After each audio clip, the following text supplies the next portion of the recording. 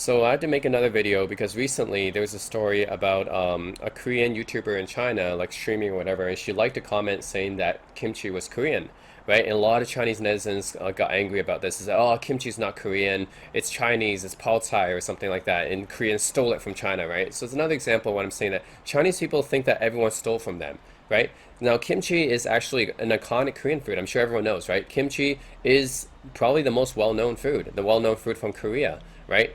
The kimchi is the most well-known Korean food, just like how hot pot is Chinese food, right? Iconic, and sushi is an iconic Japanese food, right? So kimchi is an iconic Korean food. Why do so many Chinese think that kimchi comes from China, not Korea? Well, maybe it has to do with the fact that they think that Korea took a lot of things from China. They think that Koreans stole their culture, right? And they don't understand that as cultures develop over time, of course, these smaller countries, the less powerful nations, are going to take inspiration from the bigger nations, right? And just like in history, right, you can see that the U.S. basically is a melting pot of different cultures, right? The U.S. took stuff from Germany, from UK, from Irish, from France, from Italy, right? They took all that stuff, even from China, right? I mean, the Chinese American food, right? That's all that stuff was invented in the U.S. General So, right? Egg rolls, that was all invented in the U.S. They took different elements from every culture and made it their own, right? And I don't see any Chinese getting angry about, Americans. Actually, I don't see any Chinese getting angry about Americans taking Chinese food, right? And making it like kind of their own dish, right? I don't see any Germans or British or French getting annoyed at Americans for claiming that that their version of American food is the real one. Something I don't hear about that. But for Chinese, it's like they always claim like everything they always claim like everything is theirs, right? Everything Korea and Japan and other Asian countries do is stealing from theirs, but particularly Korea. And just it's not just kimchi, right? They also talked about hanbok too. So hanbok is this traditional Korean outfit, right? And they say no, no, that's stolen from Chinese hanfu, right? But that's not correct, right? I mean, every culture takes a little bit from the surrounding countries, but especially China because they're so powerful and influential back then, right? It's just like I said, a lot of countries take influence from Rome, right? Because Rome was really powerful back then, from America, from British, right? All the most powerful countries, obviously a lot of countries are going to take from them. And even China, right? Chinese are being hypocrites because they're taking stuff from America too, right? Like, if you want to talk about taking other countries' cultures, right? How about all the fast food restaurants, right? Like McDonald's, KFC, Pizza Hut. Those are pretty popular in China. Guess where that comes from? America, right? So they took that from America. Look at all the clothes they're wearing, right? Jeans and T-shirts and stuff like that. I see all the Chinese wearing those kind of clothes. Oh, those are Western clothes. They come from America, right? But I don't see any Americans saying, "Hey, you stole our clothing," right? It doesn't make sense, right? So Chinese saying that Koreans stole their clothing or whatever, that hanbok is stolen from China is stupid, right? Like I could just say, hey, how about you don't wear any jeans or T-shirts anymore because that comes from America, right? You're stealing American culture by wearing that, right? No one says that, right? But why do Chinese have to say it be like this, right? That have to be so petty, right? So of course the kimchi is the same thing, right? And let's look at the top answers here, right? Because these answers are all kind of bullshit because they come from Chinese sympathizers, right? And of course they're the most upvoted answers on Quora because Quora is pro-Chinese biased, right? And let's look at this guy's answer, upvoted 35. These are the two most top answers on this topic, right? So topic, right? Why is Korea and China fighting over kimchi? Now, it should be obvious that kimchi is Korean food, right? And it says, oh, the problem in order to build national culture because South Korea likes to publicize the common food and culture belonging to Korean nationality as their own. And bai cai, so it's like, bai cai is cabbage, right? So Chinese didn't invent cabbage, right? Cabbage is just a vegetable that comes out of the ground, and a lot of different countries have it. Chinese didn't invent cabbage, right? So what they're saying is, oh, South Korea is claiming, this variation of cabbage as their own. What makes Chinese think that they invented cabbage, right? It's a vegetable that's been grown in many countries. It's not specific to China, right? And in China, same thing, blah, blah. Chinese many places have the unique food. Like it's stupid, right? Like I've never seen any Koreans say that. You said, I've never met any Koreans. I lived in Korea for 2 years, and I go back every year except for last year because of the pandemic. But and I have many Korean friends, right? I've never heard any Koreans say that Chinese culture is theirs, right? Let's look at this guy, right? This is he has the most upvoted answer in this topic actually. So this is wrong, right? He said, "Oh, keep in mind that Chinese has already been both amused and he always generalizes shit about Koreans, right? And this is what Chinese people do, right? Chinese people, I've seen so many Chinese generalize stuff about Koreans. I've never heard this, right? like I said, I have many Korean friends. I lived in Korea. I've never ever heard a lot of Koreans say this about Chinese. It's Chinese always steals uncivilized pigs. I never heard any Koreans say that. And then same thing with this. Claim Korea being the origin of China. Never heard that. Claim that Confucius being Korean. This has been debunked so many times. I've never met any Koreans say that Chinese I've never heard any Koreans say this, right? That Confucius is Korean. I've never heard that, right? And I've talked to all my Korean friends about it, and they said, "What? We never said that Confucius is Korean, right? We all know that Confucius is Chinese, right? So I don't know where Chinese get this rumors about Koreans saying that, right? Claim Chinese written letters as a Korean heritage. Again, never heard that, right? I think every Korean knows that they use Chinese characters, and then until King Sejong invented Hanja, right, which is Korean alphabet, right? I've never heard any Koreans say that Chinese characters come from Korea. That's stupid. I've never heard that. Claim Chinese New Year's, New Year's. First of all, Lunar New Year's is a generalized term, right? Chinese New Year's, specifically China, but Korean New Year's and Chinese New Year's are the same thing, right? The same calendar, right? If you want to say Korean New Year's, if you want to say Chinese New Year's, it's the same thing. But overall, you can say Lunar New Year because they use the same calendar. Again, China does not have a monopoly on the Lunar New Year because a bunch of other countries use the same calendar, right? So they can't say that Chinese New Year's is theirs or who is. It doesn't matter, right? Because you're using a different calendar, right? So it's that calendar is specific to a whole bunch of different nations. You can't claim it as yours, right? So Chinese people think that everything belongs to them, right? Oh, you can't claim Lunar New Year's belongs to you. That's from us. You can't claim Hanbok belongs to you. That's from us. You can't claim kimchi belongs to you. That's from us. We invented cabbage. We invented the lunar calendar. We invented, actually, this Chinese written letters. Now, I've never even seen anyone claim this, but Confucius in this one and this one is totally false, right? And this one doesn't even mean valid because, again, the calendar, the Lunar New Year calendar, is something that's specific to so many civilizations. You can't claim a specific calendar from a bunch of different civilizations as solely yours, right? But anyways, this is what I'm talking about. Chinese people like to say that everything is theirs, right? Everything belongs to them. It's so stupid, right? I've never ever heard any Koreans say something like that. Never, right? And I've met hundreds of Korean people. So this is all false, right? So stupid. Yeah, it's so stupid. Fellow Korean netizens, just cool your jet and move on. Guess what? How many Korean netizens have you actually seen on Quora that have said these things? I've not seen even one, right? Not even one. And yet I've seen so many Chinese netizens claim this shit. This shit is bullshit, right? It's not true. I've seen so many Chinese claim it, and I've never seen not even one Korean netizen claim something like this, right? Online. Never. Not on Quora, not on Naver, not on any of the Korean sites, and yet I've seen Chinese post this shit all the time. Oh, Koreans think this about China. Oh, Koreans like that. Koreans are racist. I've never heard that. Have you guys ever been to Korea? Have you ever talked to Koreans on the street? Have you guys had any Korean friends? How the hell do you generalize 50 million people by saying shit like this, right? You can't generalize 50 million people. You've never been to Korea.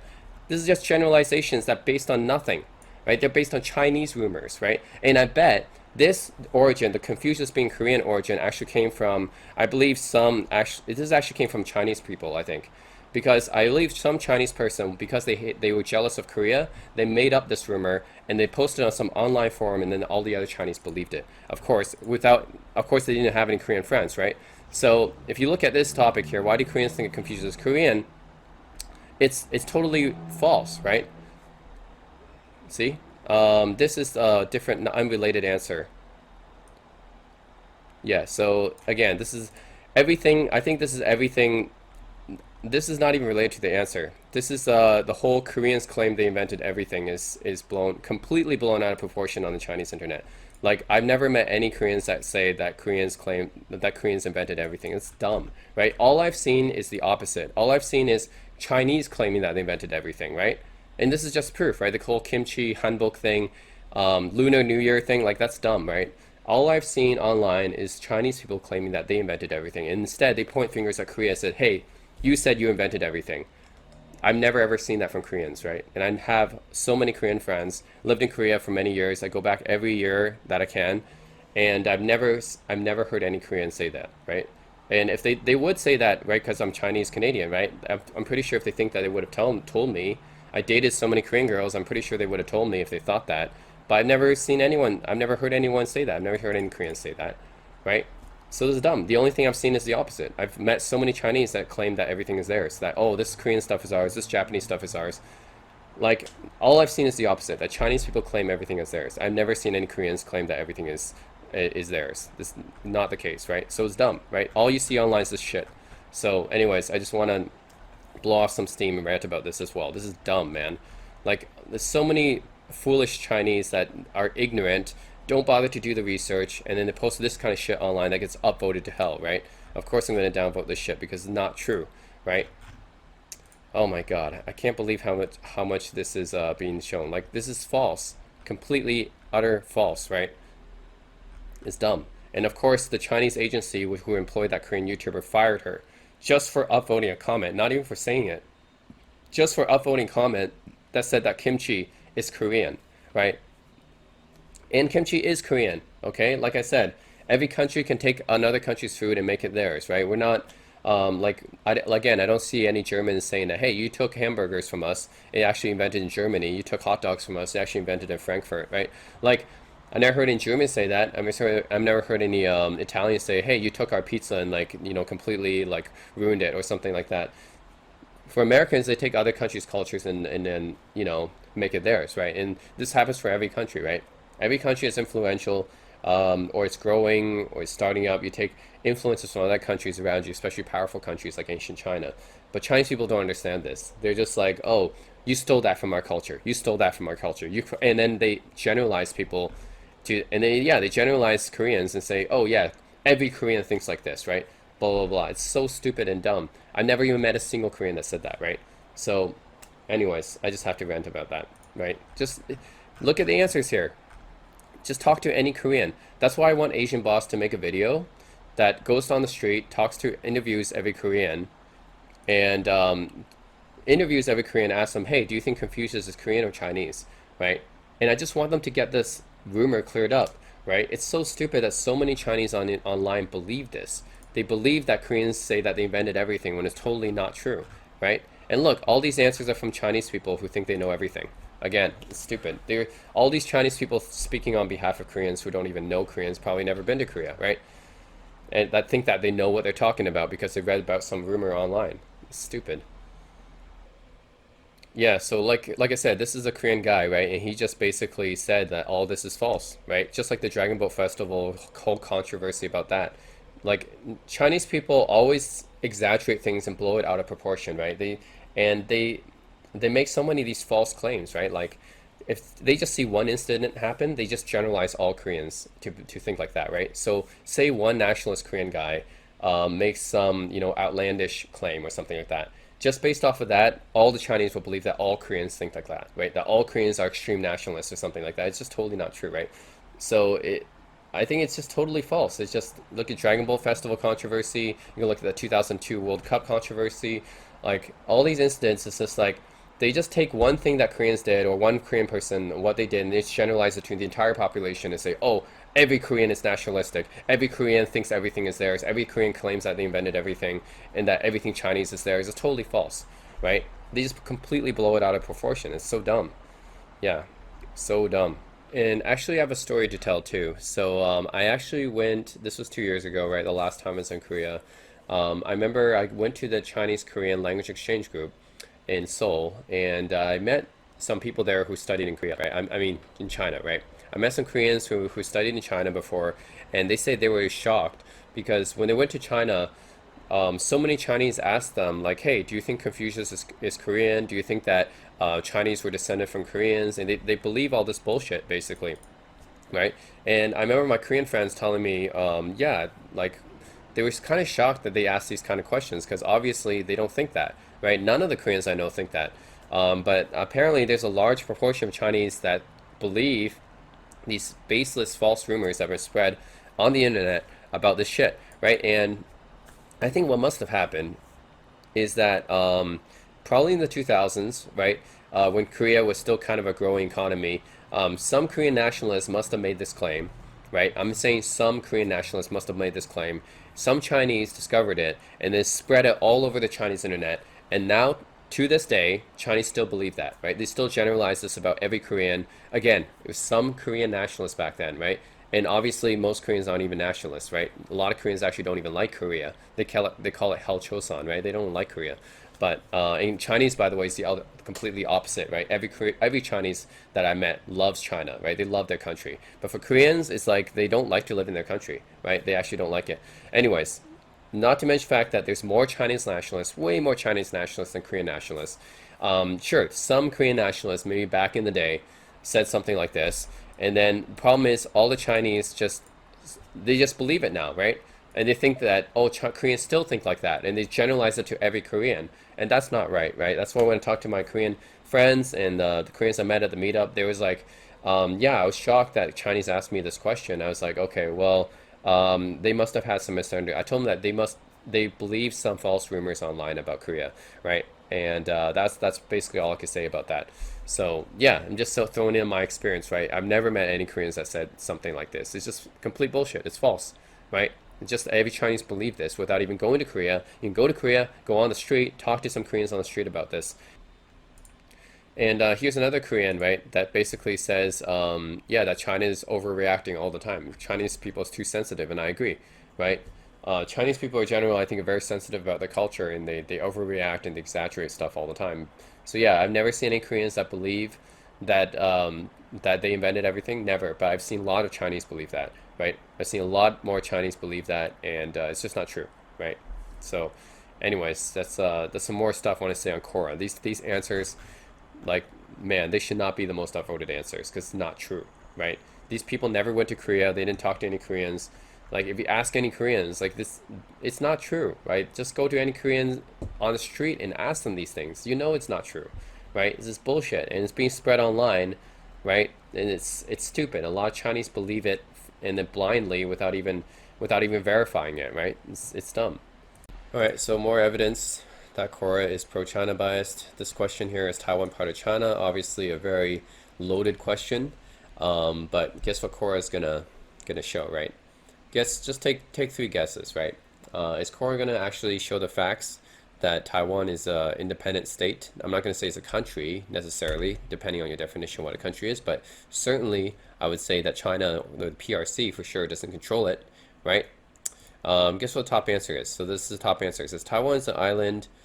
Republic of China was previously ruled by KMT, and the CCP is a political party that won civil war. So the CCP believes that Taiwan is part of China as much as the ROC has believed. So nobody actually believed Taiwan is not part of China.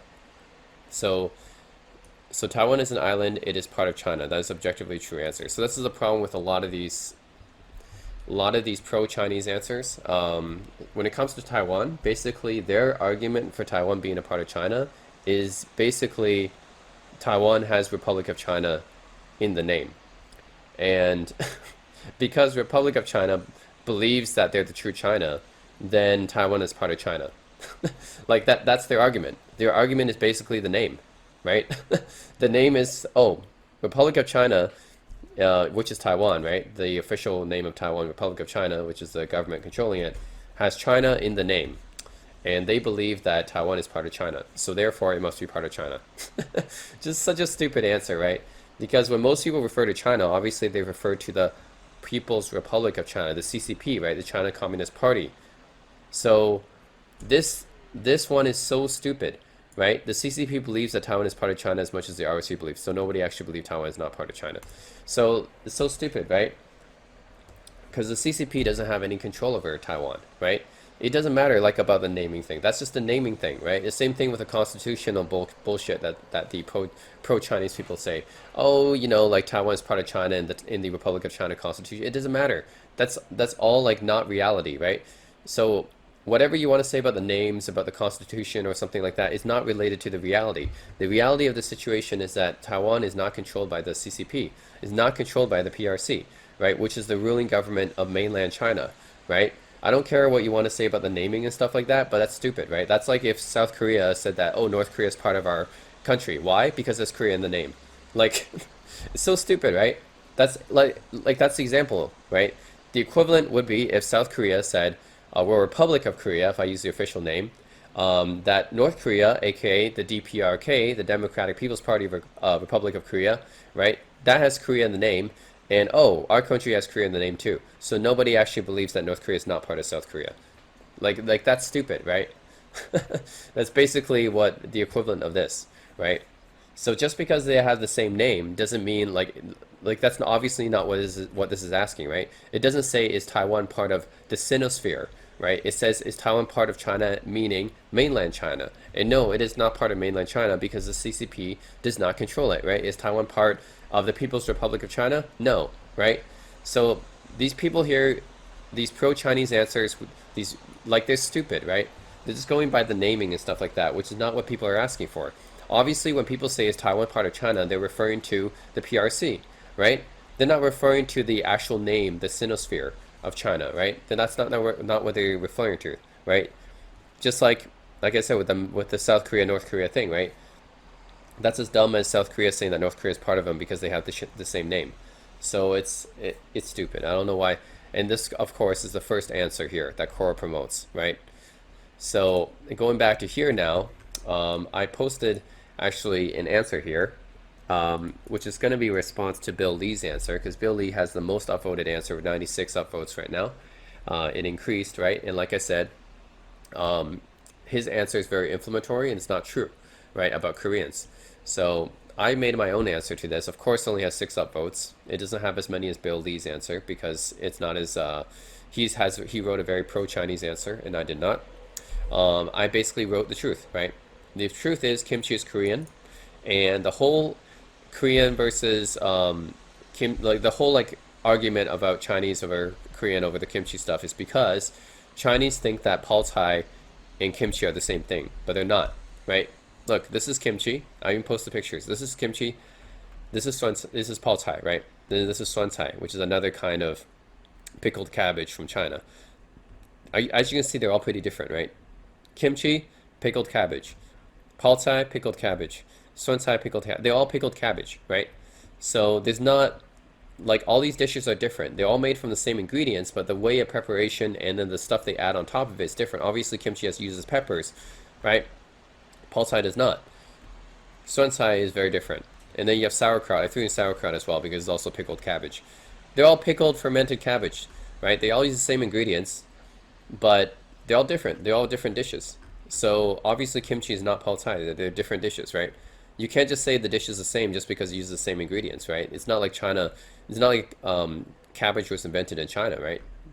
It's as stupid as saying, yeah, since cabbage was from China or something, then it's actually Chinese food or something like that. China doesn't own cabbage. It's used by all sorts of different countries, right? Like Germany. So I don't know if Chinese doesn't have a problem with sauerkraut, then they shouldn't have a problem with kimchi, right? That's basically it. So that's the answer to the question. But of course, Bill Lee's question has to like basically generalize Korean netizens, and basically he never even talked to Koreans, right? He never talked to Koreans. He never lived in Korea, and he has to generalize all Koreans as saying a bunch of bullshit. Well, also I have this evidence, right? This is the thing I talked about. There's a Korean YouTuber that was fired from her Chinese agency after saying that kimchi, after not even saying this is bad translation. She actually just upvoted a comment that said kimchi is a Korean food. She didn't even say it, and the Chinese agency fired her just for liking a comment that said it. And Chinese posters, they really want to say that Koreans are the ones who are more nationalist and blowing this out of proportion. Really? Like Korean netizens are the one that's doing that when Chinese agencies are the one firing Koreans for liking comments. Like it's stupid, right? And then like I said, this is a problem I have with Bill Lee's answer here, his most upvoted answer, right? With all this false bullshit right here. These are false claims, right? If you talk to any Korean and ask them this, then it's not going to be true, right? They're not going to believe that, right? So this whole answer is bullshit. It's not true, right? And he said, oh, his personal opinion is, I have not met many Chinese who seriously want to claim kimchi as a Chinese dish.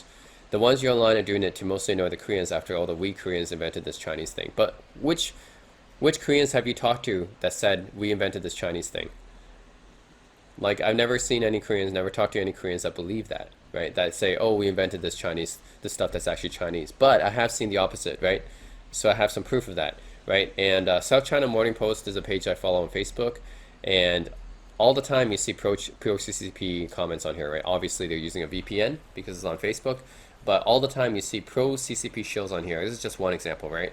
Said, oh, Korea has no culture. The culture is Chinese culture. And I have other comments. If you look on this one, in other ones, right? There's all these different topics about the Dragon Boat Festival. There's a whole controversy over that, the kimchi thing. And then there's a Hanbo Kanfu thing, and then this one is this poet. Oh, what's his identity or something like that, right? On all of these pages, you go to comments and you see a lot of the comments are basically these Chinese netizens looking down on Koreans, saying, "Oh, Koreans have no culture. Korean comes from China. Everything Korean does was invented by China," or something like that. See, it's completely the opposite of what Bill said about Koreans, right? I've never seen any Korean netizens say that, but I have you on English, by the way, just English social media, right? If I went to Chinese social media, probably there'd be even more. But just on the English social media, you see a lot of Chinese netizens saying this bullshit, right? That, oh, everything Korea is actually part of China or something like that. I have seen the opposite, right?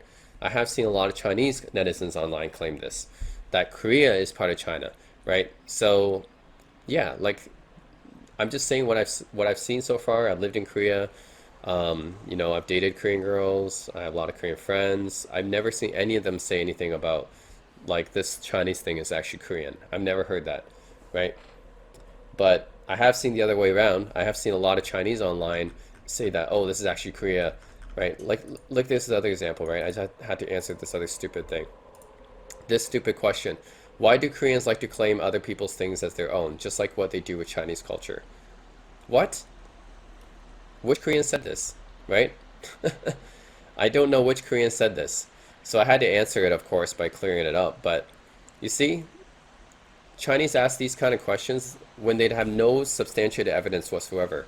Which Koreans were claiming that Chinese stuff was their own, right? Like I said, I've never seen any Koreans online do this, right? If you guys see any Koreans on Quora claiming something Chinese was actually Korean, let me know. Because Chinese supposedly they like to claim that there's all these Korean nationalists online, Korean netizens and stuff like that. I've not seen any, right? All I've seen are Chinese nationalists. I've just seen the opposite, right? Whole bunch of Chinese nationalists online. So yeah, man, like questions like this, right? Just goes to show like, man, I've not seen any Koreans say why do Chinese like to claim other people's things like their own, right? That's the one that should be asked because I actually have evidence for that, right? I actually have evidence online of Chinese people saying that, but yeah, I guess I've never met any Koreans that claim Chinese things as their own. That's stupid. So, anyways, just want to show how bullshit Quora is and how biased it is towards pro-Chinese topics, questions, and answers, right? Stupid. Right. I of course have seen anti-Chinese questions as well, but for the answers, almost always pro-Chinese at the top. So, yep. If you go back to this, Bill Lee's answer is the top one, 96 upvotes. So stupid, right? And his answer is full of factual inaccuracies. So, yeah, it's definitely stupid and it's biased. Doesn't make sense. Here's a comment from the same Facebook post that I showed you guys. This is another comment here. Koreans were Chinese, right? Like I show you. There's a lot of Chinese that I've seen that believe this. I never met any Koreans that say that, oh, all Chinese were descended from Koreans, supposedly, like Bill Lee said. But I do have proof, right? I mean, I've seen this online that Chinese have those things. Chinese say that Koreans were Chinese, right? I've never met any Koreans that said that, oh, Chinese were descended from Koreans, but I have met Chinese that say Koreans were descended from Chinese, right? And then look how many likes this got. Basically, there's so many like CCP shows on this page. Like, man, I'm hesitant to believe that there's so many like pro-Chinese people, right? So many more pro-Chinese. Whatever Korean nationalists you want to think are online, they're dwarfed by the number of Chinese nationalists. It's not even close, right? And look how many likes this comment got. It's not even true, right? I actually posted what actually happened here. He said, before Goryeo and Chosun times, there's no Korea. Most people were identified as Chinese under different dynasties. That's totally bullshit and not true. Before Goryeo and Chosun dynasty, Korea, or what we refer to as Korea now, was divided into the three kingdoms of Goguryeo, Baekje, and Shilla, if you know your Asian history. And at that time, China was the Sui Tang dynasty, right? And Goguryeo, Baekje, and Shilla definitely were not part of Sui Tang dynasty. Like a little history lesson for you guys. They're not part of the same. Like the Sui Tang Emperor tried to invade Goguryeo, and they enlisted Shilla's help to help defeat Goguryeo, right? So obviously it was not part of China. Like that's just blatantly false. If you read Asian history, you should know that, right? This is just a blatantly false comment that got a shit ton of likes because there's a whole bunch of pro CCP shills on here. But it's, yeah, that just goes to show you, right? How many Chinese on here believe that Korea was part of China? It's not true, right? Goguryeo, Baekje, and Shilla were not part of China. Obviously not, right? Sui and Tang Emperor even tried to invade Goguryeo during that time. Like, how could you say that they were identified as Chinese? That's stupid. It's not true, right? If you read your history, Shilla, Baekje, Goguryeo were not Chinese people. They were not identified as Chinese. The Sui and Tang were identified as Chinese, but these kingdoms were not part of Sui and Tang, right? They even had a war against them. Stupid. Yeah, this answer is stupid. Ethnicity is the same. Political division made the difference. Not only Korea.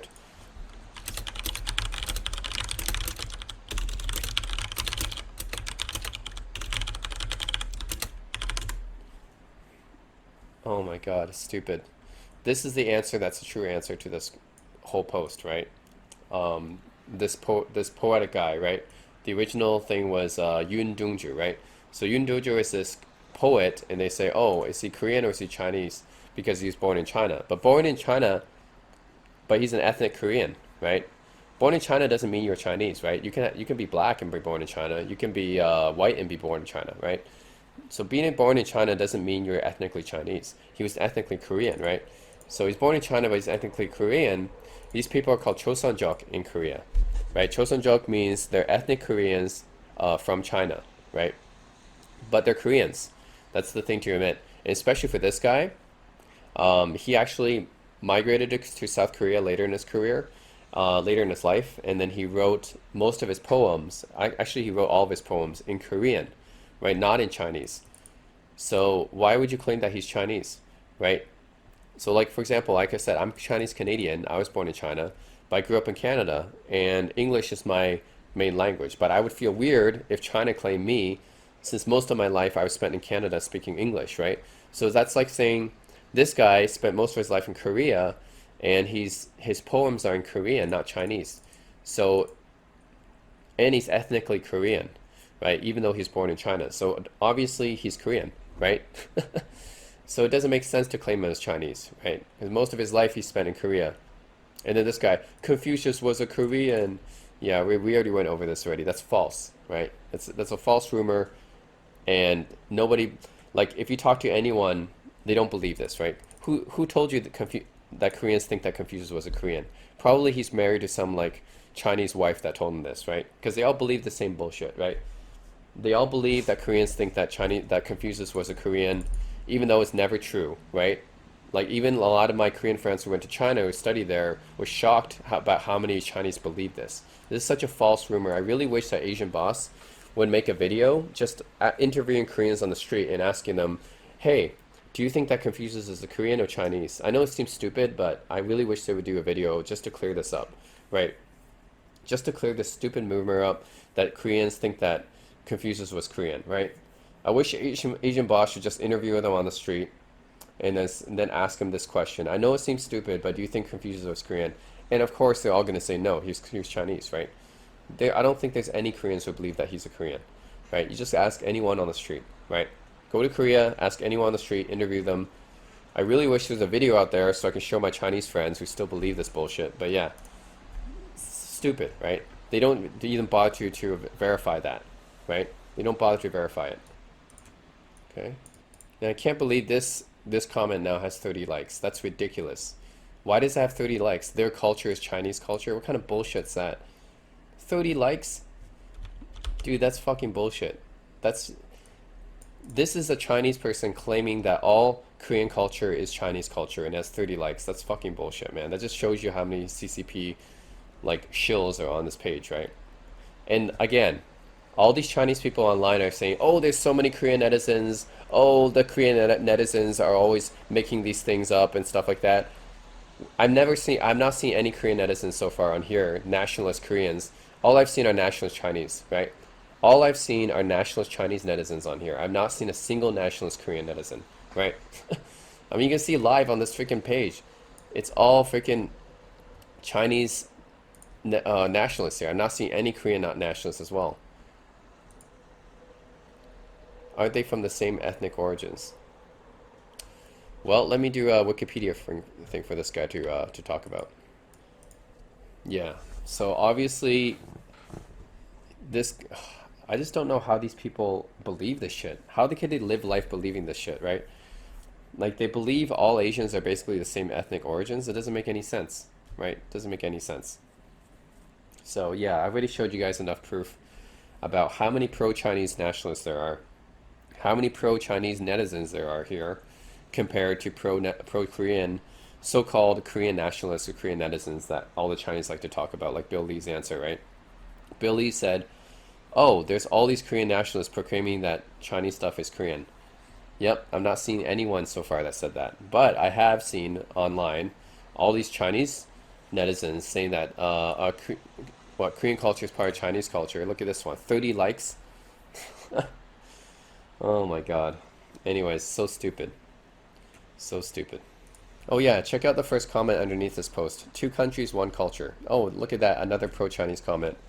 That's obviously false, right? Anyone who has been to Korea know that Korea and China are basically night and day different, right? Korea was colonized by Japan, and because of that, it takes a lot of influences from Japanese culture.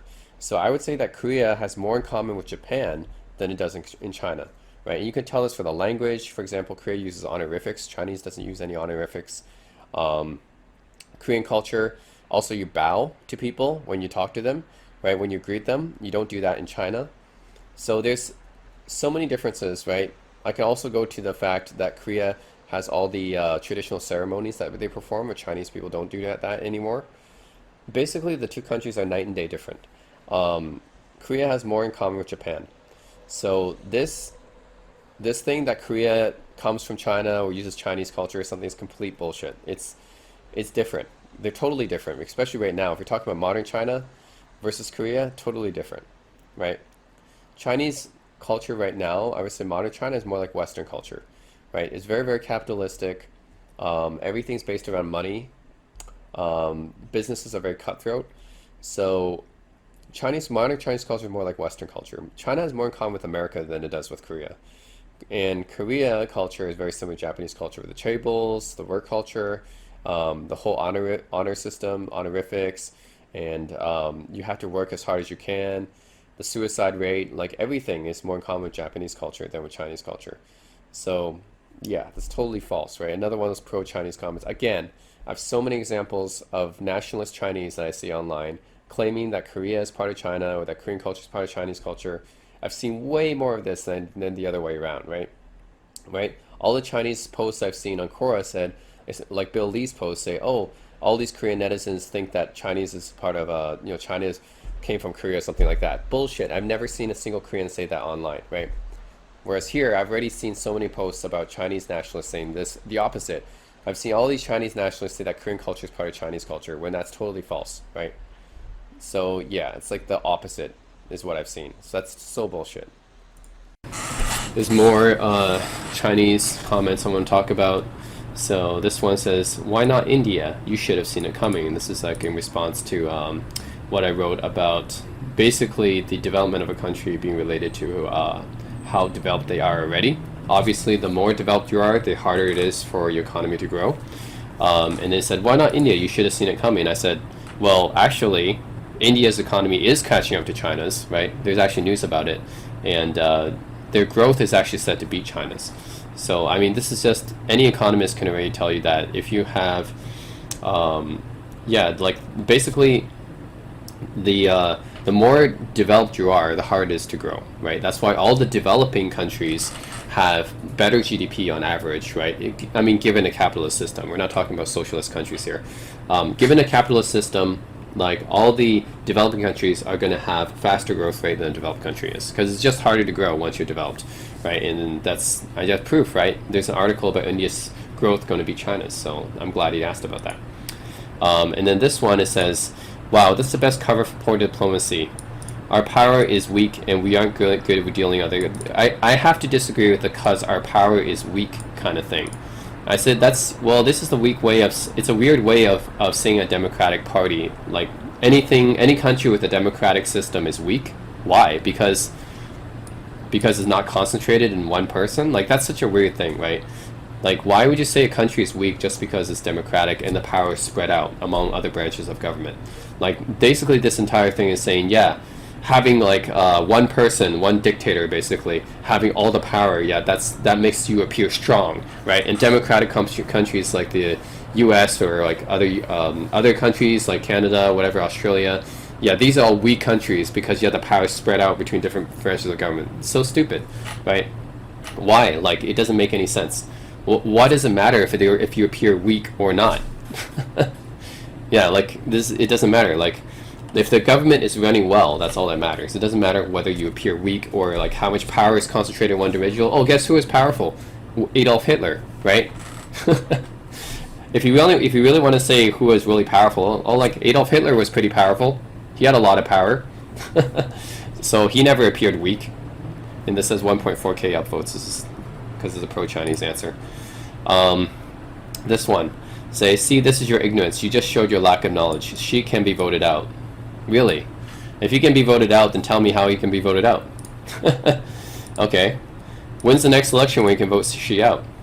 And he says, economics BA but can't read English. What does that have to do with, like, why does he think I can't read English? It's dumb. This guy says, oh my god, where is your education from again? I'm glad you didn't post the name of your university. You're showing that you do not know the purpose of a democracy. It's interesting because he says this, he's like insulting me and stuff, and he doesn't, like, he's insulting me, but obviously he's the one that can't read because I actually didn't name out university. And then he doesn't give any reasons for his argument. So first of all, if you click my profile, and you go into my profile, it clearly says, BS in Computer Science Engineering and Economics, University of Toronto. That's where it says, right? It says that on my profile. If you just click in my profile, then you can see the name of my university. And he says, I'm glad you didn't post the name of your university. It's clearly there. You're the one who can't read. And you're showing you do not know the purpose of democracy. Really? Well, tell me why. Right? Tell me where I was wrong. If you're going to say that I'm wrong, tell me why I was wrong. That's the thing about these people. They just say, oh, you're wrong. You're wrong. It's basically the same as Kobe Bryant fans and Trump supporters, Chinese supporters, basically the same thing. They're all brainwashed. They always tell you, oh, you're wrong. You're lying, whatever, like that. And they never give you any evidence. I'm the one who has to give all the evidence. And I really feel like this takes up a lot of my time and energy online because I feel like I'm the one who always has to do the research and post evidence and stats and articles and stuff like that. And these people don't post anything. They don't have any burden of proof at all. They just say, oh, you're wrong. You don't know basketball. Or you don't know this, or you don't know that. But they never post any evidence. And they say that they think that they're right. That's a stupid thing. They think that they're right and you're wrong, and they never post any evidence. And then this guy, Zark Zhu, he says, the gap between the rich and poor exists in every country. North Korea, there's no gap between rich and poor, but people do not like people, okay? I mean, sure, I agree with that. But the gap between rich and poor is not a problem. The problem is whether the bottom people are like people. In the movie Parasite, life is like Zuma, wine, and meat, but the road has frozen bones. What is this supposed to mean? Is this some kind of like wisdom Chinese type of Chengyu or something like that? Like it's some kind of Chinese idiom? But in the movie Parasite, this is a South Korean movie that won the Oscar in 2019. Life is like Zuma, wine, and meat, but the road has frozen bones. How does this resemble China? I've not seen any capitalist countries lift all people out of poverty. Well, it's interesting because neither have China's. China hasn't done that either. So what are you saying? First of all, capitalist countries have lifted people out of poverty. Basically, every country in the world that transitioned to capitalism has lifted people out of poverty. If you don't believe me, look at any like 1700s, 1600s Europe. You ever seen those countries? And then just look at China. I mean, China is a capitalist country. China's a capitalist country, and they lifted whatever hundreds of millions of people they have seen lifted out of poverty. So it's weird because he says, I'm not seeing any capitalist countries lift all people out of poverty. Well, China is the one that actually lifted people out of poverty once they transitioned to a market economy. When they were, when China was back in the communist state under Mao Zedong, they never lifted anyone out of poverty, right? Once they turned into a market economy after Deng Xiaoping took over, it became capitalist, then they started lifting people out of poverty. So it's so ironic that he says that. I haven't seen any capitalist countries lift all people out of poverty. If his thinking is that China is not a capitalist country and yet lifted people out of poverty, that's completely wrong. Because the reason why China lifted people out of poverty is because they transitioned to capitalism. Yeah? And why is he talking about the movie Parasite? Like, it's a movie. So the South Korea can allow the problematic president to go to jail thinking that's the superiority of a democratic system. It's ridiculous. The U.S., the beacon of democracy in the world, which, by the way, the U.S. is not really a democracy. The absurd protest policy has led to more than 600,000 deaths. How? What caused 600,000 deaths in the U.S.? I think are you talking about COVID-19? I think they're talking about COVID-19 here, right? They said, the absurd protest policies led to more 600,000 deaths due to the new crown. That's a weird way of putting leadership. Okay, so yeah, 600,000 deaths. I'm thinking that they're probably talking about COVID-19. The response to COVID-19 has caused 600,000 deaths, which is a weird thing. I mean, yeah, sure, Trump, you could say, has something to do with as many people dying as they did, but I would say it wouldn't matter because Americans are so focused on their freedom, right? Their concept of freedom and their ability to basically do whatever they want, that there is going to be always a substantial portion of people there that are not going to listen to the government no matter what. So, and that's not really true for all democracies. That's only in the U.S. That is a U.S. specific thing. Like I said, many things are specific to the U.S. You can't just say that's because of democracy. Has anyone been punished? I think Trump should have been punished, actually, but he hasn't, unfortunately. And again, that's specific to the U.S. The withdrawal of troops from Afghanistan this time, it caused the United States to be complained by the whole world. Has anyone been punished? Well, I actually think that's a good thing, because the Chinese are the ones that keeps complaining. Oh, the U.S. are warmongers. They invade other countries, they bully other countries. They make bases everywhere, which is, it's true. Like, the U.S. likes to put their military everywhere. So it is the right thing to do for the U.S. to withdraw from Afghanistan, right? It is the right thing to do because they're not the world's police force. They're not supposed to be the world's police force. Chinese people actually complain about this all the time and say that, yeah, the U.S. are warmongers, basically, because they try to, insert themselves everywhere in the world, world policies, and now they're trying to withdraw their troops from Afghanistan. They're trying not to be warmongers, and this Chinese guy complains about it. He says, has anyone been punished by withdrawing from Afghanistan? Is this caused the United States to be complained by the whole world? Now, that's actually, that's weird because I don't think the whole world complained about this. I think the withdrawal of troops from Afghanistan was a good thing. Like, they should have withdrawn. They should have been out of Afghanistan. The U.S. is not a police force for the world. So I don't think they were complained by the whole world. I don't think the whole world complained about it. It's just the Taliban was just waiting for them to get out. And that's the policy. I don't really disagree with that. And Chinese people certainly shouldn't disagree with it because the U.S. are not trying to be warmongers. So they shouldn't disagree with this at all. And it says, it is said that South Korea can allow the problematic president to go to jail thinking this is superior to democratic system. It is a superior to democratic system. Because if you do anything wrong as a leader, right, if you do anything corrupt, then you should be punished for it. And like this guy even said in the same freaking paragraph, has anyone been punished in the U.S., right? Has anyone been punished? Has anyone been punished? That's what he's been saying. Well, in South Korea, they do go punished. They do get punished. And then he's basically making fun of them for saying, oh, this is the superiority of the democratic system. Well, in the same freaking paragraph, you're saying, has anyone been punished? Well, in South Korea, they do get punished. And now you're complaining about that too? What do you want, man? What do you want? Like, he's saying, like, it's a problem for the democratic system to be punished. And then he's saying, has anyone been punished in the U.S.? Well, that's why South Korea is a better democracy than the U.S. is. It says, democracy is not a necessary condition for good government. Okay, sure. He was criticized as the first dictator. Well, Roosevelt was never a dictator. I mean, people voted for him. So how could he be a dictator? He won 4 elections because he was a good president. How did the Americans value vote? Yeah, because he was a good president. He was a good president, and he was there. And like I said, this is something that's U.S. specific. In Canada, prime ministers are allowed to stay on as long as they do a good job. William Lyon Mackenzie King, considered one of the greatest prime ministers in Canada, right? In Canadian history, William Lyon Mackenzie King, one of the top 3 prime ministers ever. Wilfrid Laurier, John A. Macdonald, right? William Lyon Mackenzie King. He served 21 years in office. 21 years, right? That's not a dictator, though, because the people actually kept voting for him. So I had to make a difference between dictatorship. Dictatorship is you didn't vote for the guy. He just decides to take control, and then you have to, you basically have to be under him no matter what. Roosevelt, William Lyon Mackenzie King, these guys, people voted for him, so they're not dictators. And it says the root cause of South Korea, but because the leftists and rightists within the South Korean government tore each other. Okay? The left leader Roh Moo-hyun was slandered, corrupted, committed suicide. That's not true. That was not Roh Moo-hyun. That was actually he said something else, right? Slandered, corrupted, and committed suicide. Is a superiority to the democratic system. He's still the most popular president of South Korea. Lee Moon-baek and Park Geun-hye, who came to power, wanted to make. Okay, originally he didn't have Roh Moo-hyun here. He had some other president because I corrected him. I basically corrected him down here about He said, as a leftist leader, Kim Tae-jung was slandered, corrupted, committed suicide. Kim Tae-jung didn't commit suicide. That was Roh Moo-hyun. So then he re-edited his post because he knew he was wrong. And then he says, superiority is still the most popular president. Lee Myung-baek, Park Geun-hye wanted to make peace, lost support. Current president is good friends. You understand the problem is spacious. There's problem with the theoretical framework. I don't know what that even means.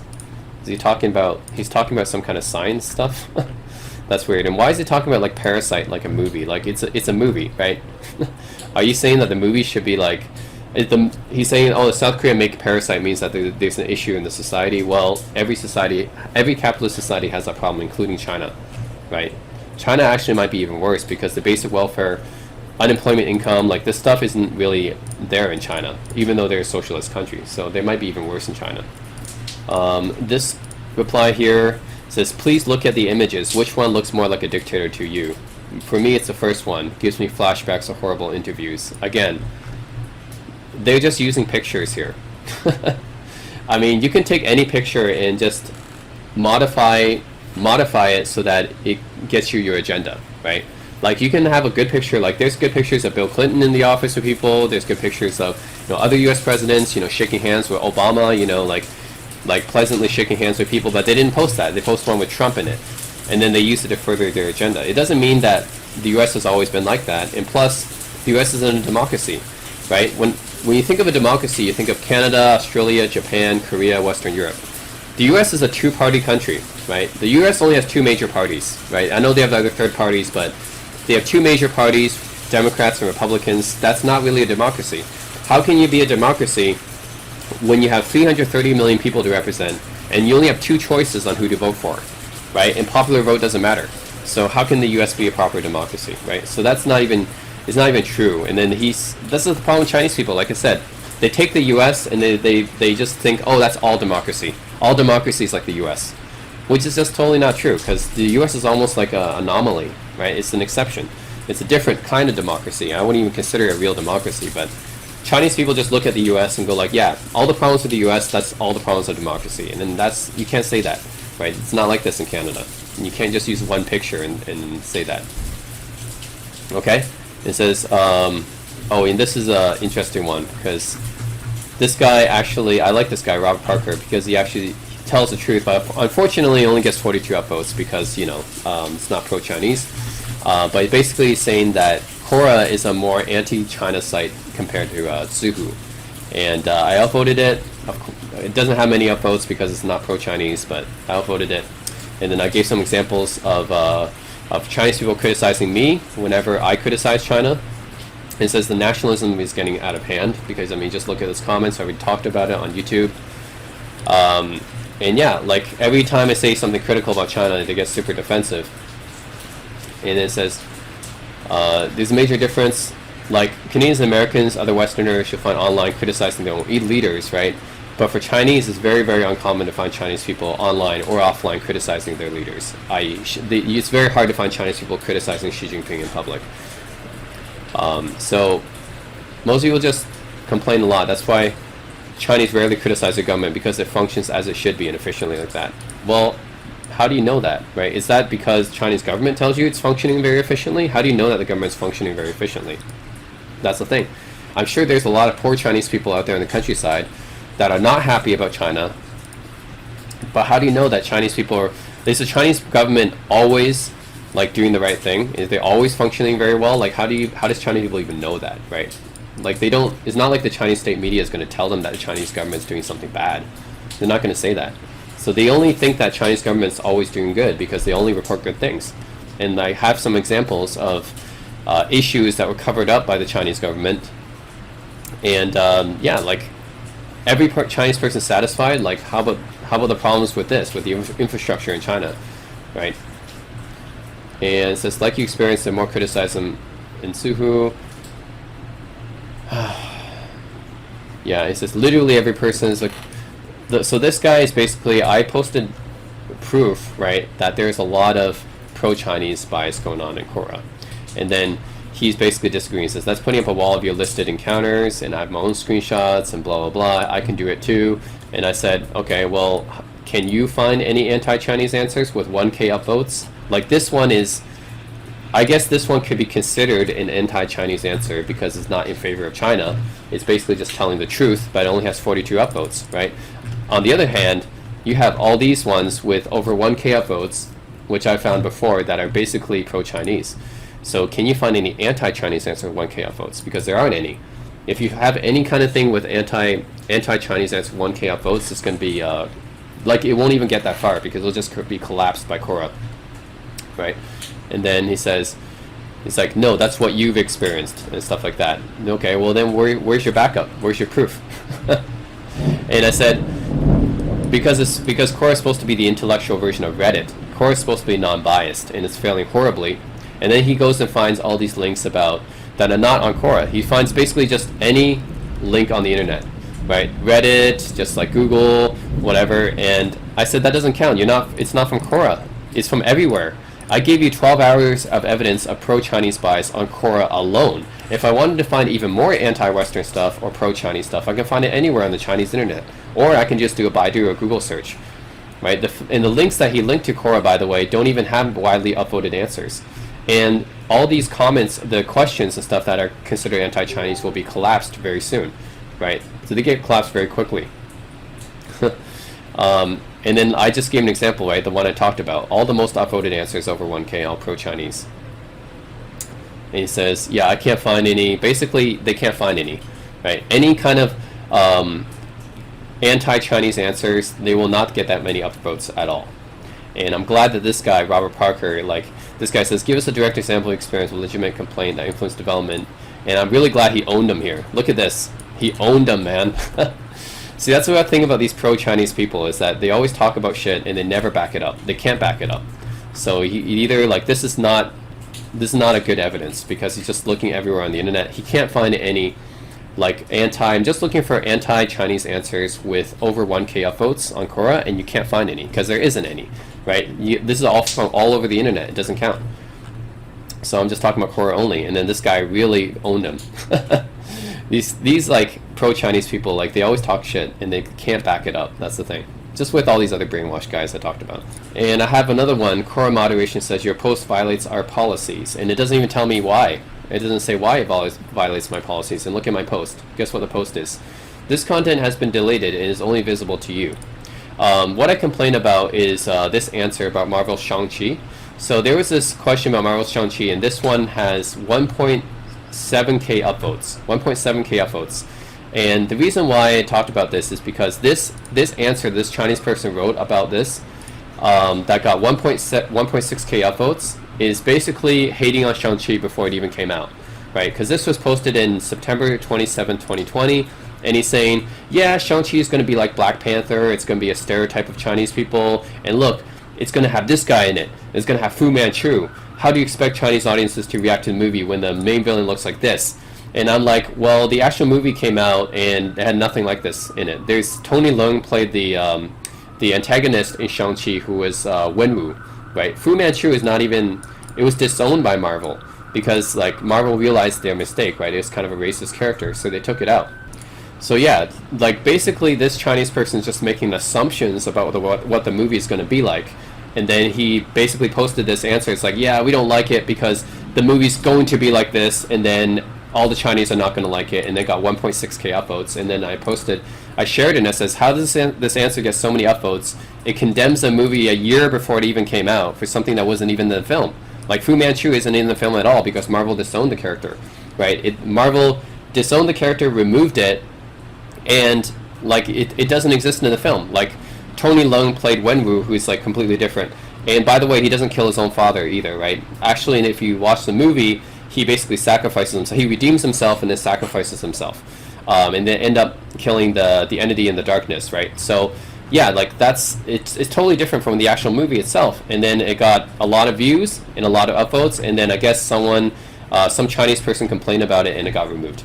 Like, because you know the reason why? It's because this answer here is basically hating on anything Western, right? Like, basically what happening is that all Chinese Koreans, they just want to hate on anything Western or American. Since this comes out of Hollywood, this Chinese guy is like, oh, yeah, they got to make something anti-Western, anti-American, anti-Hollywood, and he posts an anti-Hollywood answer, which is anti-American, and of course it gets a lot of upvotes because anything anti-American or pro-Chinese gets a lot of upvotes.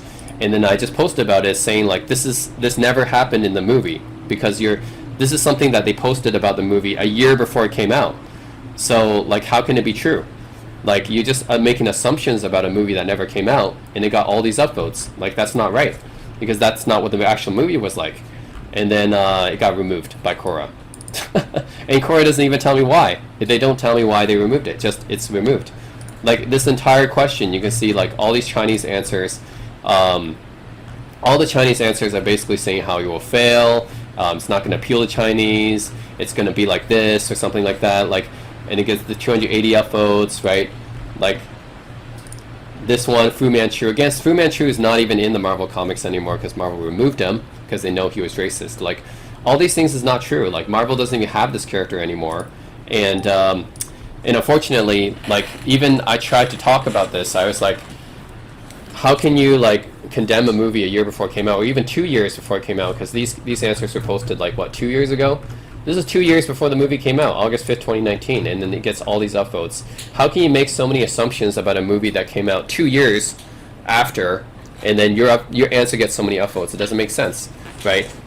Like you're condemning a movie 2 years before it came out, just making assumptions about the movie, and it gets so many upvotes. It doesn't make sense. And I post about it, and then this post gets removed by Quora for some reason. They don't even tell me why. It's so stupid.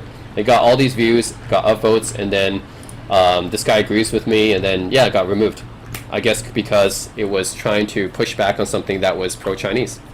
All right, so here's yet another pro-Chinese, anti-Western example of what I would consider to be like a CCP bot. So I'm just going across these and doing these as I find them, right? I mean, I'm sure if you look in the China topic, there's hours and hours of evidence, but I'm just making these videos as I find them. So yeah, this was why do world leaders visit China more than they do the US? And actually this answer is perfectly fine. I don't have too much of a problem with this answer here. It's obviously highlighting an example of difference between the US and in China when welcoming world leaders, and clearly this answer is seeking to portray the US in a negative light because, you know, oh look at how they're treating other world leaders, and look at how China's treating world leaders, you know, look at the difference, right? Well, I guess it's a little bit biased, but it's fine, it's not too bad. A lot of upvotes, right? It's this answer I have a problem with. This one that has 115 upvotes, right? This one says, US doesn't notice diplomacy, it thinks the rest of the world is its feudal holding of serfs. How does something that started up with that get 115 upvotes with this kind of insulting, like, I mean, sure, you can say some of this is true, right? Obviously, US is not a perfect country. I'm not defending it in any way, but come on, like, obviously like an insult, right? And then it says, plus US politics not structured well dealing with heads of other sovereign states, because in the US the president doesn't have much power. He relies on the Senate and the Congress. Yes, it's a divided government, right? That's actually how democracy works, right? You don't have one person controlling everything. U.S. expects heads of other state to deal with their senators. This is not a good setup for diplomacy. Presidents of other countries can meet with the president of China. Good luck with that in the U.S. Heads of state, this is the thing I have a problem with, is this part of the answer right here. Heads of state expect to be received, acknowledged by their presence of their counterparts, not by other government officials or people's elected representatives. So this seems to me like basically he's looking down, he's saying that the way that democracy is structured, the way that any democracy is structured, right, is that you don't concentrate power in one person, right? Like in the US, the president does have a decent amount of power in the US, but let's say it's in the UK or Canada or Australia or Germany. Like, you have an elected like official you have a parliamentary system, right? And you have an elected official who's basically the head of the party. And that person doesn't have all the power, right? Because it's divided, right? You have, in Canada, we have a House of Commons. In the US is a House of Representatives. We have a Senate. The US has a Senate. Basically, the power is divided along the legislative branch and the executive branch, right? We consider the Congress or the House of Representatives the legislative branch. And the Senate is the executive branch, right? Well, actually, the president is the executive branch, my bad. The House of Representatives and the Senate are the legislative kind of branches, and the president has the executive time of powers, right? So that's how the power structure is done in democracies. It's not one person holds all the power, right? And this guy is basically saying the way that democracies are set up is, you want to be heads of state expect to be received and acknowledged by the presence of their counterparts, not by other government officials or by people's elected representatives. Basically saying that when we have a dictator coming to your country, we want to be acknowledged by a person of equal power, right? In other words, you have to be a dictatorship in order to be of equal power or equal like kind of stature, right? If you get acknowledged by like a senator or like someone else, which by the way, if Xi Jinping visits the US, I'm pretty sure the president of the US will meet him, right? It's not like the senator is going to meet him. Not just the senators that's going to meet him, it's the president that's going to meet like Xi Jinping or this any other head of state. So this is not even true, right? The head of state expect to be received and acknowledged by presence of their counterparts. So yeah, I mean, heads of state, when they come to the US, they will meet the president. I mean, I'm not sure how much of this is true. They have greeted by like a senator or something like that. So what? In the end, you get to meet the president of the United States, right? You get to meet your counterpart, right? But he's saying that, oh no, we have to, it's not the same power level or the same power dynamic or whatever. So he's basically, in my opinion, this is almost like praising dictatorships, right? This is like, to me, it's a thinly veiled argument to basically praise dictatorships. So because he's basically saying that dictators are better structured to dealing with other heads of state since they hold all the power, right? Democracies, because they share the power with other branches, the head of state's power is weakened, and thus they aren't as good at dealing with other heads of state. So he's basically praising dictatorships here, right? He's praising like China's way of doing things because China's a one-party state. So this is basically a thinly veiled attempt to praise a dictatorship, right, or to praise a totalitarian government or authoritarian government, right? So that's the problem I have with this getting 115 upvotes. It's basically people praising this guy, and basically people agreeing with this guy who's basically praising dictatorships and saying that, oh yeah, dictatorships are better because they're better with dealing with other heads of state when they come, which is ridiculous. And then just look at these answers here. Now this alone, even that's not really enough for me to make a video on this, but it's the answers, the replies to me. Basically, I'm responding with this guy is saying that you can clearly see a bias towards a pro-Chinese bias and an anti-Western bias, right? If you just read these comments, right? And then he says, oh, but there's a lot more pro-Western anti-China agenda right there. And I say, I haven't seen many pro-Western anti-China answers at all, because those usually get collapsed and reported, as I have demonstrated already in my 7-hour video, as well as my subsequent videos. And I posted proof of this, and then he says, I'm certain there's far more than 10 hours of evidence. Okay, where is it then? Like, find me like a pro-Western anti-Chinese answer, because I'm sure they're all going to be collapsed on Quora. You're not going to find them, right? And guess what? He disabled the replying to his comment here. He disabled replying to his comment, which means he knows that he's wrong, and he doesn't want to he doesn't want to read my answers further. Right? He doesn't want to read my replies because he knows he's wrong. Right? There's certainly not that many, like I haven't seen many anti-Chinese pro-Western answers on here because they usually get collapsed and reported. It's that simple, right? There's so many CCP bots on here. Whenever you write anything anti-Chinese or pro-American on here, they're going to get collapsed and reported very, very soon after they're written. So yeah, that's why there isn't any. That's why I can have so many hours of evidence of pro-Chinese answers, but you're not going to find 10 hours of evidence of anti-Chinese answers and stuff because they're probably going to be collapsed or reported. And then this guy says 35 upvotes on this. I wouldn't call China a dictatorship. It doesn't have to fit the labels or boxes created by Westerners. China is a special kind of democracy, a meritocracy. Okay? It's not like US democracy, which relies on your ignorance is as good as my knowledge. Well, that's a huge assumption right there. I mean, sure, right? When Trump got elected, you can say that the ignorant people won, but you can't say that for every single president, right? Like, you can't say that for every single president that was elected, that ignorant people elected them, right? That's a huge generalization. Nor is US-style democracy worth praising either. It's not an optimal system. Yes, I agree with that.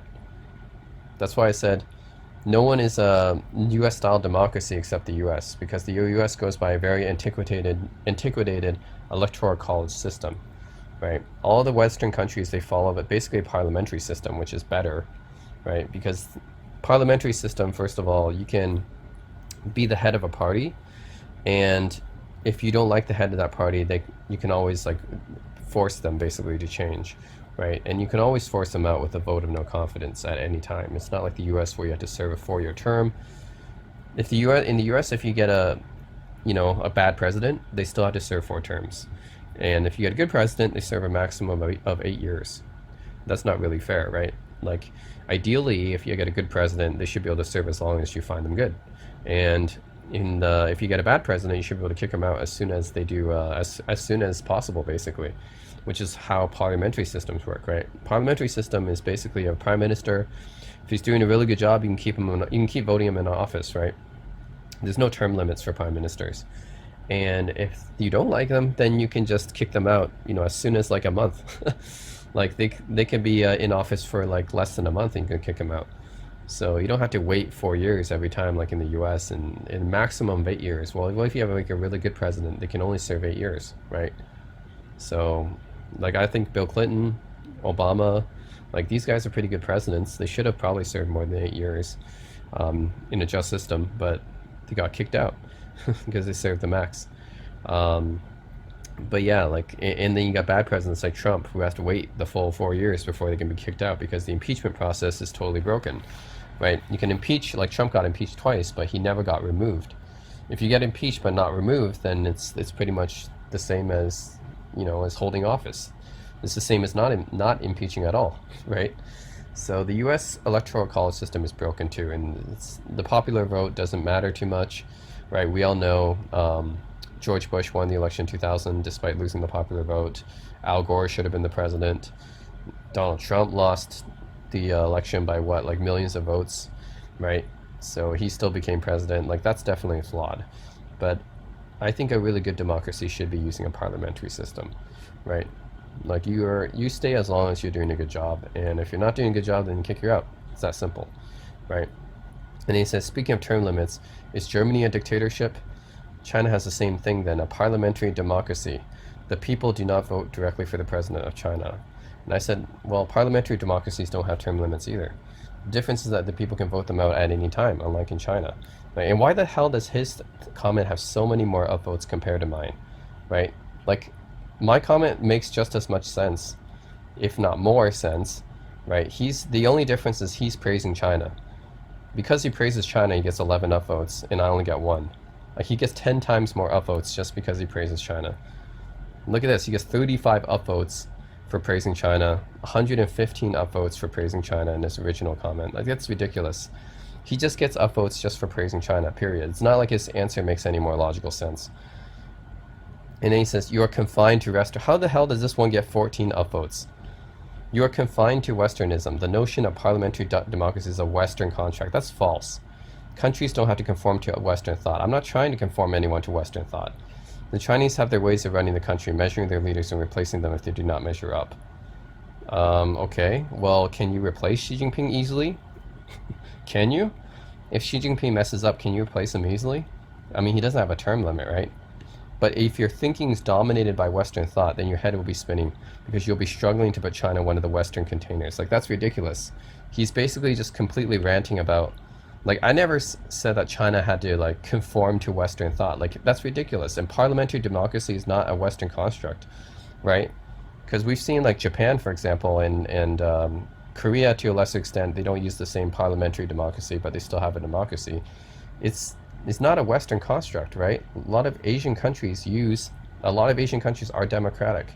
So the whole notion of, I mean, sure, democracy was started in the West, right, with ancient Greece, but you can't say that like, we're trying to force other countries into a Western construct. And what is Westernism? Is that like some kind of disease or something like that? Oh, I'm afraid you're infected with Westernism. Like, what the heck's that about? What's Westernism?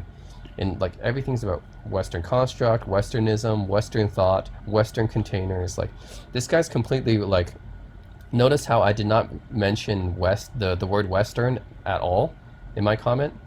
I didn't mention the word Western at all in my comment, right? This guy's just completely ranting about Western stuff, Western this, Western that, right? He's just going off the rails. This is like a completely paranoid answer, and yet he gets 14 upvotes on this. 14 upvotes. I only get one upvote. Yeah, I only get one upvote. He gets 14. And his answer is completely like just ranting and going off the rails about Western stuff. Western this, Western that, right? So I did talk about Western countries, about parliamentary system here, but I didn't talk about parliamentary, like, democracy being like a Western construct. Like, that's, a lot of Asian countries are democratic, right? Taiwan is, right? Japan, Korea, like, the whole notion that democracy is a Western thing, like, it's not confined to Western countries. Obviously India is too as well, right? And Russia, I don't know if you want to consider Russia a Western country, but yeah, like, even then, right, not technically a democracy, but still, right, better than they were during the Soviet Union, at least. But yeah, it's technically not really a democracy now either, but at least it tried, right? Yeah, so the whole, like, thinking about democracy being a Western construct is just ridiculous, right? And then I didn't get any upvotes from this, but he's raving like a lunatic. He's raving like a freaking lunatic. And look, this is my reply, and I put, this is the entire map. You can see the map of the world with all the different system of governance that every country uses, right? You can see these are republics or parliamentary monarchies, right? Parliamentary monarchies, which are also democratic. And you can see, like, that's most of the world, right? You got semi-presidential republics, right? And you got absolute monarchies, which are pretty similar to dictatorship. And you got one-party states. And look at that. Only a few countries are one-party states, mainly Cuba, China, Vietnam, North Korea, right? The remaining communist countries. They're the only one-party states left. So tell me this, what this guy is saying.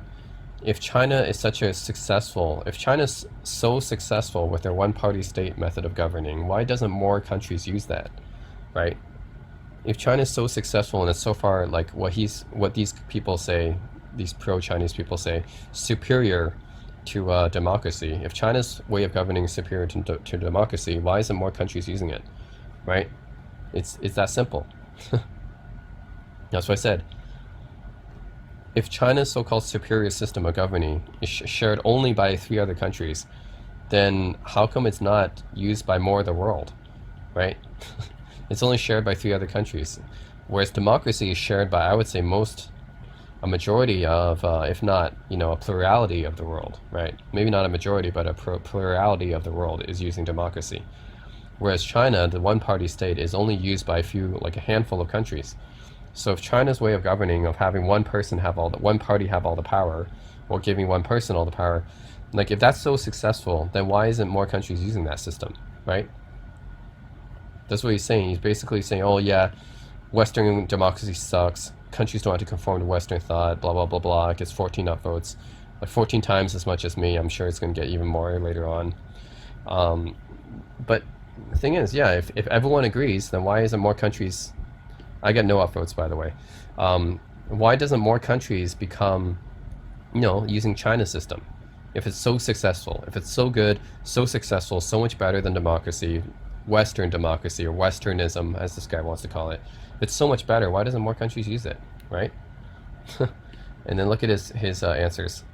12 upvotes on this one. Jesus Christ. I mean, I'm sure he's only getting upvotes from these pro-Chinese bots, because that's what Quora is infected by, is pro-Chinese bots.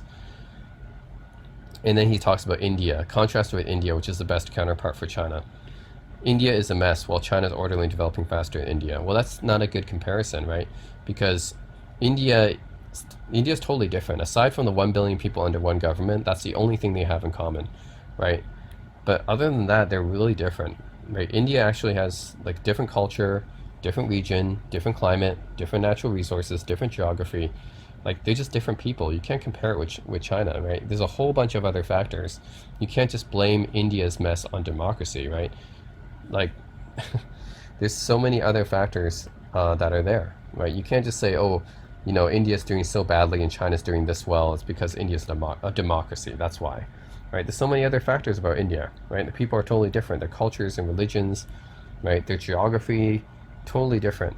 You can't just point to India, say they're doing bad just because of democracy. I'm sure that they wouldn't be doing much better if they used China's system either. You're thinking if India had a dictator that they would be doing much better than they are now, right? They wouldn't be doing any better if they had a dictator. They're gonna be pretty much the same, I would think, or even worse probably. Honestly, like probably worse, right? Because yeah, like we've seen in North Korea, right? How well it's just that the reason why China is doing so well is because they opened themselves up to capitalism, right? That's why they have so many people who are hardworking, right? And they have such good, like, a lot of land, good resources, hardworking people. Like, honestly, it's not because of this one-party state thing that China is succeeding. It's, if you look back on CCP history, like I mentioned in my other video, if you look back on CCP history, if anything, China screwed themselves up for like 30 years because Mao Zedong, right, tried to turn the country into a real, like, totalitarian state by implementing a centralized economy, right? Under that centralized economy, people can own like their own land, they can own their own anything really, because it's everything state owned, right? So that's like a pure communist, right, type of society, the Maoism, right, is what we call it. Stalinism, Maoism, whatever you want to call it. During that time, China's economy was stagnant, right? In the 1960s, 1970s, right, 1950s even, right, after the CCP first took over for 30 years, China's economy wasn't doing well at all, right? And then it's only after they started opening up to the world, to capitalism, that's when they started doing well. So this whole notion of one party does better all the time is just BS, basically, right? That's just looking at China's previous 30 years and going like, oh yeah, China's GDP growth is really good. They lifted hundreds of millions out of poverty. Yeah, it must be the style of government. That's why they're doing so well. But it's not really the style of government, right? Because in the first 30 years after the CCP took over, China was really poor. They stayed poor for 30 years until they opened up to the market. So when Deng Xiaoping opened up China to the world economy, that's when they started getting better.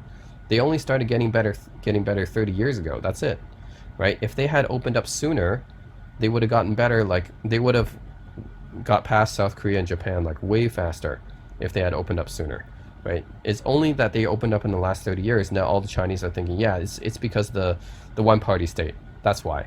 Was so much better than democracy, right? The irony is that you had to turn to capitalism in order to actually grow.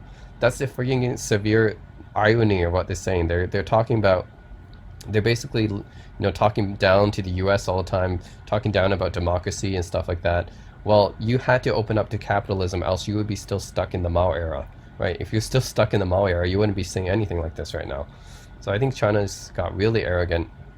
Chinese people became really arrogant after China grew really fast in the past 30 years. And now they're saying, yeah, it's all because of the CCP, it's all because of the one-party government. When really, it's because of capitalism, right? Duh. It's because of capitalism, right? If you had a democracy, they would have been just as successful, if not more.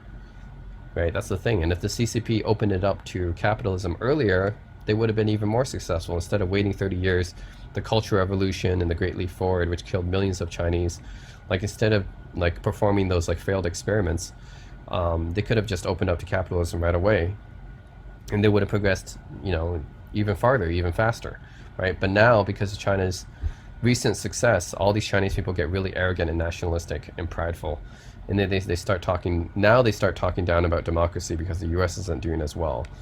The U.S. is actually doing it still economically pretty well, right? But just because China's fast GDP growth, because they have so many population and they're developing countries still, right? That's why they still have a lot of GDP growth until it can start still slowing down. And I think it is starting to slow down because of the decreasing birth rate, right? I think China already has their GDP growth is already slowing down and the birth rate is already declining, and this is just economics 101 in a nutshell, right?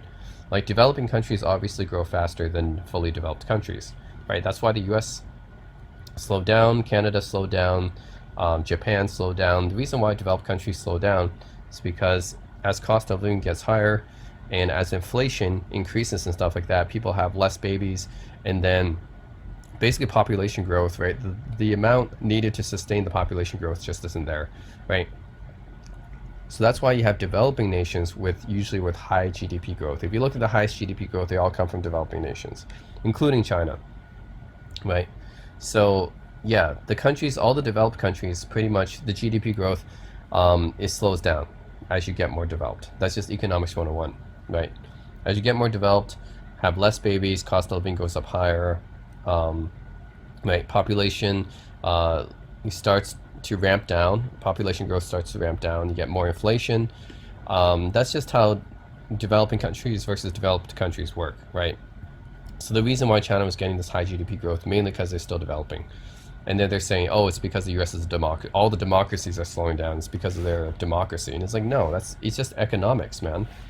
It's because we have a large middle class already, right? As China grows and becomes bigger and has, a larger middle class, their economy is going to slow down too, right? It's inevitable. So that's why you see China's GDP growth rate is slowing down compared to before. China's birth rate is slowing down compared to before too, right? So like you just can't sustain it. You can't sustain that kind of growth forever, right? So you'll see that in the coming next 10 years, 20 years, China's growth is going to slow down, because as you get more developed, it's going to become harder and harder to maintain that same level of growth rate. The US had it in the 1950s and 1960s. Taiwan, South Korea, Hong Kong, in Singapore, the four East Asian tigers, Korea, right? Yeah, they had all their growth in the 60s and 70s, right? Japan obviously was the leader, and then Korea probably after that, and then Taiwan and Hong Kong and Singapore, they all had high growth rates in the 60s and 70s, and now they basically all slowed down because they all became fully developed. As China becomes fully developed, it too is going to slow down. It's just economics 101. It has nothing to do with democracy versus one party state. That's just economics, right? So saying that Chinese system is so much better, or saying that India is a mess just because of democracy, that's so ignorant. So now he says you're being childish now by trying to be sarcastic. How is that being childish? It's not childish. That's exactly how I do my arguments here, right? I'm sarcastic because I want to show you how much you're wrong, right? It's not trying to be childish. It's exactly how you debate people, right? And doing in a mother-to-child fashion. Whatever, man. He says the differences you cite in India are also in China. Okay? What differences? Like I said, India has different culture, different religion, climate, natural resources, geography. They're not in China. China has more land. It's just a different part of the world, right? It's not the same. They're obviously not the same. It's not the same differences. This is China's cursed with a desert. Well, the thing is, most of China's rich population, right, rich parts of China are in the east, right, near the ocean, so near the Pacific coast. So the fact that it has a desert doesn't seem to matter very much, because China still has a lot of natural resources that are in the center of China, and then the south of China, in the east of China, right? There's still a lot of natural resources there. Okay, democracy is not the best system for development, not your childish words you use. What childish words? Did I use any childish words here? I didn't use any childish words, right? Childish words would be calling people Anglo-Saxon, what, masters. That's a childish word, okay? Childish word is like Anglo-Saxon master, which someone on this comment already called me, right? That's a childish word. So I'm not trying to be like I am trying to be sarcastic, but it's trying to show you how that your argument's wrong, right? It's not being childish. That's just how you debate. That's what happens in democracy. A lot of stupid people also get a voice in democracy, can even become head of state. Like we see several times in the US. Well, the thing is that can only happen in the US, right? Can't really happen in other democracies. Like I said, parliamentary democracies are basically meritocracy based, right? Basically the same as in China. So China's meritocracy based. Well, so are democratic parliamentary systems, right? You can't just become prime minister with no training. You have to have political experience. So the thing is, in parliamentary democracies, it's also merit based, right? The thing is, Chinese people are so obsessed with thinking that the US is the model for democracy. They're so obsessed with thinking that the US is the model for democracy that they don't think about what goes on in other kinds of democracies, like parliamentary democracies, right? They think that parliamentary democracies are the same thing. They're not, right? It's only in the US you can have a guy like Trump become president. In other parliamentary democracies, there's no way, right? It's based on merit. So that's India, okay? Again, sure, just pretend all of India's troubles or whatever is based on the fact that they have a democracy. It couldn't be because of all the other factors that I said, right? It has to be because they have a democracy. China could also have gone the same way. The West wishes every much China becomes a democracy, so it can be easy for the West to destroy it by sowing divisions. Okay, whatever. This is conspiracy theory. And another conspiracy theory here too. All attempts by the West to sow divisions like they did in Hong Kong are easily dealt with. Okay, so you don't think about the fact that maybe Hong Kong protesters just didn't want mainland Chinese interfering in their affairs? Well, no, all the Hong Kong protesters, they gotta be backed by, they have to be Western agents, right? They couldn't have, actually protested against China themselves. No, they had to be because of Western agents. It's an attempt by the West to sow division. Sure, yeah, whatever you say, man. That's like conspiracy theory, basically, right there. Like, again, and this goes back to the Chinese people just cannot rationalize like other Chinese going against them, right? Like for me, if I say anything bad about China, oh, it must be because I'm brainwashed by white people. And then for Hong Kong protesting against China, oh no, that has to be because the West, right? It's their Western agents. They couldn't have actually protested against China of their own free accord. Oh no, of their own free will. No, of course, who would protest against China? We all know how great China is. No, it has to be because of the West, right? And basically same thing. Like when I'm saying these kind of things, it's like no, you cannot say this against China. It has to be because they brainwashed you.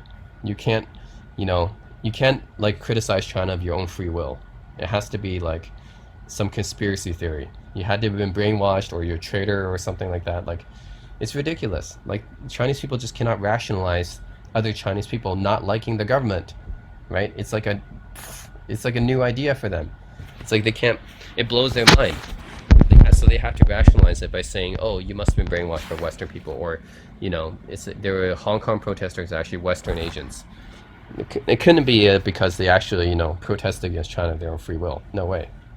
Like for India, the thing is, for India, it's not like that their economy or their prestige and power were all like really great before they had democracy, right?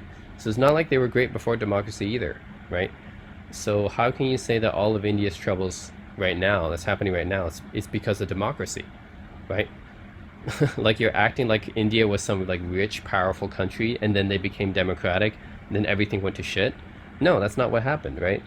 It's not like India was a great country before they were democratic too. So you can't just say it's because of democracy, that they're not doing well. It's likely that they wouldn't have done well in any case, right? It's because of anything that I said.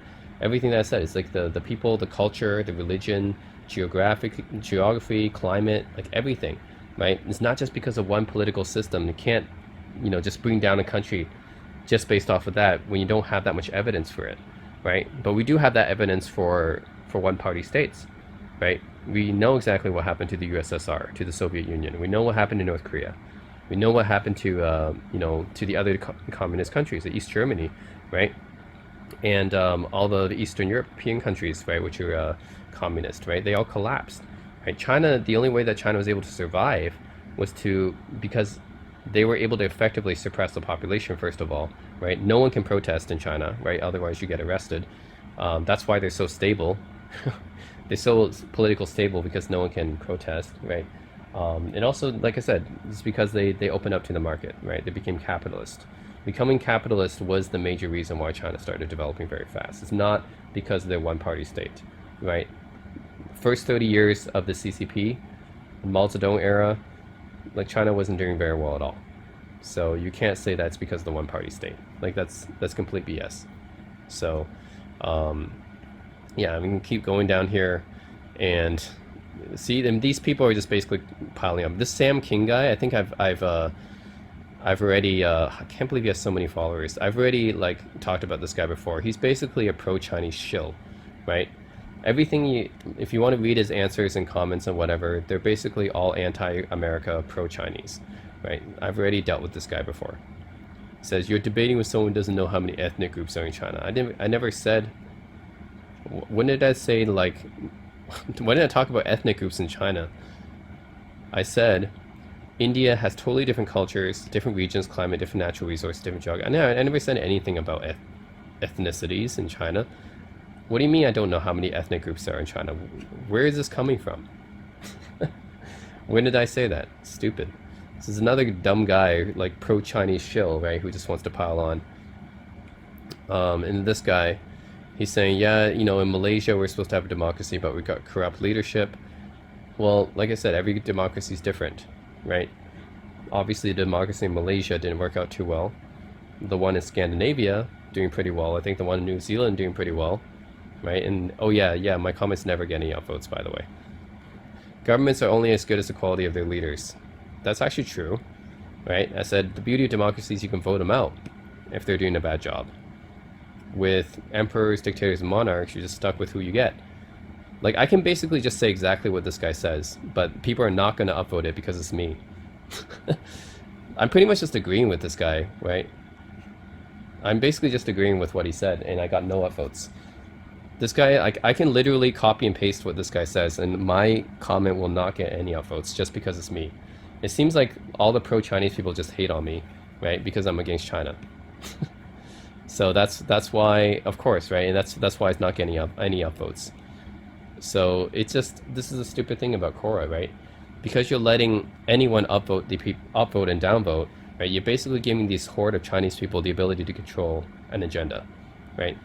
So like I can literally say anything here and I will not get any upvotes because any Chinese person seeing me is just going to downvote it. They're saying, oh, you said something like criticizing China. I'm just going to downvote everything you say from now on, right? And then I'm just going to upvote anything from any person that has a pro-Chinese comment. I'm going to upvote. And anyone who has a comment criticizing China or even like remotely criticizing China, I'm going to downvote it, right? So that's the problem with Quora, right? They let anyone upvote and downvote. Well, this is what happens, right? You have a bunch of Chinese CCP trolls upvote all the comments that are pro-Chinese.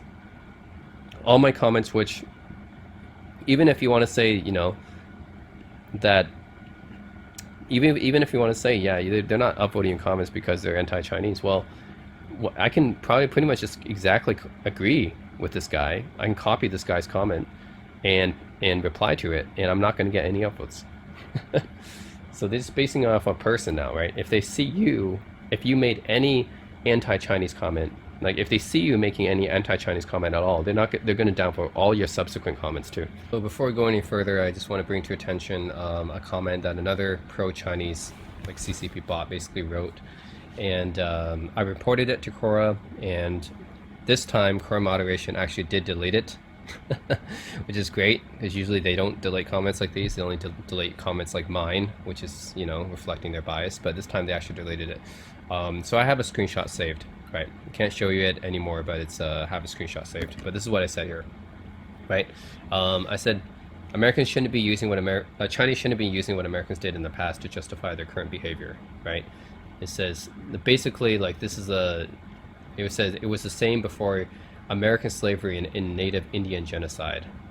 And It's talking about America, of course, right? Because America's colonial past, we all know, right, what happened and how they treated the Indians, the Native Americans. Basically, it's very similar to genocide. So yeah, America has a very dark past, right? Slavery, genocide, how they treated the Aboriginal population. Um, but yeah, I'm just saying that you couldn't. I'm just saying, but Chinese shouldn't be using what Americans did in the past to justify their current behavior, right? Because I thought they wanted to be better than Americans, not be hypocrites. And then this guy responds with, "Nah, hypocrites are you and your white Anglo-Saxon masters." Wow. This reminds me of that guy who posted a reply to my comment in my other video before. I think it was the answer about religion, or the Chinese were not religious, or something like that. And he replied, "Go back to your white masters," or something like that. And this guy says a very similar comment: "You and your white Anglo-Saxon masters." It's so typical, right, of these pro-Chinese shows. They always assume you, if you're Chinese, and or for me, I'm of Chinese descent, right? Chinese ethnicity, since I'm Chinese Canadian, right? If you're, have Chinese descent, you're Chinese blood, and then you say anything criticizing China, then you must be a traitor, or you must have been brainwashed by white people. That's basically their rationale. When China invade Australia to kill Anglo colonists, then you can China hypocrite. As things stand now, China hasn't even done 1/100 of what your white Anglo-Saxon master has done. Wow. And I reported this comment to Quora, and then um, fortunately they actually deleted this one, because this is obviously like a racist thing to say, right? This is a very insulting, racist thing to say, and I never said anything in my comment that was, that was provoking him, right? I just said if Chinese wanted, like, I thought Chinese were better than that. I thought Chinese didn't want to be like Americans, right? And Chinese are people using Americans, what they did in the past, to justify their current behavior. And this guy says, yeah, go back to your white Anglo-Saxon master. Like, that's completely ridiculous, right? And then this guy, I'm pretty sure this is another bot, right? This Sean Smith guy. I don't think he's American. If he's American, he's a very, very brainwashed American, right? He's been posting a lot of these pro-Chinese bullshit. He says, "I'm so sorry that you are not one of those few millions plus. It's a sad day for the world, but don't worry. Delta is lurking around. You'll get your chance." He's basically saying, I hope you get Delta COVID, and I hope you die. That's basically what he's saying here. And this comment, I also reported to Quora, right? Because, come on. This is basically like a death threat, right? A death threat. Like, look at what I said. Does anything of what I said deserve a death threat response? No. Right? It's because these people get so triggered, right? And this Sean Smith guy, who's basically a CCP bot, says, yeah, I'm sorry you're not one of those millions who died from COVID. Holy shit, dude. Like, instead of actually responding rationally to my comment, you post something like that. This guy too, right? Posting about white Anglo-Saxon masters. Nothing related to anything what I said in my comment. Nothing resembling an actual, like, civil type of debate, right? They don't want to have a civil debate. They just want to come forward with the insults and the death threats. Okay, let's keep going. I said, I stopped reading at Anglo-Saxon. I'm reporting you to Quora for harassment. And he said, yeah, blind worship towards your master to the point of getting angry when other pointed it out to you. It's the most severe effect of brainwashed. Whatever, man. Yeah, okay, I'm the one who's brainwashed, right? I'm not the one who got so triggered and then had to respond with, death threats and comments about white Anglo-Saxon master, like that kind of insult, when nothing in my comment, like, remotely, would provoke something like that. So, yeah, and saying I'm the one who's brainwashed? Okay. And then this is the real answer right here. This is the one I also reported to Quora. Just read it. Anglo-Saxons resemble late Qing much more than current China does. Problem with Uncle Chen. Who the heck is Uncle Chen? Is that you're simply too brainwashed by your master to the point you gladly repeated the propaganda yourself. If you know real history instead of whatever revisionist propaganda your master fed you, you'll know that China, for whatever flaws she hasn't done anything close to the atrocities Western colonial powers has done. I never talked anything about Western colonial powers, though. And I haven't condoned anything of what they did, right? I mean, sure, if you want to talk about, the Indian genocide or slavery or something like that, but that happened way, like, 100 years ago. Okay, 100 years ago, 200 years ago. And I'm saying, like, today, modern day China shouldn't be doing those kind of things and using, like, what America did 200 years ago to justify what they're doing now, right? Like, I'm not saying those things are good. I never said that America should have, like, committed genocide or enslaved people or put Japanese in internment camps. I never condoned America for any of those things, right? And then he said, you know that China hasn't done anything close. Okay. No, China hasn't done anything close like that so far. But so what? So what? That's not the point of my comment. And he says, your Uncle Chen, along with Uncle Tom, along with some other uncle. Who are these uncles? Are collaborators and enablers for your master shenanigans in developing nations. Who's your master? Oh, your master. Okay, he's assuming that that America or whatever, Canada, whatever, white. He's assuming like I have white masters, which is completely racist and a ridiculous assumption. But okay, the fact that your master see you, their house, something, what I don't know what this means. With contempt seems lost on you. Quick reminder, watch your master retreat from Afghanistan currently. See how much you love your master bestowed upon their brown service in Kabul airport. Okay, so master, I guess, means Americans, right? Because Americans just retreated from Afghanistan. So, I mean, obviously, right? Whenever Chinese talk about white people, whenever Chinese talk about democracy, it's always Americans. So you can just assume that. It's never anything, it's never any of the Western countries. Whenever Chinese talk about Western country, it's almost always America. Hopefully for your sake, you'll never face the consequences other uncles have to endure. Well, what is he talking about? Uncles? This guy's just off the rails, and that's why I reported him to Quora. This guy, this guy, Sean Smith, like I said, basically a pro-Chinese bot. China's leaders today based on merit. Okay, that much I can agree with. They are based on merit. And then it says, thus, in my opinion, China has the greatest system in the world by far. Nothing close comes to the merit system of government. You know, the irony is that parliamentary democratic societies are merit-based, right? Like I said, prime ministers, they, not just anyone can become a prime minister. You have to have years and years of political experience in the party. You had to have years and years of experience in your political party to become prime minister, okay? So parliamentary democratic societies are merit-based. Right, but the problem is these people always assume democracies are always like the U.S. democracy, and the U.S. is the only country with that kind of democracy, the electoral college system. There's no other country in the world like that. But the problem with Chinese is that they always equate democracy to U.S. democracy, which is a problem, right? And then this guy says, you're right on. Those of you who ride the country proven track records based on meritocracy. Many failed inept governance today, led by leaders who had no clue how to lead and manage the country. You know, that's the irony. The British parliamentary political system is based on meritocracy, though. You can't just become prime minister with no political experience. So, yeah, where there's this so-called free election. What isn't free about a parliamentary democracy? And this is, some elected leaders are downright corrupt. So are Chinese. How do you know that the Chinese people in the CCP are not corrupt? Like, how do you know that they're not corrupt? Because the CCP said so? Because Xi Jinping said we don't have any corrupt people and you believe him?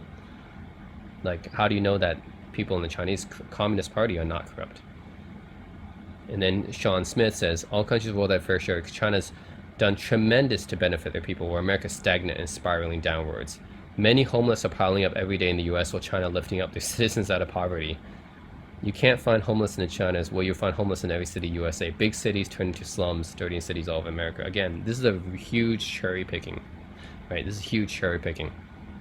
First of all,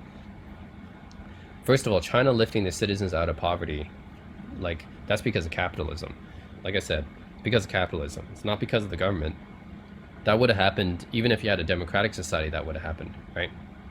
That's just because China became capitalist and opened up their economy to the world, right? Became a global market. Back when Mao Zedong was chairman, right? Chinese people were still poor. Chinese people were still poor back when Mao Zedong was leader of the Chinese party, right? China only started lifting their citizens out of poverty in the last 30 years after it became capitalist. So, yeah, like, funny how he doesn't mention that, right? China lifting citizens out of poverty. All of these Chinese brag about this, lifting, CCP lifted millions and millions out of poverty. Well, only happened in the last 30 years, right? First 30 years of the CCP's existence, they did not lift anyone out of poverty. Everyone was pretty poor back then. I know, because my parents lived through that, the Cultural Revolution.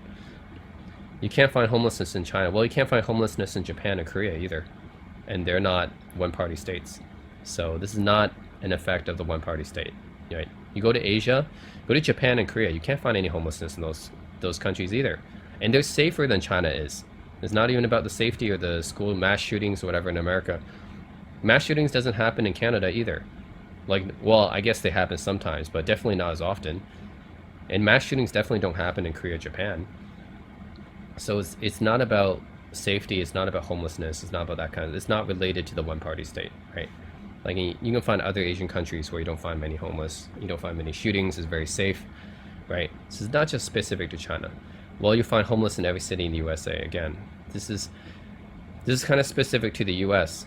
Like if you go to if you come to Canada, yeah, we have homeless, but not that many. Definitely not as many as the US, right? There definitely isn't as many homeless in Canada because we have a better social safety net. And the irony is that China doesn't have a good social safety net for their citizens. That's the irony of this. The irony is that China doesn't have a very good social safety net, but Canada does. So that's why you don't find many homeless people in Canada naturally. You don't find homelessness in China because the government always cleans up the streets, right? If there were homeless, they would just take them off. So that's the difference. In Canada, we just naturally don't have that many homeless because, yeah, we have a good social safety net. U.S. has a homeless problem, but you're cherry picking the U.S., right? There's a whole bunch of democratic countries where you don't have homeless, you don't have as many drugs, don't have as many guns, you don't have as many shootings, safer. It's not, you're just cherry picking the U.S. and just, that's the problem with these people, right? They're always cherry picking the U.S. and saying, yeah, that's democracy. Well, there's a whole bunch of other democratic countries that are very, very different. Right, and then saying that, oh, China lifting citizens out of poverty, it's very safe and stuff. Yeah, that's because of the one-party government. No, it's not. Right? Happens in other Asian countries too. The fast building of the infrastructure in China, like building buildings and roads and like trains and stuff like that, happens in other Asian countries too. Not just China. There's nothing related to China's government. And then this one. Many captains steering one ship can only lead to its doom. Maybe that's why the U.S. is so poorly managed. And because it's an anti-American comment, it gets 18 upvotes. Because it's an anti-American comment. Like, that's really the only... what the gist of this comment is, right? It's an anti-American comment. So it gets 18 upvotes because it's anti-American. Right? Mine only gets 2. And basically he's saying, yeah, dictatorship is always better. And yeah, that's why the Qing dynasty did so well. That's why Mao Zedong did so well, right? What about Joseph Stalin and Hitler? Yeah, that's one captain steering a ship. Oh yeah, that did really well. Kim Jong-un, that did really well. That's one captain steering a ship. And then this guy says, Somalia doesn't have 30 government 30 years. It still exists. It survived all this time without a government. Who wants to move to Somalia though? But oh, he's comparing the Somalia to the US? That's completely different comparison. I don't know why. I'm just saying the US survived from the 1770s to now. And then it says Somalia doesn't have government for 30 years. It exists as sovereign. So you're going to compare a country which didn't exist with a government for 30 years against a country which didn't exist, which existed with a government for over 200 years? That's not a really equal comparison at all.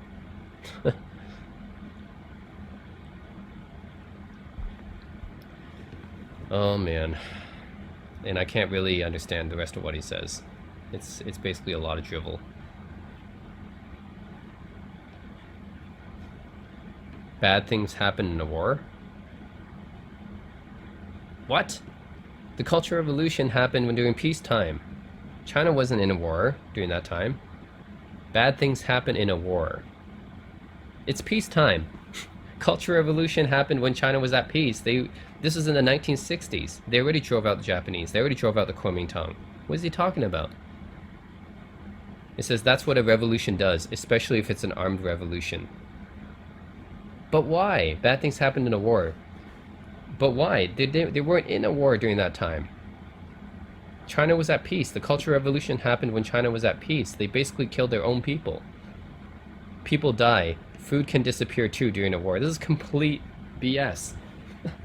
The complete BS justification for the Cultural Revolution.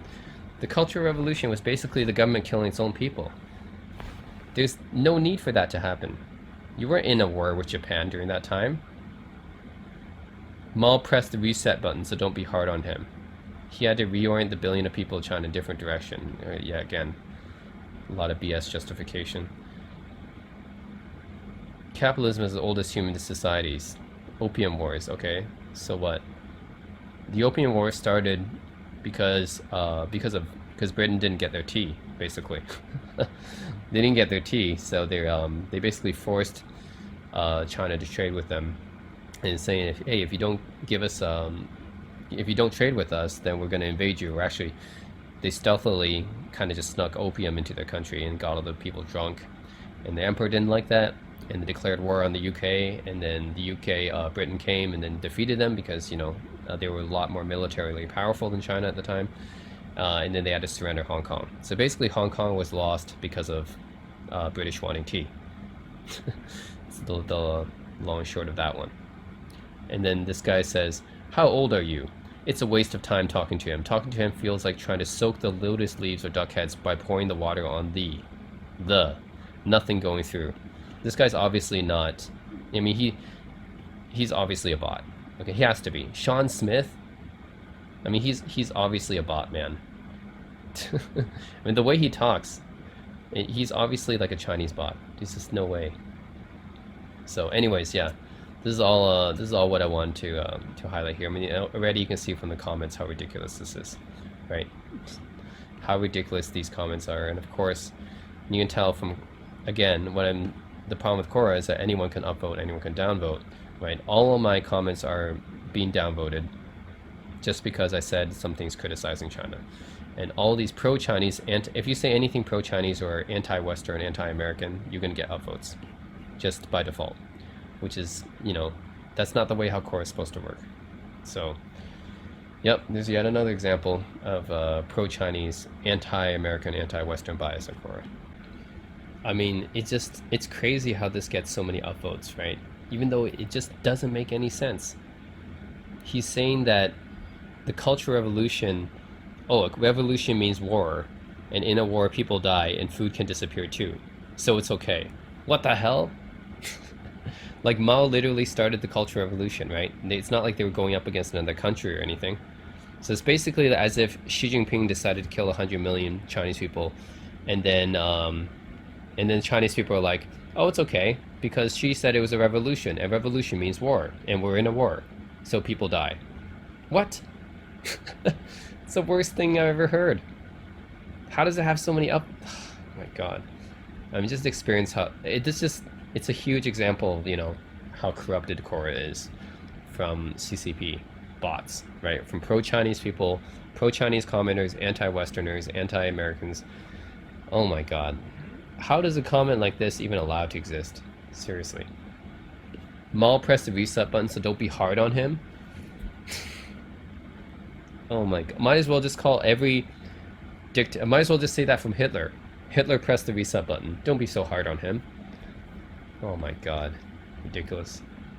Oh yes, another comment I want to highlight is my answer here for this question: why do some overseas Chinese really dislike mainland Chinese?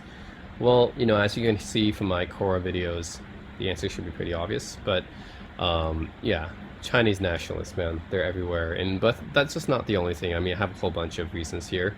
And guess what one poster responded with? This Zheng Dafeng guy, Zheng Feng Da. Yeah, Zheng Fa Deng. Yeah, that's his name. It says, you think you are superior than mainland Chinese. You think other Western will treat you differently if you defame mainland Chinese. But one sad fact is you will realize soon as they won't look like it at your ID to treat you differently when they want to expel Chinese, no matter mainland Chinese or second, third, fourth generation. Good luck to you when the time comes. What the hell? What? It's another one of those things that, you know, they just assume that you're brainwashed by white people, and they assume that you're trying to suck up to white people or something like that, or you're owned by white people, which, you know, they just can't fathom a Chinese person or a person of Chinese descent actually criticizing China. It's like, what? How can you criticize China? Mainland China is perfect. We all know that. Mainland Chinese people are perfect. Mainland Chinese government's perfect. CCP is perfect. There's no way that any person would ever criticize us. You have to have been brainwashed, right? Just like the Hong Kong protesters, remember? The guy said, oh no, there's no way Hong Kong protesters would actually protest against, you know, against mainland Chinese encroaching upon them. No, they had to have been directed by Western agents, right? It's always, they always make an excuse for yeah, like it can't be like them out of their own free will, right? It's like we can't like China, we can't dislike or criticize China out of our own free will. It's like someone must have forced us to, right? It's like we had been brainwashed by Western people, or it's called being educated, right? That's what I would respond with. It's called being educated, okay? Because once you're educated enough, then you get to travel a lot of different countries. You hear like viewpoints from all different sides, uh, and yeah, like once you travel to other cultures and other countries, and you realize, what Chinese people are saying is not specific to them. So you hear Chinese people saying, "Oh yeah, the CCP. That's the reason why we have such great buildings and infrastructure and transportation. That's why we're so safe. That's why we don't have any homeless." But it's not just China. That's most Asian countries, right? I'm not talking about the Philippines and stuff like that. I'm talking about like Korea and Japan, right? Korea and Japan and Taiwan as well.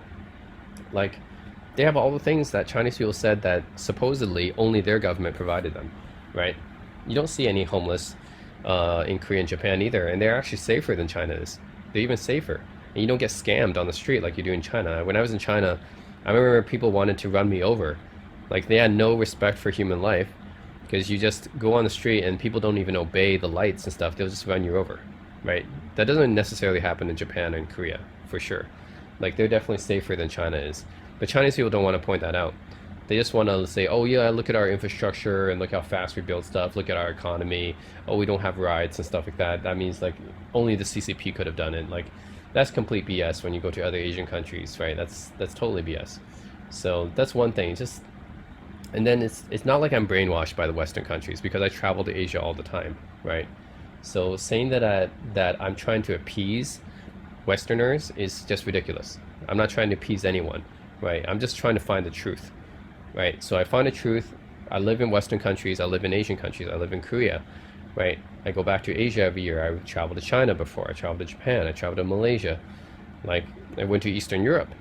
So I've been to all these different countries because when you find out other cultures and stuff, you just realize that, obviously you don't just blindly believe what Chinese people say about their country. They're obviously just bragging about their country all the time. But like shit like this is just, this is why, exactly why some overseas Chinese like me don't like mainland Chinese. It's because of shit like this, right? You just can't take any criticism of your country, can you?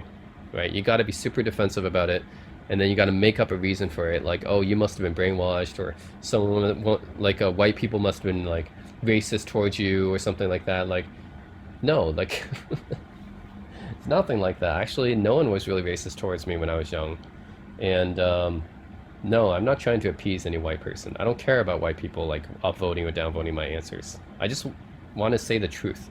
This is the truth, right? If you don't want to hear it, that's fine.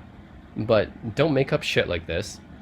That like, don't make up shit like I'm trying to appease white people or are owned by white masters or shit like that. That just makes you feel like this. That just makes you appear foolish, and that just makes me want to like dislike Chinese even more, right? I already said I don't like the mainland Chinese that much. You say shit like this, that just makes me dislike mainland Chinese even more, right? The fact that you can't take any criticism and you just have to make up some shit like this, make some assumptions about me, that's ridiculous. Basically, just make up assumptions about me. That's really ridiculous. Jumping to conclusions, like it's crazy. And like I said, one of the screenshots is like, all I said was I wasn't even criticizing Chinese.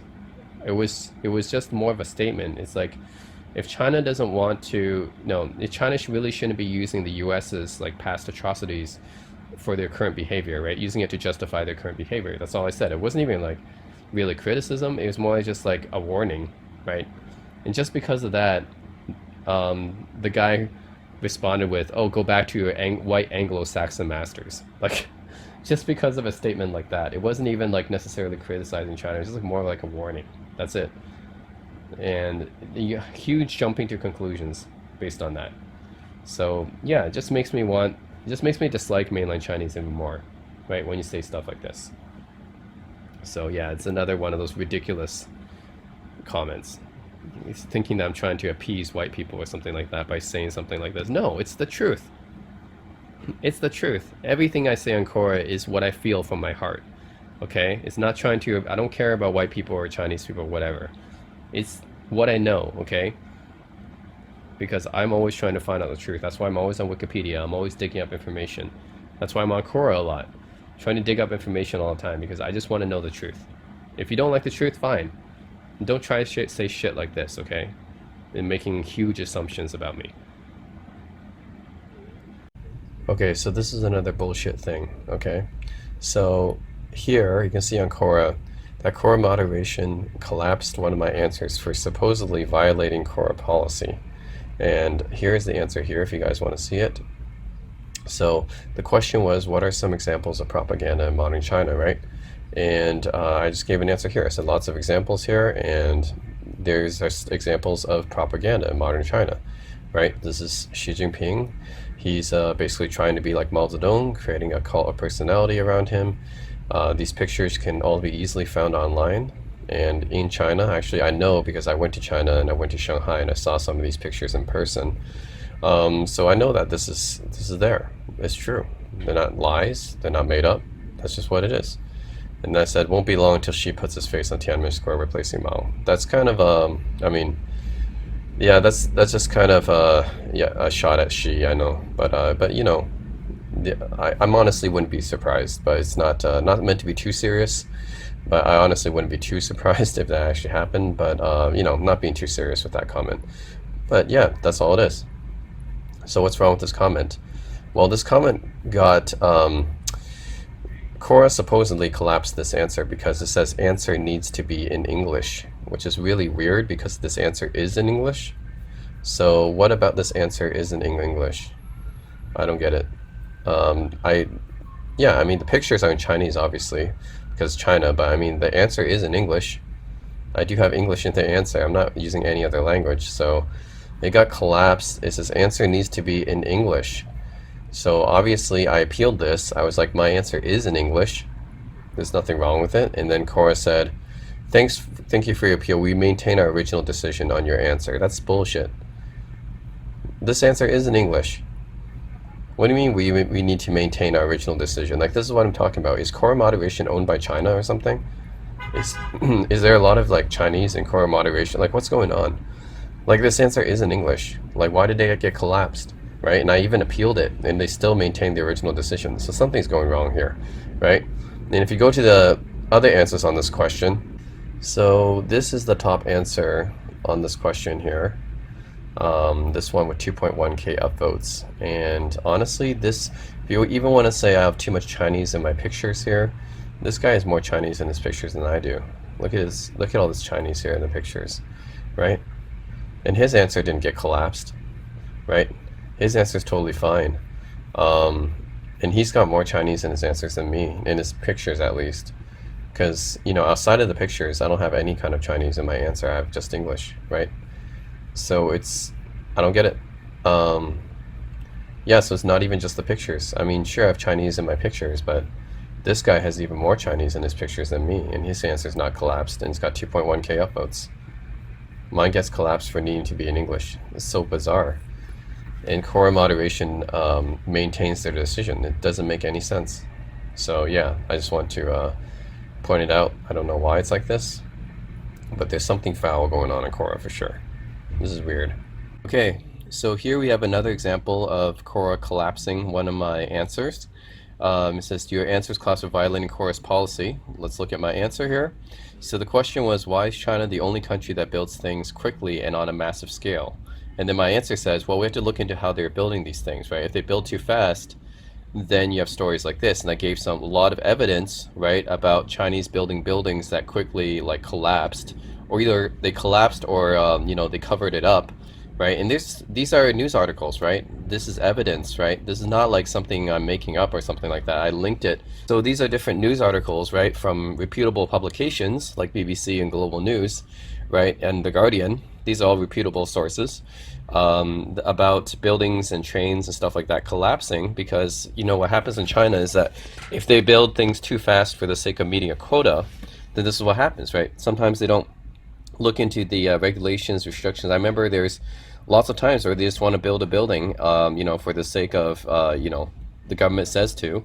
You got to build it quickly. You got to make it, look, like it's developing really fast.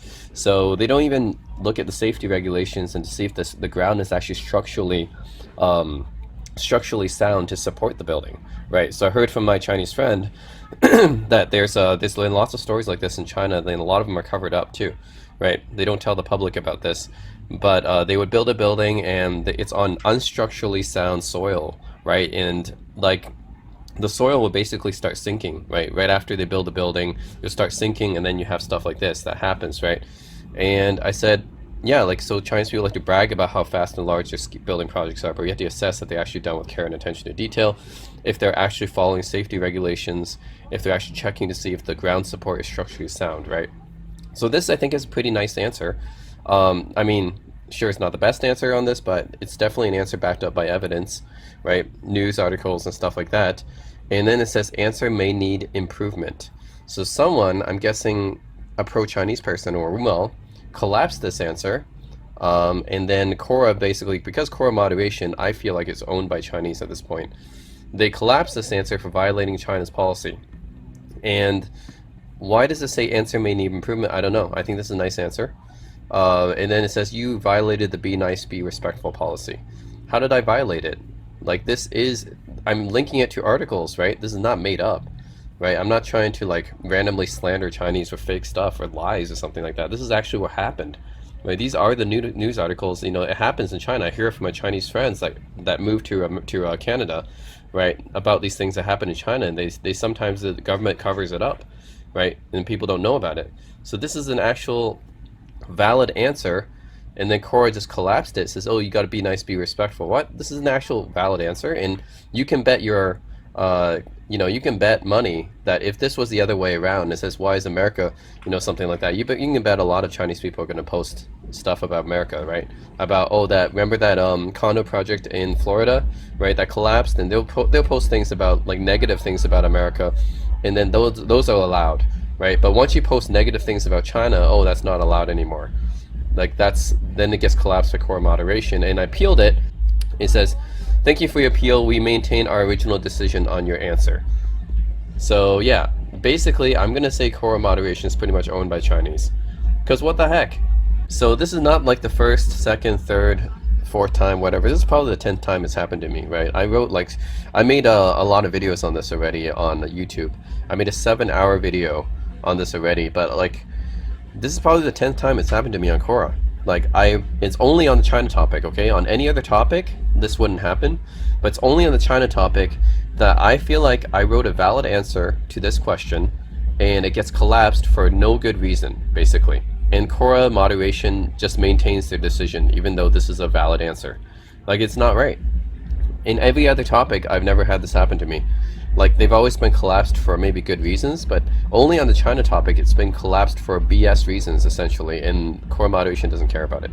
So yeah, I just gotta put this out there again, because like I said, I think Quora moderation is owned by Chinese. Like, this is just BS, right? This is a good answer. I put evidence here, right? This is what's happening in China. Why did they get collapsed for be nice, be respectful? It doesn't make sense. Like, this is a valid answer to this question. I said you gotta, and by the way, this question makes a massive assumption too, right? So I don't know, like, what's going on here. Why is my valid answers being collapsed? I have no idea. Like, there's some pro-Chinese thing going on Quora for sure. All right, so there is another comment that I just discovered that I want to bring attention to. So this is my answer for this question here. Why do some overseas Chinese really dislike the mainland Chinese, right?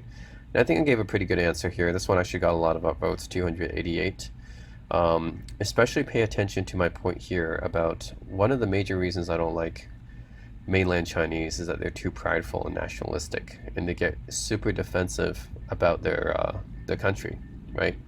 So here is I linked it to this answer here, which I'm basically saying that giving examples, I mean, examples are pretty much all over the place, right? It's pretty easy to trigger, right, a mainland Chinese. You just talk about, like, anything political will basically trigger them, right? If you talk about any of the T's, right, the T's are like Taiwan, Tibet, Tiananmen, right? If you talk about any of those 3 T's, And now, actually, if you add on to that Hong Kong and Xinjiang as well, if you talk about any of those other ones as well, Chinese are going to get triggered, right? And honestly, they're one of the most sensitive people on earth, right?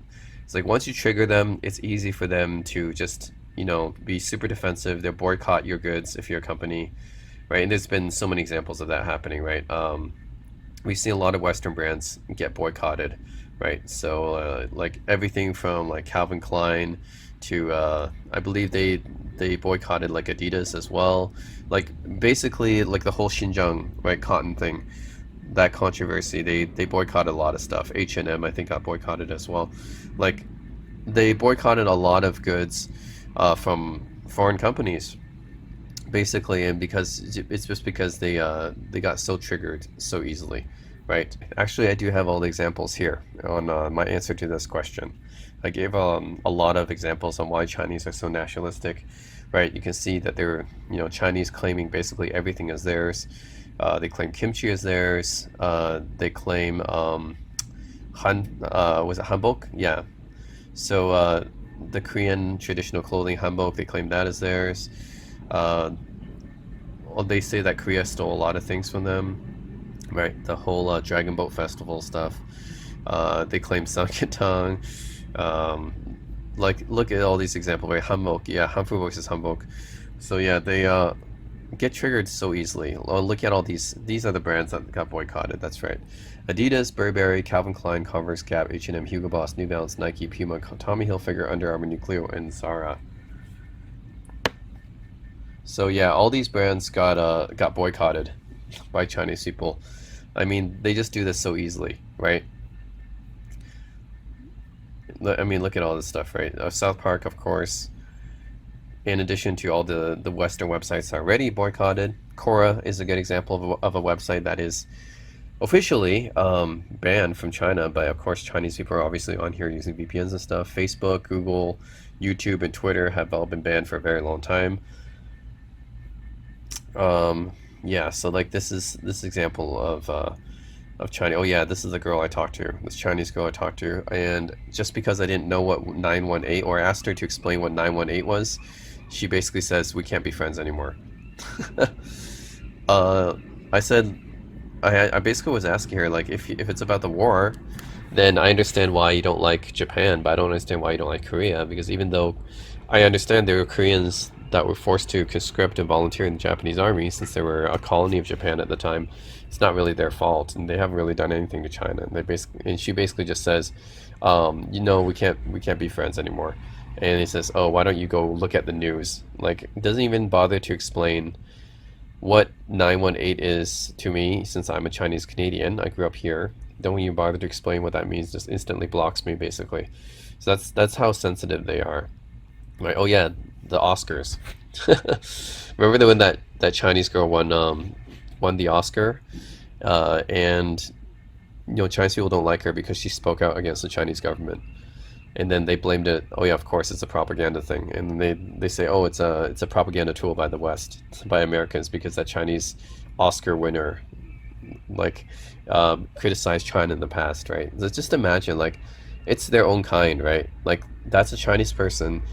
She won the award, the Oscar, right? But because she criticized Chinese government in the past, then all the Chinese people are hating on her. Like, this is how brainwashed these Chinese sheep are, right? Like, just because she spoke out against the government, like, what if she didn't do that? Then of course she'd be praising it. They'd all be praising her. They wouldn't be saying anything about America. But because she spoke out against the Chinese government, now they got to say, oh, it's American propaganda. Says, and then like, yeah, and basically they're talking nasty stuff about the U.S. and Western countries, and the only reason is because she spoke out against the Chinese government. So yeah, this is a girl, Chloe Zhao. Yeah, because she spoke out against the Chinese government before, and because she won the award, then a lot of angry, sensitive Chinese people got pissed and started saying stuff about Westerners in America. I mean, just because like, imagine if she didn't, right? Imagine if she didn't speak out against government. They'd all be praising her and saying, yeah, this is why China is doing better than America. Yeah, this is why This is why China's going to surpass America, because we're winning the awards and everything. But because she criticized the government before, instead of saying that, She's now saying, oh, it's propaganda tool used by Americans. Like, it's crazy how the narrative changes. And the only difference is that she criticized the Chinese government. That's really it. Um, yeah, this is another like thing about Chinese people getting angry. Like, yeah, this is just so many examples of Chinese people being sensitive, right? Yeah, I mean, this just goes back to my answer on why Chinese people are so nationalistic. Um, I mean, they just get really defensive about everything. They get really sensitive. They can't take criticism. Uh, and this is an example here. This one, right? I got a comment from this guy, Zheng Dafeng, and this might be like this answer is very similar to that guy who. I mean, I received so many of these kind of comments from Chinese, right? Whenever I criticize China, they always assume that I've been brainwashed by white people, right? The other guy says to go back to your white masters. I remember that. In my previous video, there was a comment that the guy said, a Chinese guy said, oh, you should go back to your white masters. Like, these people just can't accept any criticism. Like, Chinese just cannot accept criticism. I accept criticism of my country. You can say things you don't like about Canada or US, right? And I'll agree with it. If you want to say that the U.S. has a gun problem, if you want to say that America, has issues with like the electoral system is basically messed up, healthcare system is messed up, is very partisan, right? There's a racial issue, right? Racial tensions. There's a police brutality problem. If you want to talk about all that, sure, right? I'll agree with that. But with Chinese, is like they cannot acknowledge any kind of criticism whatsoever, right? If it's a Westerner criticizing their country, then they're going to say, oh, well, you're a hypocrite because you have blah, blah, blah, blah, blah going on in your country, right? All those things going on in America about your country. And Western media is brainwashing people, right? And if it's me, right, as a Chinese Canadian, overseas Chinese criticizing China, then they're like, oh, well, you're just trying to suck up to white people. Like, what kind of insane comment is that, right? Is that you think you're superior than mainland Chinese? No, I don't. You think that what in my answer said that I was superior? The answer literally says, the question says, why do some overseas Chinese really dislike the mainland Chinese?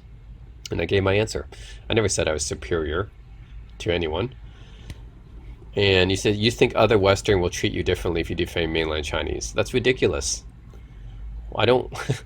Like, this is the thing. Like, why do Chinese people think they have to justify, like, you can't, it's like I can't criticize China at all. It's like they must justify it by saying that, oh, I've been brainwashed by Westerners. I'm trying to appease Westerners, suck up to Westerners, like by saying something bad about me. Like, no, I criticize China because I did research and these are things I genuinely concerning, right?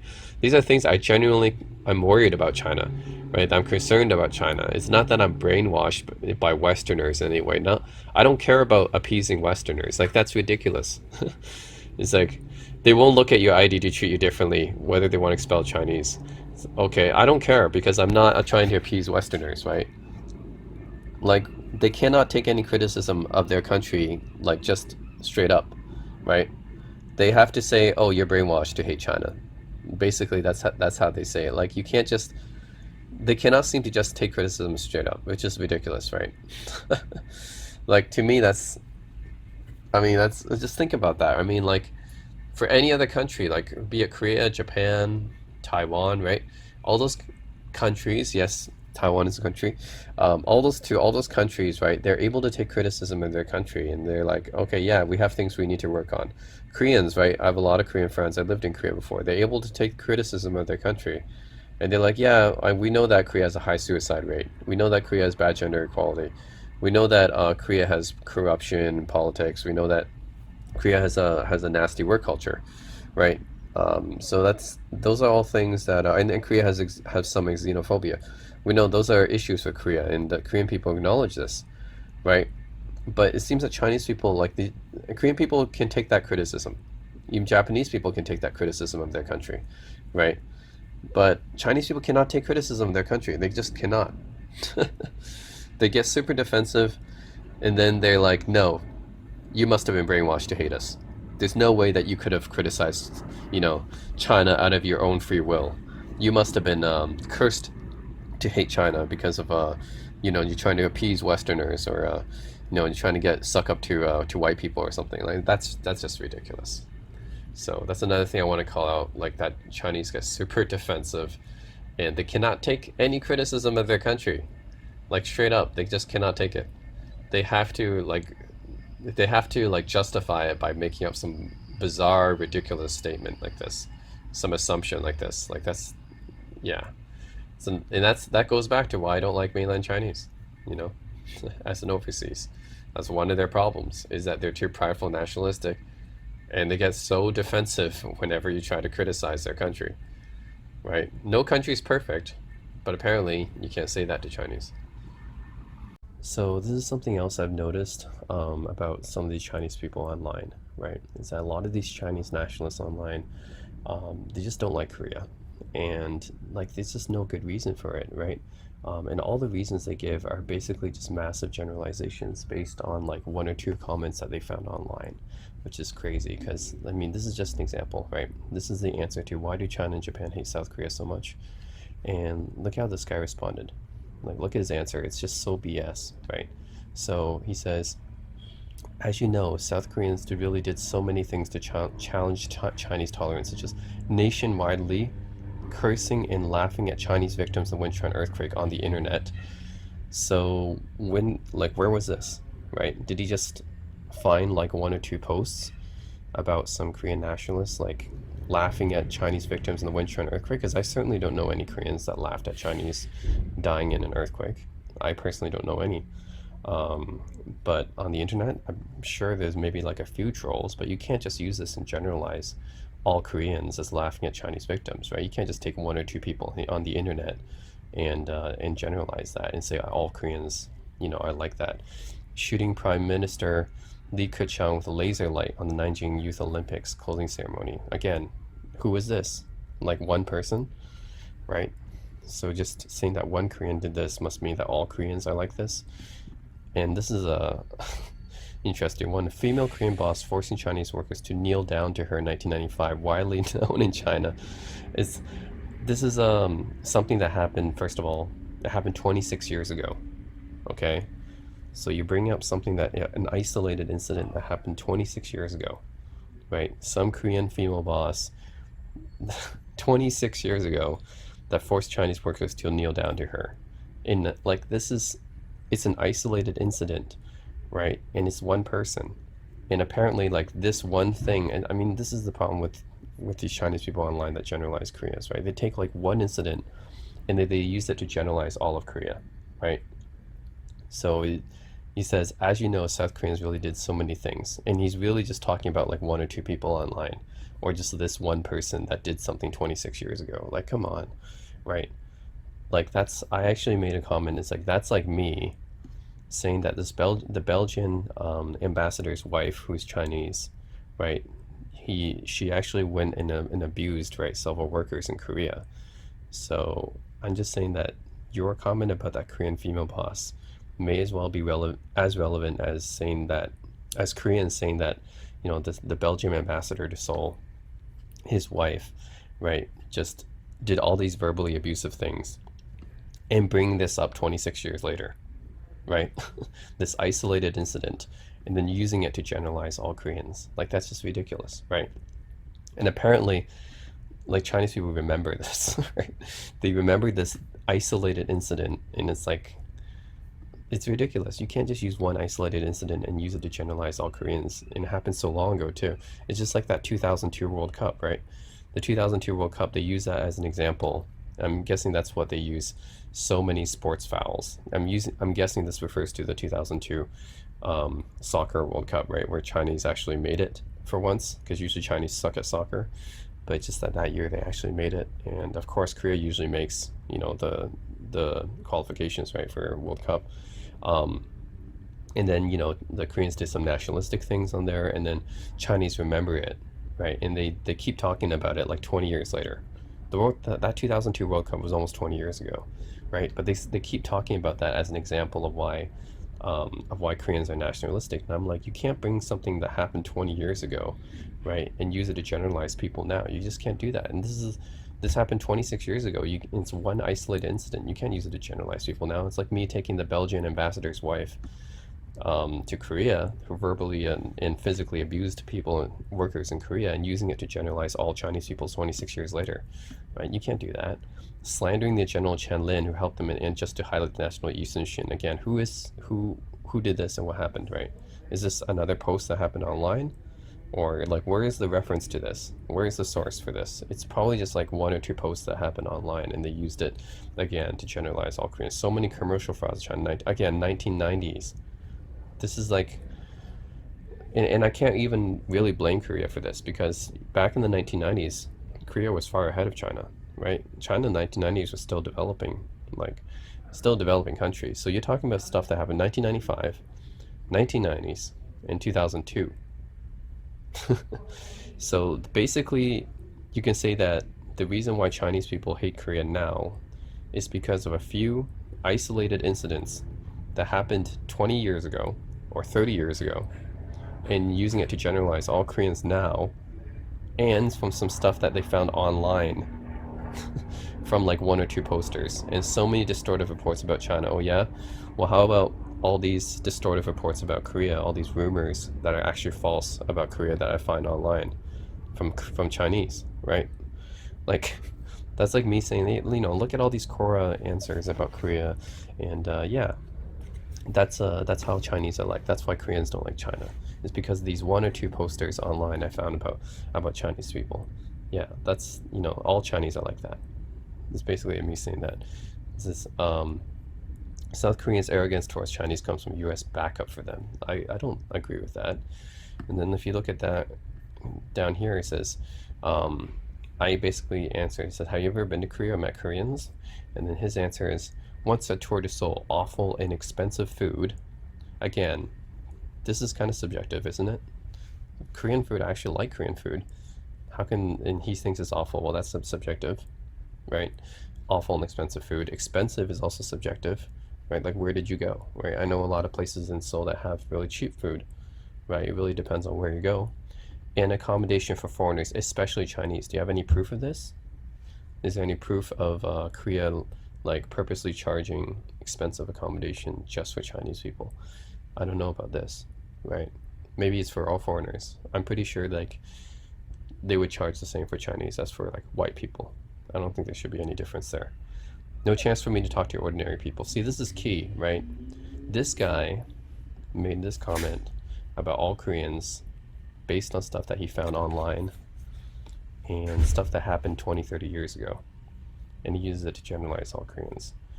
And he says here, he even admits here, there's no chance for me to talk to ordinary people.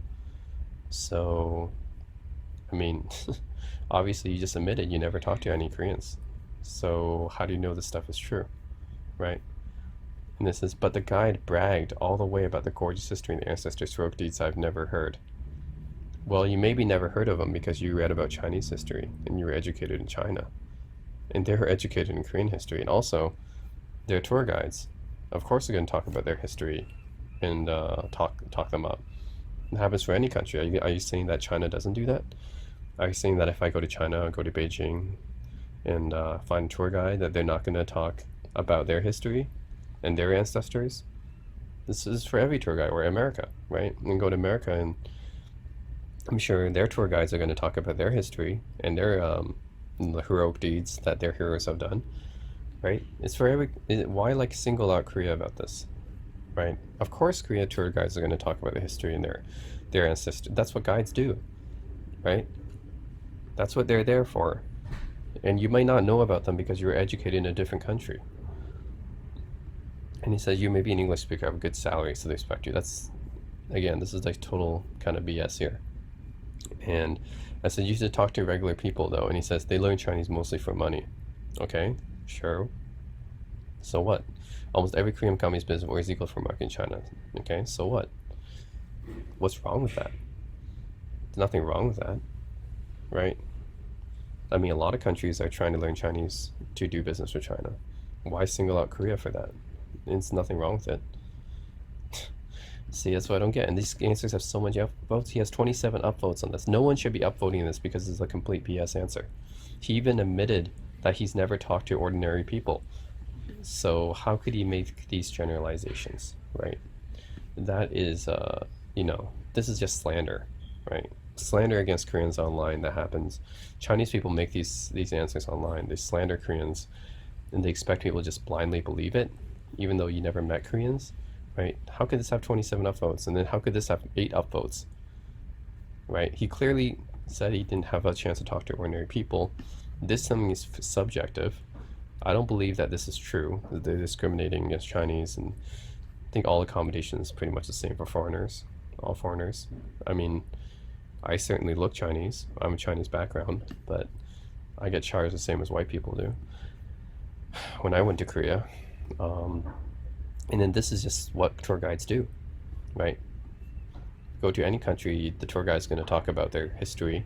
They're going to glorify their history and what their heroes and ancestors did. You go to any country, their tour guide's going to be like that, right? Why single out Korea for this, right? And then this got 6 upvotes. So like, who's upvoting this shit, right? Like that's, of course, it's probably pretty much all the other Chinese people that but just blindly believe. And this is a problem, right, with all these Chinese rumors, all these like, you know, why do Koreans think Confucius is Chinese, right? That one. That rumor is spread because of all these people like Jack Ma, right? All these people are spreading these false rumors about Korea online. And other Chinese just blindly believe them without any kind of evidence, right? Or just, it's just absurd, right? You can't talk about things from isolated incidents from 20, 30 years ago and use it to generalize all current day Koreans, right? I mean, you're talking about a totally different economic situation now. China in the 1990s was kind of developing and poor still, right?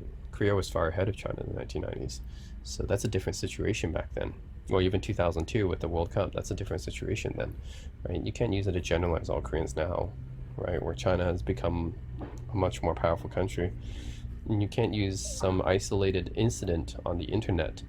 You can't use some posters on the internet to generalize all of Koreans too, right? There may be some Koreans, but I certainly, like most of them probably would not do that, right? So you can't just use that. So like, it's ridiculous, right? That's like me taking this, yeah, it's just like me taking this answer by Jack Ma and saying, oh, all Chinese people are like that, right? So I don't like how this answer is like, a lot of Chinese people are like this. But I've seen a lot, right, of answers like this online, where it's just a lot of BS talk about Korea, right, from Chinese people for no reason, no rationality whatsoever, right? Like I said, there's nothing, it's totally irrational to hate Korea for this. This is another question that was probably asked by Chinese. Why do Koreans like to claim other people's things as their own, just like they do with Chinese culture? See, that's again, a kind of a loaded question because I don't think Koreans do that. This is a rumor that was spread online by Chinese people like Jack Ma, and other Chinese people just blindly believe it without any kind of evidence, without talking to any Koreans, without going to their country, without asking people if it's true or not, right? And then this one is like, why Korean people nationalists while Chinese people are not? Again, stupid, right? The thing you'll notice is that, imagine if this was flipped the other way around. Imagine if this answer was made about China, right? And the guy was a Korean posting about this. Can you imagine? Can you imagine if this was flipped the other way around? This was a Korean author posting about this, about Chinese people. Man, yeah, I bet Chinese people would take this post and then use it to generalize all Koreans, right? And they would actually remember it in Chinese culture, right? Just that they remember it in the Chinese memory, right? And then they would use it forever and ever to blast Koreans. So that's what I bet what would happen, right? Imagine this is a Korean poster, this answer is about Chinese, then every Chinese people will basically know about this answer. They would spread it online and say that, oh yeah, all Koreans are like this, right? That's probably what they will say. And but you don't see that. You know why? Because there isn't that many Korean nationalists. It's one of those widespread exaggerations and rumors. Like Chinese people probably found 1 or 2 posters online, and then they just assumed that every Korean was like that, and it's like, oh, all Koreans are nationalist. They just completely generalize 50 million people by looking at a few posts online. And by the way, I'm pretty sure all these posts online are from like, probably, I'm guessing, the 2000s and 1990s, right? They took some posts that they found probably in the 2000s, like probably 15, 20 years ago, and they're using it to generalize all Koreans as nationalists, even today, right? So I'm guessing that they think, oh yeah, if I ask a Chinese person, why do you think Korean people are nationalists? They're going to be like, well, so and so posted about this, about all Chinese being descended from Koreans, and they're probably going to link me to a post that someone posted back in 2006 or something like that, right? Like, it's ridiculous. You're using something that happened like 15, 20 years ago, like that some Korean people posted online 15 or 20 years ago, and you're using it to generalize all Koreans now. Like, that's crazy, right? So yeah, I give some examples here. This is actually, if we go to this question, why Korea and China fighting over kimchi, I've already actually talked about this already, but let's go through in this video again. So you notice that in all these answers, it involves a Chinese person, right? A Chinese author. So in this case, Bill Lee, Chinese person, right? And in the comments, he's basically going to attack Korea, right? He says, the attitude of some Korean netizens. He says, racist remark like China always steals, uncivilized pigs. Again, I haven't seen any Koreans on Quora that says that. I have seen Chinese people who have said that about Korea, right? We've seen that already, but I've not seen any Koreans saying that about China. And it says Korean being the origin of China, Confucius being Korean, Chinese written letters of Korean heritage. I don't think I've met any Koreans that believe this. This is like, again, from 1 or 2 posts online that Koreans made probably, I'm guessing 15 to 20 years ago online, and then Chinese just spread it online, and then now they assume that every Korean believes this shit, right? It's totally untrue. Totally untrue. And you notice that he doesn't link any sources for that. Every Chinese I talk to, right, that believes this stuff, that Korea believes that, you know, they're the origin of Korea, Confucius is Korean, the stuff, they never have any sources to back this up. Like, show me the actual post where a Korean actually claimed this. Show me a post about it. Where's the source, right? And if there is a source, I bet it's a really old one from way back in the day when China was a lot more poorer, right? When Korean was a lot more like, economy was a lot more developed than China's. So yeah, I mean, modern day, I think you'll be hard pressed to find any Koreans that think like this, right? Even the last 10 years, right? Because I remember asking my Korean friend like back 8 years ago about this. Because some of my Chinese friends were like, yeah, I don't like Koreans because Koreans think that Confucius is Korean. And I'm like, well, let me ask my Korean friend about that. And he says, no, we don't study that. Like, we all study that Confucius is Chinese. We all know that in school, right? So it's clearly not true, right? Even back like 8 years ago, it wasn't true. So this is probably from something that happened more like 15, 20 years ago, right? And this Chinese people still believe it now because of all this stuff that's spread online about them, right? So yeah, that's and then this of course gets 150 upvotes, even though it's totally false, right? But it still gets 150 upvotes. So yeah, yeah. And then he says, I have not met any Chinese who seriously want to claim kimchi as a Chinese dish. Okay, and yet you make all these assumptions about Koreans. You know, like, I don't think that's fair, right? And this gets the most upvotes, of course, 150 upvotes, even though this assumption is totally false. He doesn't have any kind of sources to back that up. And yeah, he's just blindly posting about this stuff. That's another, again, slander towards Koreans. Yeah, and oh yeah, this is another question. What do you think, what Chinese think of the Korean national belief that China was never a country but only a landmass, while Korea was a country for thousands of years? Interesting. So Koreans believe this? I don't think I ever saw this. Let's look at the original answer here. It says the poster was John C. That's not a Korean. Not a Korean name. Let's see, and this was the link, right? So China, Korea was a historic. Okay, it says considering China as a continuous historic entity is problematic when it's properly considered a landmass that lived country over the years. In contrast, Korea was a continuous historic entity from early history. I think. Okay, so okay, I know what happened here. So some Chinese person saw this answer, and then they got really, of course, pissed off and sensitive about it. And then they asked, what do Chinese think of the Korean national belief that China's never a country but only a landmass? And Korea was a country for thousands of years. It's really not true. It's not really what this guy said here. First of all, this guy's not really Korean. John C. is not a Korean name. But even so, like, let's look at his answer here. This is not what that guy said. It's not what he said. So he says, considering China was as a continuous historic entity is problematic, and this is true. It's properly considered as a landmass that different countries ruled. And this is true because what's properly considered China could be considered mostly the middle of China, right? Probably around the Xi'an area, the Shanxi area. Like the middle of China is really the proper China, right? And now we look at how big China is. Well, the different parts of China has been ruled by different governments and different peoples, right? So this is actually true, right? So because the Qing dynasty was ruled by Manchus. The Yuan dynasty was ruled by Mongols, right?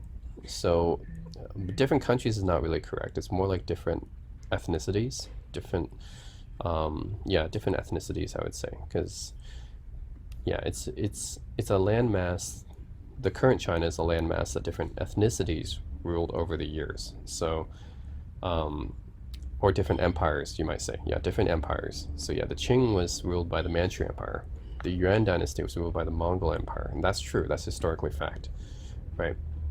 So I think that's what this guy means, is that China is like an entity that has changed over the years based on what kind of ethnicities and empires were actually ruling it, right? So the last time that Han Chinese actually ruled China was, well, I mean, prior to right now is the Ming Dynasty, right? So like the whole area and territory of China has changed throughout the years. So I think that's what this guy means here, right? Because right now you can consider like, oh, Manchuria, where I was born, was actually not part of China until the Qing Dynasty, right? Taiwan was not part of China until the Qing Dynasty, right? And now it's kind of separate. Tibet was not a part of China until the Qing Dynasty. So before the Qing Dynasty, none of that was part of China, actually. They were ruled by other empires. And then it says, in contrast, Korea was a continuous historic entity from early history. I'm not really sure if this is true or not.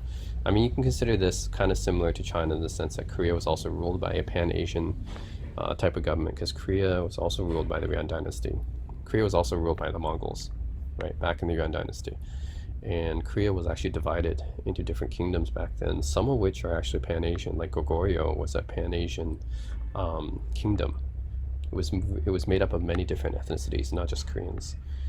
So I would say Korea was not a continuous historic entity until maybe it was Shilla.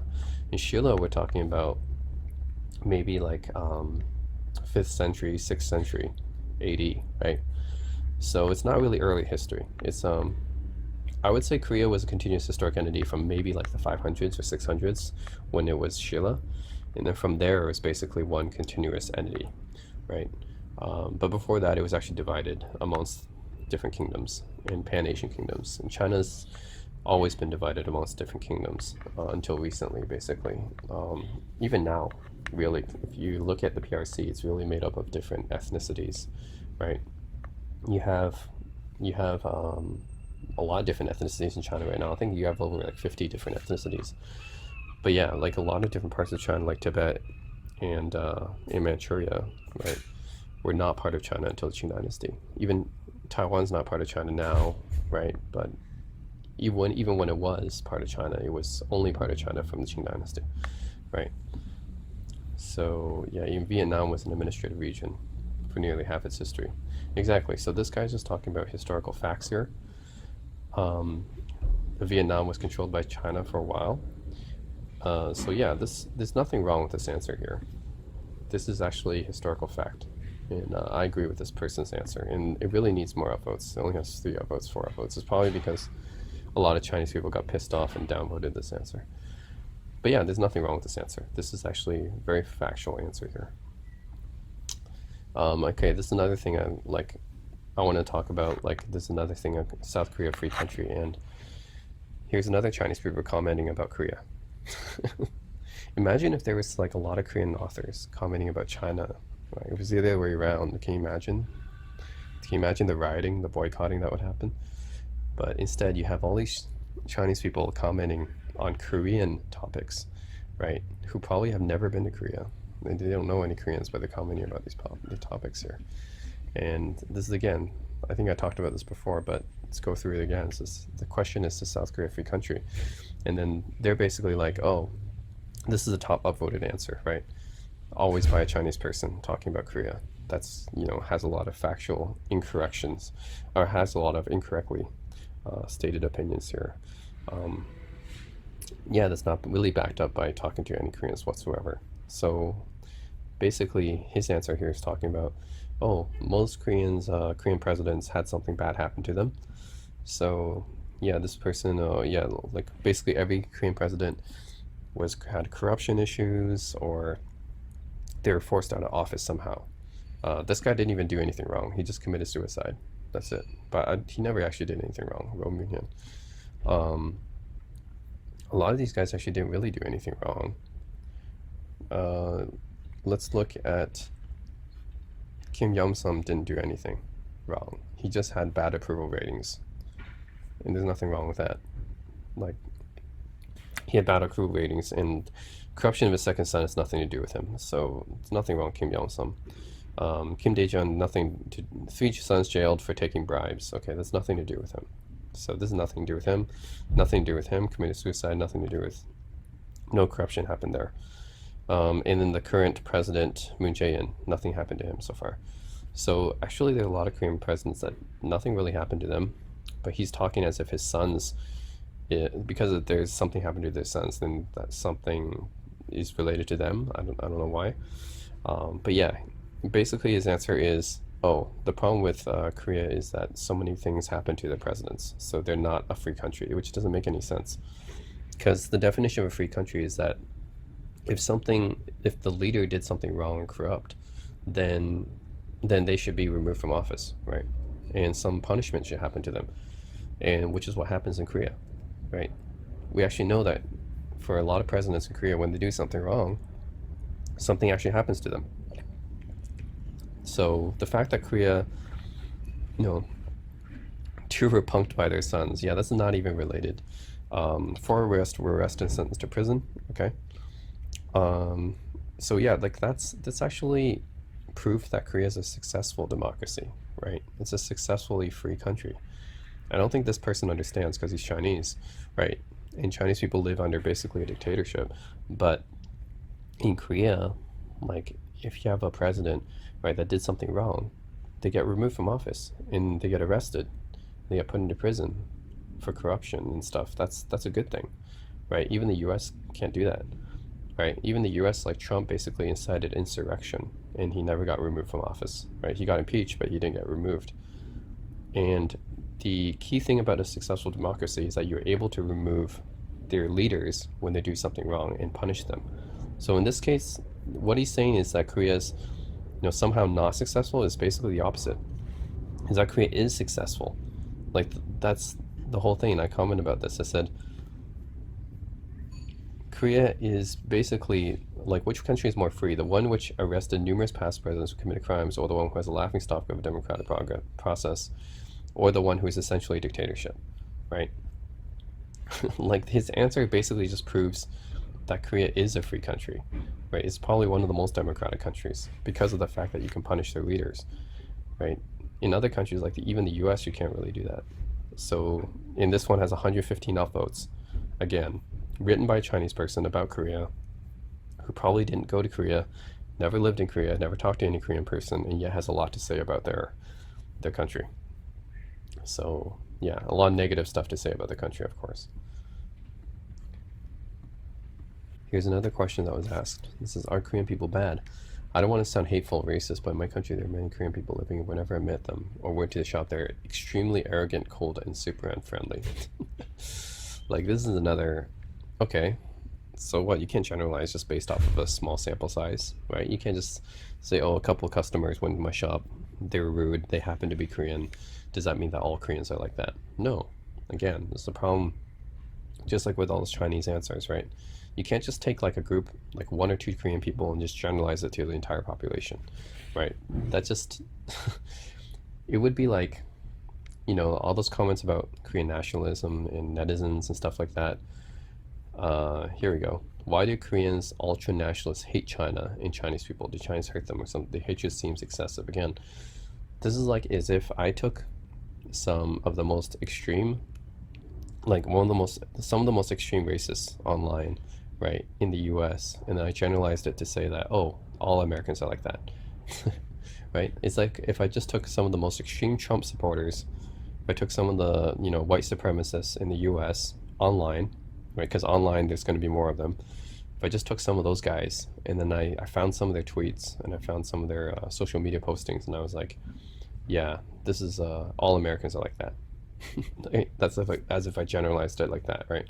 So you can't just take the far, like, ultra right wing, and pick a few people out of that country and just to generalize that their entire country is like that. You can't just do that, right? So there's another question that, again, assuming that all Koreans are nationalists, because they probably picked out some ultra right wing Korean nationalists that, or maybe just a few people, a handful of people online, and just generalized it. And probably, again, not even from recent days, probably from like years and years ago. So, I mean, here's what I even posted. This is some of the stuff I found from Chinese people, right? Not from Koreans, from Chinese people. Look at this, right? The Korean poet Yoon Dong-ju, and then like Chinese try to claim this person as theirs. And then the answer here is Korea's no culture. The culture is Chinese culture. South Korea is a U.S. colony. Koreans were servant of China. Chinese claim that samgyetang is theirs. Koreans claim that kimchi is theirs. Chinese people claim Goguryeo is part of China, which is basically part of modern day North Korea, right? They claim that that's actually part of China, because in Manchuria they claim as Goguryeo is basically this Pan-Asian country that existed way back thousands of years ago, that includes part of modern day Manchuria and part of modern day North Korea. But because it's part of Manchuria is, Manchuria is part of China now, but because Manchuria is part of China now, they claim that, oh, this entire ancient kingdom that included Manchuria way back thousands of years ago was actually part of China. Like, that's ridiculous. You can't claim that. I mean, there's actually proof, like China tried to invade Goguryeo, right? The Tang Dynasty actually had to team up with Shilla, we had another Korean kingdom, to successfully take over Goguryeo, to successfully defeat them, right? So you can't just say this revisionist history like, oh, Manchuria is part of China now. That means that it was part of China back then. No, it's not. It wasn't part of China back then. And that's why you had to invade this country, this kingdom, actually, I should say. Concept of a country is kind of weird, but let's say this is an ancient Korean kingdom, right? They had to invade this kingdom to get part of Manchuria, right? You can't just say that, go this revisionist history and claim that, oh, it's because it's part of China now, so that means it's part of China back then. No, it wasn't true.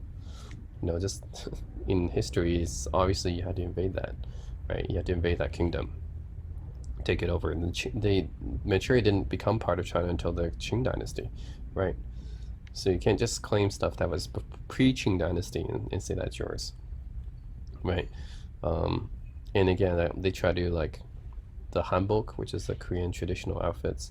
A lot of Chinese people try to claim that as theirs, as, oh, it's just hanfu or whatever. And this question here is loaded. Why do Koreans think that Confucius is Korean? So again, I mean, if any person knows that if you talk to any Koreans here, just talk to any Korean, they do not believe this, right? This is a rumor that was spread by Chinese people online, right? It was a rumor spread by Chinese people online, and then, as always, what happens is that Chinese people always take it out of context. They always find like the most extreme Koreans online, and then they use it and say, oh, hey, look, this is how all Koreans are like. All Koreans are super nationalists because they find some isolated posts online by some Korean nationalists. Like, they find like one or two Koreans online that posted about this, and they just claim that every Korean thinks like this, right? Maybe there was some Koreans that think that Confucius is Korean, but they were just like maybe the extreme nationalists. Again, maybe one or two people online. You can't just assume that every Korean thinks that, right? Just based off some people that posted online. It doesn't make sense. So obviously this is not true. If you just talk to any Korean, you'll know this is not true, right? So then this is another example I have. I talked to this girl on WeChat, right? Who I guess randomly added me, and then we talked about stuff, and then we eventually got to the topic of Korea and Japan because I lived in Korea before, and then she said, "Oh, I don't like Korea," and I was like, well, "Why don't you like Korea?" And then she says, "Oh, 918," and I was like, "What does 918 mean?" And she says, I said, if it's about the war, like if it's about World War II, then that's not Korea's fault. That's Japan, right? Japan actually, Korea was a Japanese colony at the time, so Japanese could actually forcibly conscript Koreans to fight in that war. It's not Koreans' fault. Koreans didn't have any say in that matter, or they were forced to. So that's not Koreans' fault, right? If they had to fight for Japan, they were a colony of Japan at the time. In fact, they fought for independence very hard, right? If you look at Korean history, of course, the 1919 independence movement in Korea, right? They Koreans really didn't like Japan colonizing their country. They fought hard for their independence, and they didn't get it until 1945. So, I mean, and of course, Japan did horrible things to Korea during that time, right? A lot of like comfort women or sex slaves basically were from Korea. So the fact that Chinese people think that Koreans willingly killed Chinese is totally false. No, Koreans didn't want anything to do with that. It's just they were forced to because they were part of the Japanese Empire at the time. And then she said, she didn't want to explain it to me. She says, "Oh, we can't be friends anymore." Like, imagine, like, how petty do you have to be, right? First of all, how petty do you have to be to hate on Korea for something that happened 20, 30 years ago, for isolated incidents, like one or two people, and then from a couple people on the internet? How petty do you have to be, right? And then, of course, how petty do you have to be to not want to be friends, like defriend me and block me because of me trying to stick up for Koreans, right? The saying that they didn't actually have any say in the war, which is true, right? Like, just try to be a little bit more open-minded, right? And she just says, "Oh, go look at the news," and then she blocked me after that. Like, it's so petty, right? Like, I haven't met any Korean person like this, and I know a lot of Koreans. I've never met a Korean that's like, "Oh, if you don't think that," um, by the way, like, everyone knows that Chinese people helped out North Korea in the Korean War, right? Chinese people helped out North Korea in the Korean War, but I've never met any Korean person that was like, "Oh, if you don't, if you don't believe that Chinese people hurt Korea during the Korean War, then we can't be friends anymore." Like, I've never met any Chinese person like that, right?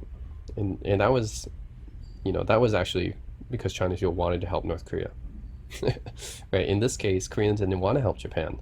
They didn't want to. So, like, what's wrong with me saying that Koreans, you shouldn't be hating Korea because they had no choice, right? And then she's just like, "Oh, we can't be friends anymore." I can't handle the fact that like, I'm so close-minded, I'm so narrow-minded that I can't even fathom the fact that Korea could possibly, you know, be even a little bit uninvolved in this, right? I can't even accept the possibility that Koreans did not do this out of their free will. Like, how narrow-minded do you have to be, right? To defriend someone, block someone just because of that, just because I want to be a little bit more open-minded, right? And here's more proof, right? So Asian Boss, which is this YouTube channel, they do a lot of interviews against different Asians, right? So they interviewed Chinese people what they think about Korea, then they interviewed Korean people what they think about China. These are just random people on the street. Sounds fair, right? And then if you look at the Korean video, I mean, if you look at the Chinese video about what they think about Korea, you have just like random, one Chinese girl in there who just hates Korea for no reason. Like, just if you view this video online, I'm not gonna play it because of copyright, but if you look up this video online about what Chinese people think about Korea, there's just Chinese people there just randomly hating Korea for no reason, right? And this goes back to what I'm seeing online here, right? You just see a lot of Chinese people posting about Korea, about in the Korea topic, basically negative things about Korea, without ever having without ever knowing any Korean person. Like you just see all these Chinese authors, right, posting about Korea as if they know everything about Korea when they've never actually talked to any normal people, right, in Korea. They never actually talked to normal people. So, oh yeah, what about the Bill Lee one, right? So this guy, right? Remember, I talked about how this guy, right, who posted about the kimchi stuff. This guy asked him, "So do you know any Koreans? Like, have you ever talked to any Koreans that claim this stuff?" And he's like, "No." He basically admitted that he didn't know any Koreans that claimed this stuff. So he's basically just slandering Koreans here with false information, right? Like he didn't know any Koreans that claimed this stuff. This guy didn't never talk to any ordinary people, right? And then you just have random Chinese people that think they know a lot about Korea, that they never been to Korea, they never talked to any Koreans, right? They like to claim that Koreans think that Confucius is Korean. They like to claim that Koreans are super nationalistic, but they never heard from any Korean. So they just assume this stuff and they post these bullshit answers online, which get a lot of upvotes, which is stupid, right? Like it's crazy how many upvotes these answers get. This should not have like 27 upvotes. It's ridiculous. In fact, this should be reported to Quora. This one should actually be reported to Quora, removed, right? Because imagine if a Korean person or a Western person, God forbid, made this kind of answer about Chinese people, this kind of generalization about Chinese people. Like this answer would have been removed from Quora by Quora moderation a long time ago, right? But yeah, here it's like, I mean, just yeah, if you look at the video, go through the video, yeah, there's a Chinese girl who just hates Korea for no reason, and that's what I've been seeing online. I've just been seeing like a lot of Chinese hating on Korea for no reason. They're just basically pointing to stuff that they found online, rumors, basically stuff with no evidence, and they're using that as the reason why they hate Korea. It's like, hey, look at what this Korean nationalist said online, like 15 years ago. Yeah, that's why I don't like Korea. It's ridiculous. Talk to some Koreans. Go to Korea. Like, find some evidence. You know, like, don't just assume stuff about them. And if you look at this video, what Koreans think about China, I don't hear anyone saying that they hate China. And that's been my experience living in Korea too. When I lived in Korea, and I would go back every year, right? Of course, for the last, I went back to Korea every year except for the last year because of COVID. But every time I go back, I go to language exchange meetups, and I've never heard any Koreans say anything bad about Chinese. Like, I've met a lot of Koreans who are learning Chinese, but I've never heard any Koreans say, you know, who just outright hate China for no reason. The way that Chinese people hate Koreans for no reason, right? And I even met Koreans actually in the language exchange meetup who told me they studied overseas in China, and they asked me like, why do all the Chinese people ask me why do all the Chinese people ask me if I think Confucius is Korean? And I'm like, because they probably believe a lot of false rumors online, right? So it's just like, I made a lot of Koreans, you know, when I was living in Korea, that, you know, they like China. They go to China to study. They go to Shanghai. You know, they want to do business there. They study Chinese. They want to do business, and I just never heard the other way around. The other way around seems to be all hatred for no reason. It's stupid, right? So yeah, this whole Koreans are super nationalistic rumor is just, yeah, it's crazy how many Chinese just blindly believe that. And yeah, you'll find like, just talk to the normal Korean on the street. Like, really, I hope Asian Boss, if they're still around, or maybe I should do this, but someone should just make a video talking to random Koreans on the street and asking them if they believe that Confucius is Korean or not. And finally, like, post it online in some Chinese website. And finally get rid of this stupid rumor, right? It's like unbelievable that you still have so many Chinese people believing this false rumor. Like, that's ridiculous. Even all these years later, Chinese people still believe that. Someone should just make a video online interviewing Koreans on the street about it and just posting it on a Chinese website. Like, it's just, oh yeah, And about this whole like Korean people are nationalists while Chinese people are not. Look at this. Um, Chinese social media users killed a cartoon for disrespecting China. That's a South Korean cartoon. How about all the brands that China boycotted? Adidas, Burberry, Calvin Klein, Converse. There's basically a lot of foreign brands related to the Xinjiang cotton stuff, right? Yeah, I guess Chinese are not nationalistic at all, right? Yeah, there's no way Chinese nationalistic. South Park got rid of that. My Little Pony, Dangerous for Kids. Um, Look at this. It says anything which doesn't openly praise the party can be taken to mean different things. You cannot undermine the glory of the party.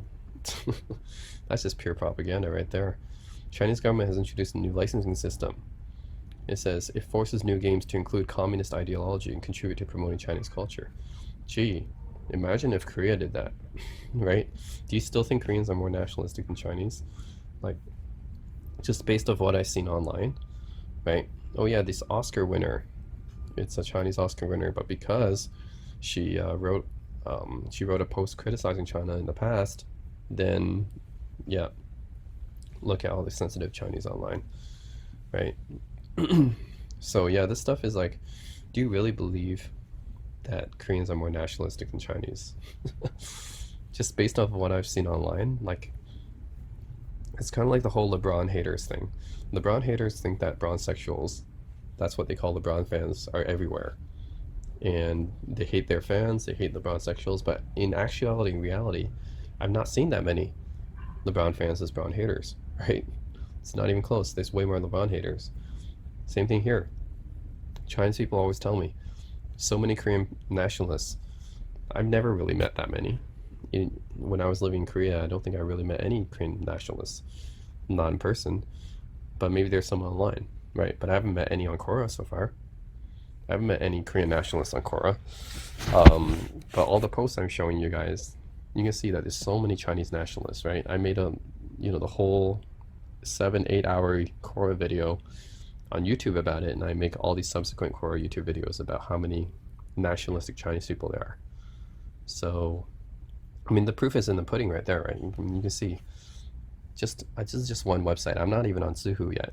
I'm pretty sure if I go to Zhihu, which is the Chinese version of Quora, then it's going to be even more because Quora is actually banned from China, right? They have to use a VPN to use this. So this is all the guys that have to use VPNs, right? So just imagine if I went on Zhihu, how many nationalists there would be.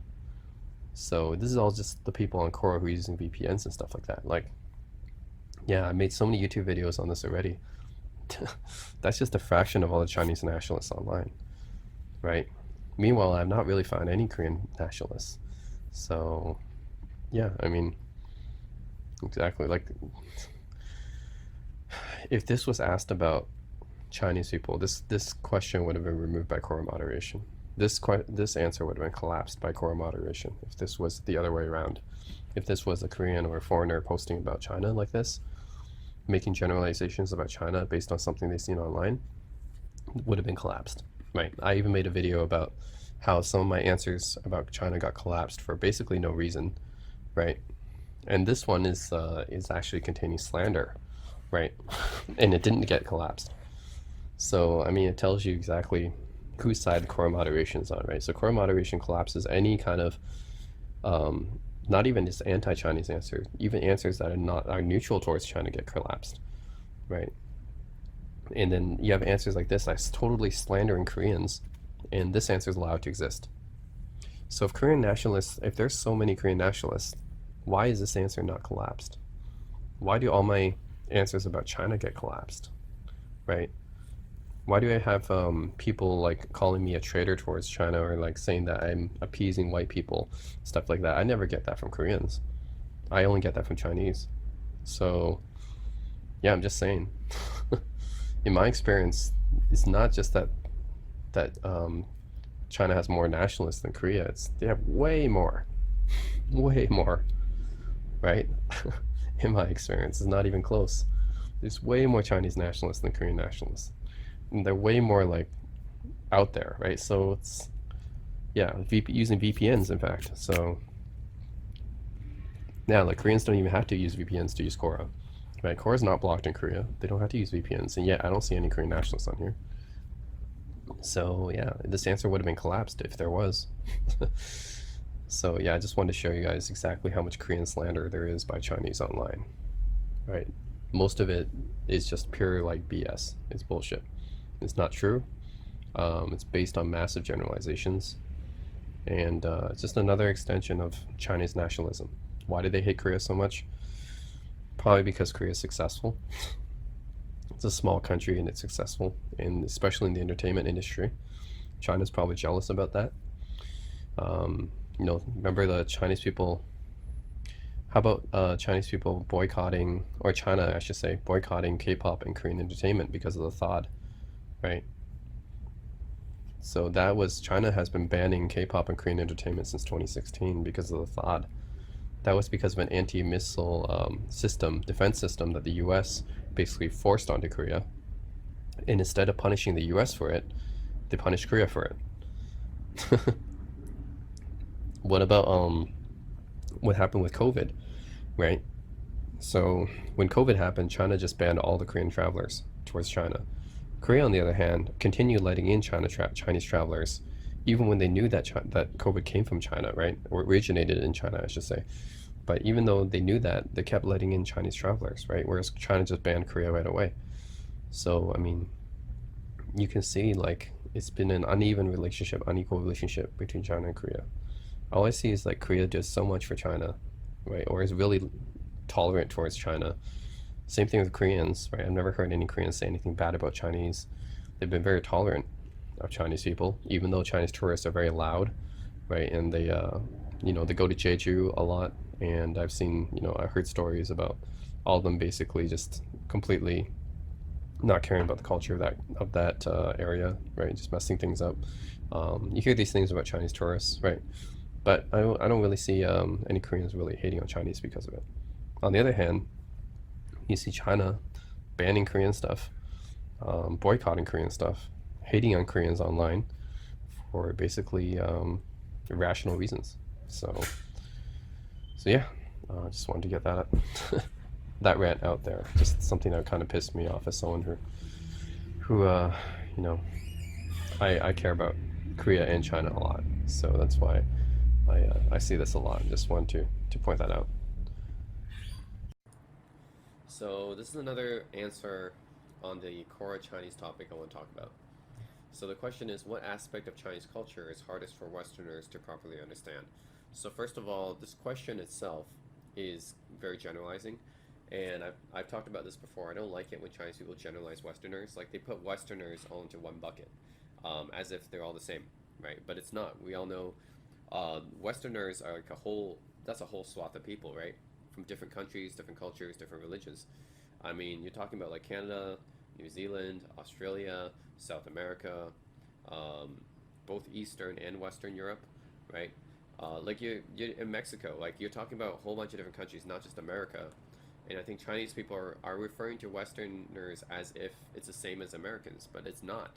We're very different, right? And I already told Chinese people like we're very different from America, right? America's kind of like an exception. It's like they're they're a democracy, but not a true democracy, right? They don't even elect by popular vote. They elect by the electoral college, which is kind of like a representative democracy. It's kind of like it's a different way of doing things, and they're just a very different society. I mean, obviously, guns are very popular there. So gun control is very lax in America compared to other countries, other Western countries. So when Chinese people want to talk about all these mass shootings and chaos and stuff, that's only in America. It doesn't really happen in other Western countries, right? If you want to talk about guys like Donald Trump becoming president, that's only in America. That wouldn't happen in other Western countries, right? Because in America, anyone can run for president, and it's based on electoral college, right? Other Western countries, you have to be a political leader of your party for many, many years, and then maybe you can get elected. But even then, it's based on the party, not on the person, right? So, like in Canada, the prime minister, Justin Trudeau, just happens to be the prime minister of the Liberal Party, but it could be someone else, and we wouldn't really care. So it doesn't depend on in other countries like Canada. It doesn't depend on who is president. It's more on which party is in control.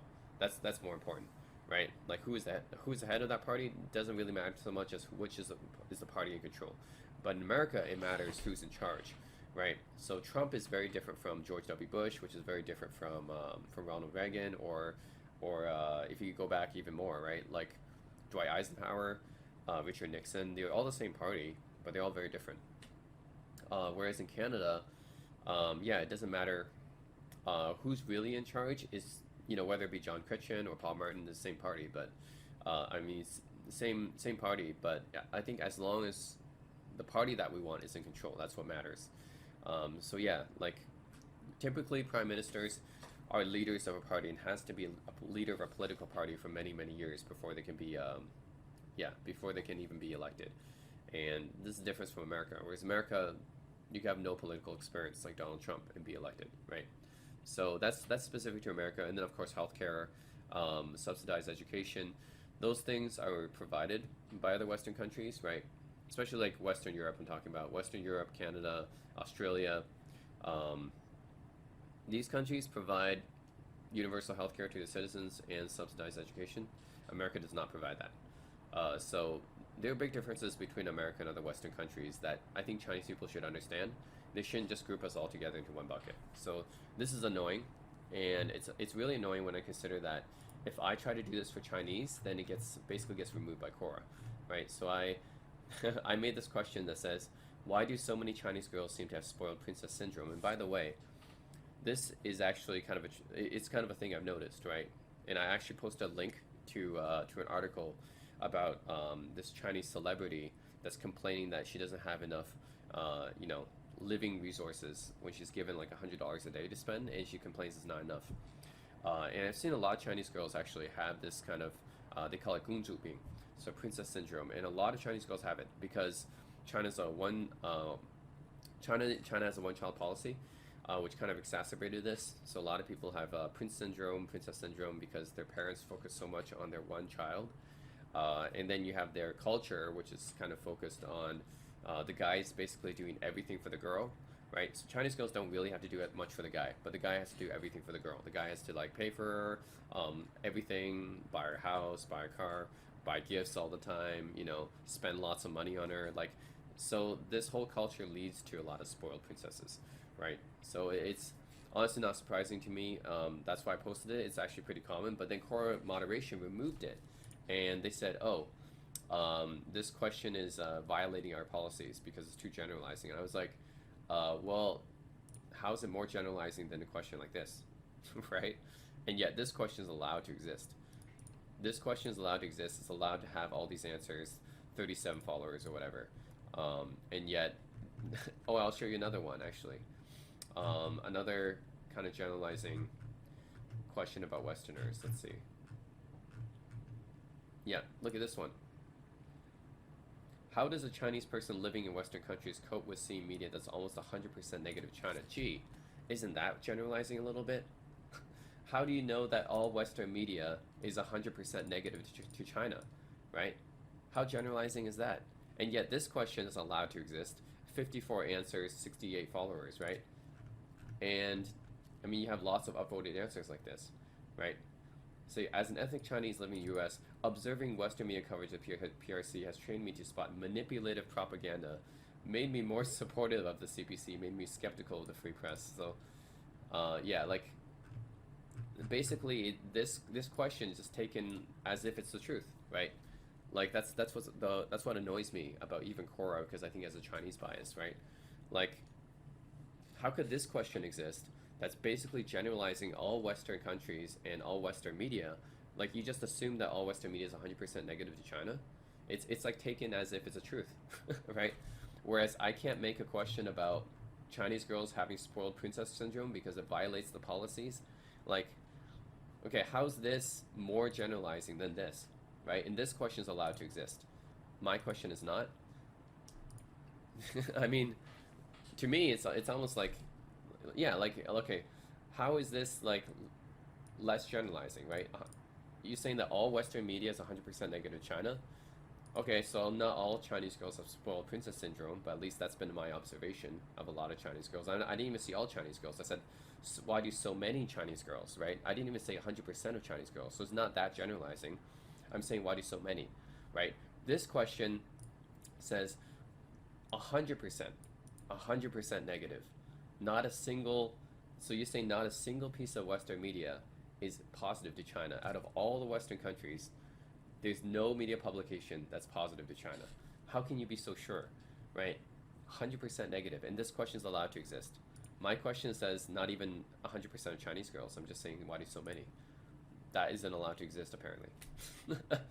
So weird, right? Core moderation removes my post, allows this one to exist, and then allows this question to exist. Anyways, that's my gripe with the question itself. What about the answer? So this guy here, look at his answer. He says, the aspect of Chinese culture Westerners never understand. Again, this question is going to be very generalizing towards us Westerners, because that's what Chinese people do. Westerners never understand our total lack of religiosity. He says, our lack of interest in the underlying concepts behind religion. Religion is born of two main motivations: need to understand the world and our place in it, need to feel morally superior to people not of your religion. So this is I think this answer is a very bad answer, because first of all, Chinese people are religious. Like, what's he talking about, right? And what's he talking about? Chinese people aren't religious. Our lack of interest in the underlying concepts behind religion, the need to understand the world and our place in it. Yes, Chinese people do have that. It's called Buddhism, Taoism, Confucianism, right? Chinese people do have religions. I mean, okay, Taoism and Confucianism are more like philosophies. But anyways, Buddhism definitely is a religion, and we definitely know that Chinese was Buddhist before, right? Just look at all the Shaolin temples, all the Buddhist temples in China, right? Like clearly Chinese people were religious at least at some point in their history, right? Maybe they're not as religious now because of the Communist Party, and communism kind of erased a lot of religion in China. But before, ancient China definitely was very religious, right? Like it's almost a society driven totally by Confucianism. Taoism had a major influence on Chinese culture and history, and yeah, Buddhism was very big in China. I mean, that's why you have monks in China, right? So, and there's a lot of monks in China even to this day. I mean, you can't just pretend that's not there. I mean, if you go to China, you see all these Buddhist temples, all these monks and stuff. That's there. You can't say that Chinese lack interest in the underlying concepts behind religion and the need to understand the world and our place in it when those things exist, right? You can't pretend that Chinese were never Buddhist, right? That obviously happened. And the need to feel superior to people know you. That's the other problem with this answer, is that it's generalizing religion to mean Christianity, right? That's basically what it's saying. It's talking about specifically Christianity. And look at this picture here. It's Christianity, right? So this answer is not a good answer, and yet it gets 637 upvotes. What the hell? It's the terrible answer, right? Because it's generalizing religion to be Christianity, which not all religions are Christianity or Islam or any kind of or Judaism, right? This question is specifically talking about monotheistic religions that are Abrahamic religions, right? They're talking about Judaism, Islam, and Christianity, okay? So there's other religions in the world. There's like Hinduism, right? There's Buddhism, which I already talked about. There's other religions, right? So why is this answer saying that it's basically generalizing all religions to be Christianity, basically, which is dumb. It's not the proper answer, right? If you want to say Christianity, you say Christianity. Don't say religion. Like it's dumb. Like, and they say, yeah, Chinese doesn't care about any of that stuff. All we care about is eating well, sleeping well, being well. That's all there is to it. We're simple people, right? This is totally bullshit, right? It's not true. It's not true. Chinese are super superstitious. Okay, one thing about Chinese people, they're really superstitious, right? So they have all these superstitions, like feng shui would be a good example. How about tai chi, right? That'd be another example. So Chinese people are really superstitious. I guess you could also say traditional Chinese medicine has an element of superstition to it as well, right? I mean, they have stuff like tiger penises and stuff like that, like these kind of esoteric things, and then they put like they have these big jars of alcohol and they put like a snake or something in it, or they put like a scorpion, and then they say, oh yeah, the venom is going to help, right? They have all these superstitions. Actually, Chinese people have a lot of superstitions. Okay, they're very superstitious people, and yet, how can you say that this answer, like, oh, we all we care about is eating and sleeping and stuff like that? No, no. Chinese history, like, there's so many superstitions and so much religion in China, right? Like, well, this answer is totally built like BS. It's bullshit. So this is how we Chinese find fulfillment in life. How about the time I went with a Chinese person and then we both went to a Chinese temple and we kind of prayed together to Guanyin? Is that fake? Is that not a real Chinese person I went with? Like, because I'm pretty sure I did that with a Chinese friend. Okay, there. I did a Google search for you guys. Yeah, Chinese praying at the temple. Look at this. Look at all the Chinese praying at the temple. Hmm. So is Chinese not religious? All they do is eat and sleep, huh? Okay, what's all this then? Right? Like this, are these all fake pictures? Are they not real? Did I not pray at a Chinese temple with my friend? I mean, did that not happen? I mean, this is BS, okay? This is not Chinese people. Yes, they of course they eat and sleep like everyone else, but you can't just say that's all they do, right? When they do, obviously they do religious stuff like this, right? You can't just say Chinese are not religious. They do religious stuff like this and say this is how we Chinese find people. No, that's BS, okay? And then it says, and he talks about Chinese the concept of Junzi versus Xiaoren. Okay, think like Keanu Reeves, think Donald Trump but without money. Well, actually, you know the interesting thing is China's materialistic culture right now is all about showing off wealth, just like Donald Trump, right? I mean, it's true. If you go to China, and especially like the bigger cities like Beijing and Shanghai, and then you walk around and you talk to people, and what you get a sense of is a lot of people, like, I mean, this is Chinese culture now, is that people in China now are judged by how much money they make, about what they own, right, and what they show off. So, I mean, that's true. I've I've experienced it myself. So, uh, this is definitely not true either. I mean, yes, I would like to think that all Chinese people are like Keanu Reeves, but it's not true. And the truth is, a lot of Chinese people are like Donald Trump. They like to show off their wealth. They like to show off their Louis Vuitton bags. They like to show off their Mercedes Benz. They like to brag about how much money they're making, like what they're investing in. Um, they love to talk about money. They love to talk about making money. They love to talk about spending money. So that's Chinese people right now. That's their materialistic culture right now. So this is all bullshit too, because I would love for Chinese people to be more like Keanu Reeves, but the problem is a lot of Chinese people right now are like Donald Trump. They like to show off their money and wealth. I mean that's modern Chinese society right now. Like, a lot of my relatives are like that. So this is also BS. Okay, that's not true. um, yeah, it says we Chinese found loud marketing and self promotion to be anthem to our ideals. The ideal being that you make a great product at such a low price. Well, it depends, right? It can you can Chinese people can make, you know, cheaper products that are also good quality, but they also make cheap products that are not good quality too. So that really depends. And then quite hardworking Chinese engineer.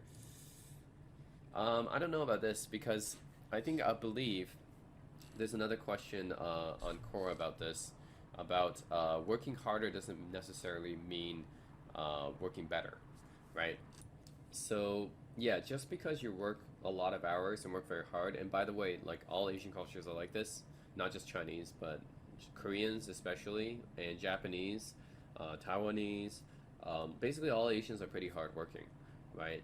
But just because you work a lot of hours doesn't necessarily mean you're more productive. And studies have shown that once you're past something like, I think the 40-hour work week is something that's like scientifically backed, right? Once you work more than 40 hours, your productivity kind of diminishes. So you get diminishing returns the more you work during a week, and that's related to exhaustion, right? So once you get like your brain gets more mentally fatigued and exhausted, you're not as productive anymore. So you know, just because Chinese people or other Asian people they work a lot of hours a week doesn't necessarily mean that they're more productive than say Americans are, right? And Americans are actually quite hardworking as well. Actually, they're quite productive for for how many hours they work. Sure, Americans don't work as much as Asians do, but for the hours that they work, I think studies have shown that they're just as productive as a Chinese person working more hours, right? So that's the thing that Chinese people don't understand. They just think, yeah, we work more hours. It doesn't mean that you're being more productive, right? Because you could be less productive working, more hours. So yeah, just because you're working more hours doesn't mean that you're more productive or making a better product. So then he says, in the modern world, Sinosphere cultures are the only ones that have never been dominated by a major metaphysical religion.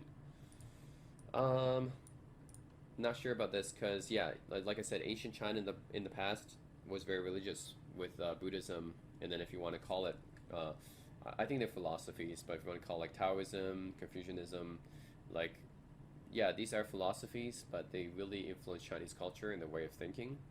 And then you have like books like the Tao Te Ching, right, the I Ching, the Zhuangzi, the Analects of Confucius. Like these books are basically religious texts, and they're very influential. So this guy doesn't know what he's talking about, or he's being very ignorant. Japanese was also very influenced by Buddhism. Korea was very influenced by Buddhism, and now modern day Korea is very influenced by Christianity as well. So all these religions were, all these cultures were actually historically very influenced by religion. So this guy doesn't know what he's talking about. He says the major appeals of religion were satisfied by secular philosophies. Is he talking about? If he's talking about Confucianism and Taoism, sure, I guess I understand that, but Buddhism is a religion, I'm pretty sure. So I don't know what he's saying about Chinese people are not religious. They clearly are, right? Yeah, look at this comment here. Love the salty comments under because we refuse to bow down to their fairy tales. Who's there? Are you talking about Westerners? Like, this is a very condescending comment, right? Because if you're talking about their, you're referring to all Westerners as, again, the same people. And then fairy tales, I mean, I'm not religious, I'm not Christian or anything, and, I think it is kind of silly, but fairy tales, I mean, come on, that's so condescending, right? And then it says, I want to add one more. Is not well liked for reeks of fanaticism and insanity. Okay. Like I said, Buddhism is a religion. And ancient China, um, yeah, ancient Chinese people were very influenced by Buddhism. And I put this in my answer to this guy here, my comment. And then this is the author of the topic here, of the answer. He says, salt is now the major export of the Western world. Okay, so if we actually comment under this ridiculous comment here, this ridiculous generalizing, condescending comment, and we disagree with it, then we're being salty? No, how about it's about being logical? Okay? Your comment is obviously very generalizing and condescending. I'm just trying to make a logical answer to this. And you're saying now, all the commenters, salty comments. All the commenters are now being salty about what? Salty about what? Like, I guess this guy's he's assuming so many things, okay? So, first of all, he's assuming that all Westerners are religious, all Westerners believe in Christianity, and, and that they're all fairy tales, and that they're all insane and fanatics, and that if they comment under this and disagree with them, then they're salty about it. They're salty about what? I'm guessing about China being a rising economic power. Why would we be salty about that with regards to this answer?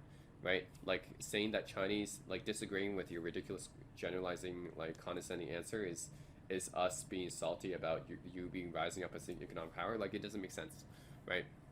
I'm just saying the truth here. Logically, ancient China was religious, right? Modern day China, not so much because of communism, but ancient China was definitely religious. You can't just say that Chinese people have never been religious. That's not true, right? It's just this is a bad answer. And you can't say that other Asian countries are not religious. That's not true either. All those countries were influenced by Buddhism. Korea is pretty Christian, right? But also Buddhist as well. So you can't say that, right? Like this is freaking. These are all generalizing comments. In the West, God gave us the food and devil gave us the salt. Okay.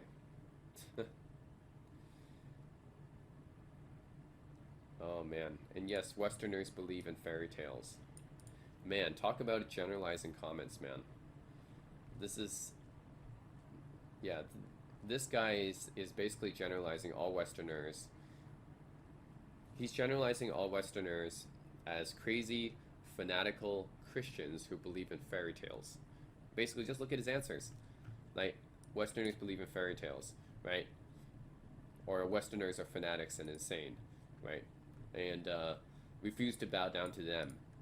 Why? Who's bowing down? By the way, are we forcing Chinese to bow down to something, to Christian? Are we forcing Chinese to be Christian? I don't understand what's being what's being implied here. We refuse to bow down to their fairy tales. Like, is someone forcing Christianity onto China? I don't understand. Like, why? What? I don't get it. Bow down to what? No one's forcing you to bow down to anything. And not all religions are fairy tales, okay? Like, this is stupid. Like, it's so condescending. And not all Westerners are Christians. Like, this is the kind of comments I see from Chinese, right? And so I have to call it out. On Quora, this is what I see from Chinese people. And Chinese people want to say that, oh, all Westerners are generalizing of Chinese and they don't understand China, they're brainwashed to hate China or whatever. Come on. Like, this is the kind of stuff you're posting. Like, maybe you're the one that's being ignorant, okay? Maybe you're the one who maybe should be a little bit more open-minded and think that maybe not all Westerners are the same, okay? Like, maybe you shouldn't group people into like one bucket like that, but this is what Chinese people are doing now. It's really annoying me and it's bothering me. I'm not saying that I'm not taking a side here. I'm not saying that America's perfect. I'm not saying that all Western countries are perfect, but you're generalizing a whole swath of people here, and you're doing this at the same time you're accusing Americans, you're accusing Westerners of doing this or that, and then you're doing the same thing. So you're being hypocrites, right? So, like, first you say that Western media is brainwashed to hate China, then you say that people are generalizing Chinese. Well, look at this, right? How is this not generalizing? And it's even worse because at least China is one country, and I can say that you could generalize China to some degree because I get it. China's a big country, a lot of it different ethnicities, but they're at least ruled by one party who has maybe 80-90% approval of Xi Jinping, right? They have like 80-90% approval of Xi Jinping, and they're ruled by one party who have indoctrinated them. So to say that all Chinese are like this or that is, it's generalizing, but it's not as bad as generalizing an entire swath of people under dozens of countries, dozens of cultures, dozens of governments. Like, that's way worse, right? Like, me saying all Chinese are like this. Well, at least all Chinese are controlled by one party who have utter control of the media and and all the information in that country, right? Whereas if you're saying that all Westerners are like this, then you're saying that all these different countries, all these different people with all the different governments, all different cultures, all different ethnicities and stuff, yeah, they all believe the same thing. Like, that doesn't make any sense, right? That makes way less sense than me, like, generalizing Chinese people. So anyways, I'm just really pissed off about this and annoyed. So that's why I make a video about this. But yeah, this Chinese people got to stop this, man. Stop making these answers like this, like doing an us versus them kind of thing, right? They're always doing the us versus them. It's China versus the West, right? And they always generalize the West, like democracy is the U.S. and Westerners are Christian, and like they generalize this so much, right? And because they think that all Western countries are like the U.S., they think that all Westerners must be like Americans, or all Western countries must be like America with all the gun shootings, mass shootings, and violence, and chaotic stuff, and Donald Trump, guys like that getting elected. No, that's only America, right? You can't generalize all Western countries to be like that. And they take that, so yeah, America has Donald Trump. Yeah, America has all this chaos and protests and stuff like that, and gun shootings and stuff like that. Yeah, that's democracy. That's a failure of democracy. And it's like, no, America's not even a real democracy. They don't even elect by popular vote. There's so many things they do differently from other Western democracies. Like, how could you say that democracy is a failure just based on one country, right? When there's so many other countries that are democratic. Oh, South Korea is another example. This comment here says, one of the more intelligent comments I found on Quora. No, man, this is one of the worst answers I've seen on Quora, and I've seen a lot of bad answers by Chinese people because they generalize so much. But this one's particularly bad because they assume that all Westerners are Christian. So that's pretty bad, and the answer is not even correct, right? It's saying that Chinese people are not religious, which is not true. And then this guy, you see a lot of actually Westerners or guys with Western names, kind of English names, kind of backing up these Chinese answers, and they get a lot of upvotes. And this answer got a lot of upvotes too, like 600 something upvotes. And you see this a lot because, like I said, there's a lot of Chinese bots, a lot of Chinese people using VPNs and stuff going on Western social media to upvote these answers. So that's why a lot of Western social media right now is kind of taken over by Chinese. It's like skewed, right? To Chinese, pro-Chinese answers, anti-Western answers, anti-American answers, right? So that's why you saw all these questions being asked, generalizing Westerners, generalizing Americans, and they're allowed to exist. Whereas if you ever generalize a Chinese person, God forbid, Chinese girls having princess syndrome, you're not allowed to post about that, right? Yeah, that's too generalizing. But you're allowed to generalize Westerners, you're allowed to generalize Americans, even though that's a whole swath of different people and ethnicities who are all very independent, right? All under different governments. You're allowed to do that. But oh no, saying that so many Chinese girls have princess syndrome, not even 100%. So many girls have so many Chinese girls have princess syndrome. You're not allowed to post that. See, just goes to show, right, that it's being skewed to pro-Chinese, anti-Western, anti-American answers, right? It's just like this one. So yeah, this one's basically backing up. It's like, yeah, Xiaomi's so great. Great product. It's so much better than Apple. Yeah, Apple's just shit and stuff like that. Well, I agree. Apple is overpriced, right? But having an answer like this, just praising, praising China, praising Chinese products and stuff like that, getting the most upvotes is basically what you'll see on Quora, right? You basically all these pro-Chinese comments, pro-Chinese answers get the most upvotes, and that's not fair. It's skewed, right? That's what I don't like. It's pro-Chinese biased. And now let's go back to what I said about Chinese people thinking that democracy is a failure. First of all, they look at the U.S. as basically democracy, right? So they equate the U.S. to democracy, and then whatever the U.S. does that's chaotic and messy, like they did with all the protests, the gun shootings, mass violence, Donald Trump, right? All this stuff, they see that as a failure of democracy because they see the U.S. as democracy, which like I said, it's not, right? The U.S. is kind of an anomaly. So it's not really a democracy, not like a true democracy or anything, and they don't look at other Western countries. They only look at the U.S. and say, yeah, the U.S. You see what's going on there, like all the chaos and riots and stuff like that. Yeah, that's why democracy is a failure. So they don't look at other Western countries. Like Canada's relatively peaceful, but if you look at other Western Europe countries, right, like Switzerland would be a good example, right? Totally peaceful country, right? And they're a democracy, and Chinese people never talk about that. Or Norway, let's look at Norway or Finland or Sweden, right? Those are really nice. Denmark, right? Those are all really nice countries that are democracies, but Chinese people never talk about it. They don't talk about it because those countries are good, right? So if they saw those countries like, yeah, those are democracies too, and then they wouldn't have anything bad to say about democracy, but you can't have that, right? You got to have something bad to say about democracy because, we got to support Chinese Communist Party, right? You got to support communism, right? So who do they look at? They look at the U.S., right? Because they're like, yeah, the U.S. has all these failures and stuff like that. Yeah, their society's breaking down, so let's make fun of them, right? Of course, they're not going to make fun of Denmark or Norway and stuff. Yep. So first of all, let's go back to Korea and Japan because Korea and Japan are democracies, but for Chinese people, they're not really democracies. So look at this guy, right? This is a Chinese commenter here. Japan is not a democracy. It is a more strict version of China's one-party state, but adapted to a smaller island population. So first of all, Chinese don't even think that Japan is a democracy. They think it's a dictatorship, basically.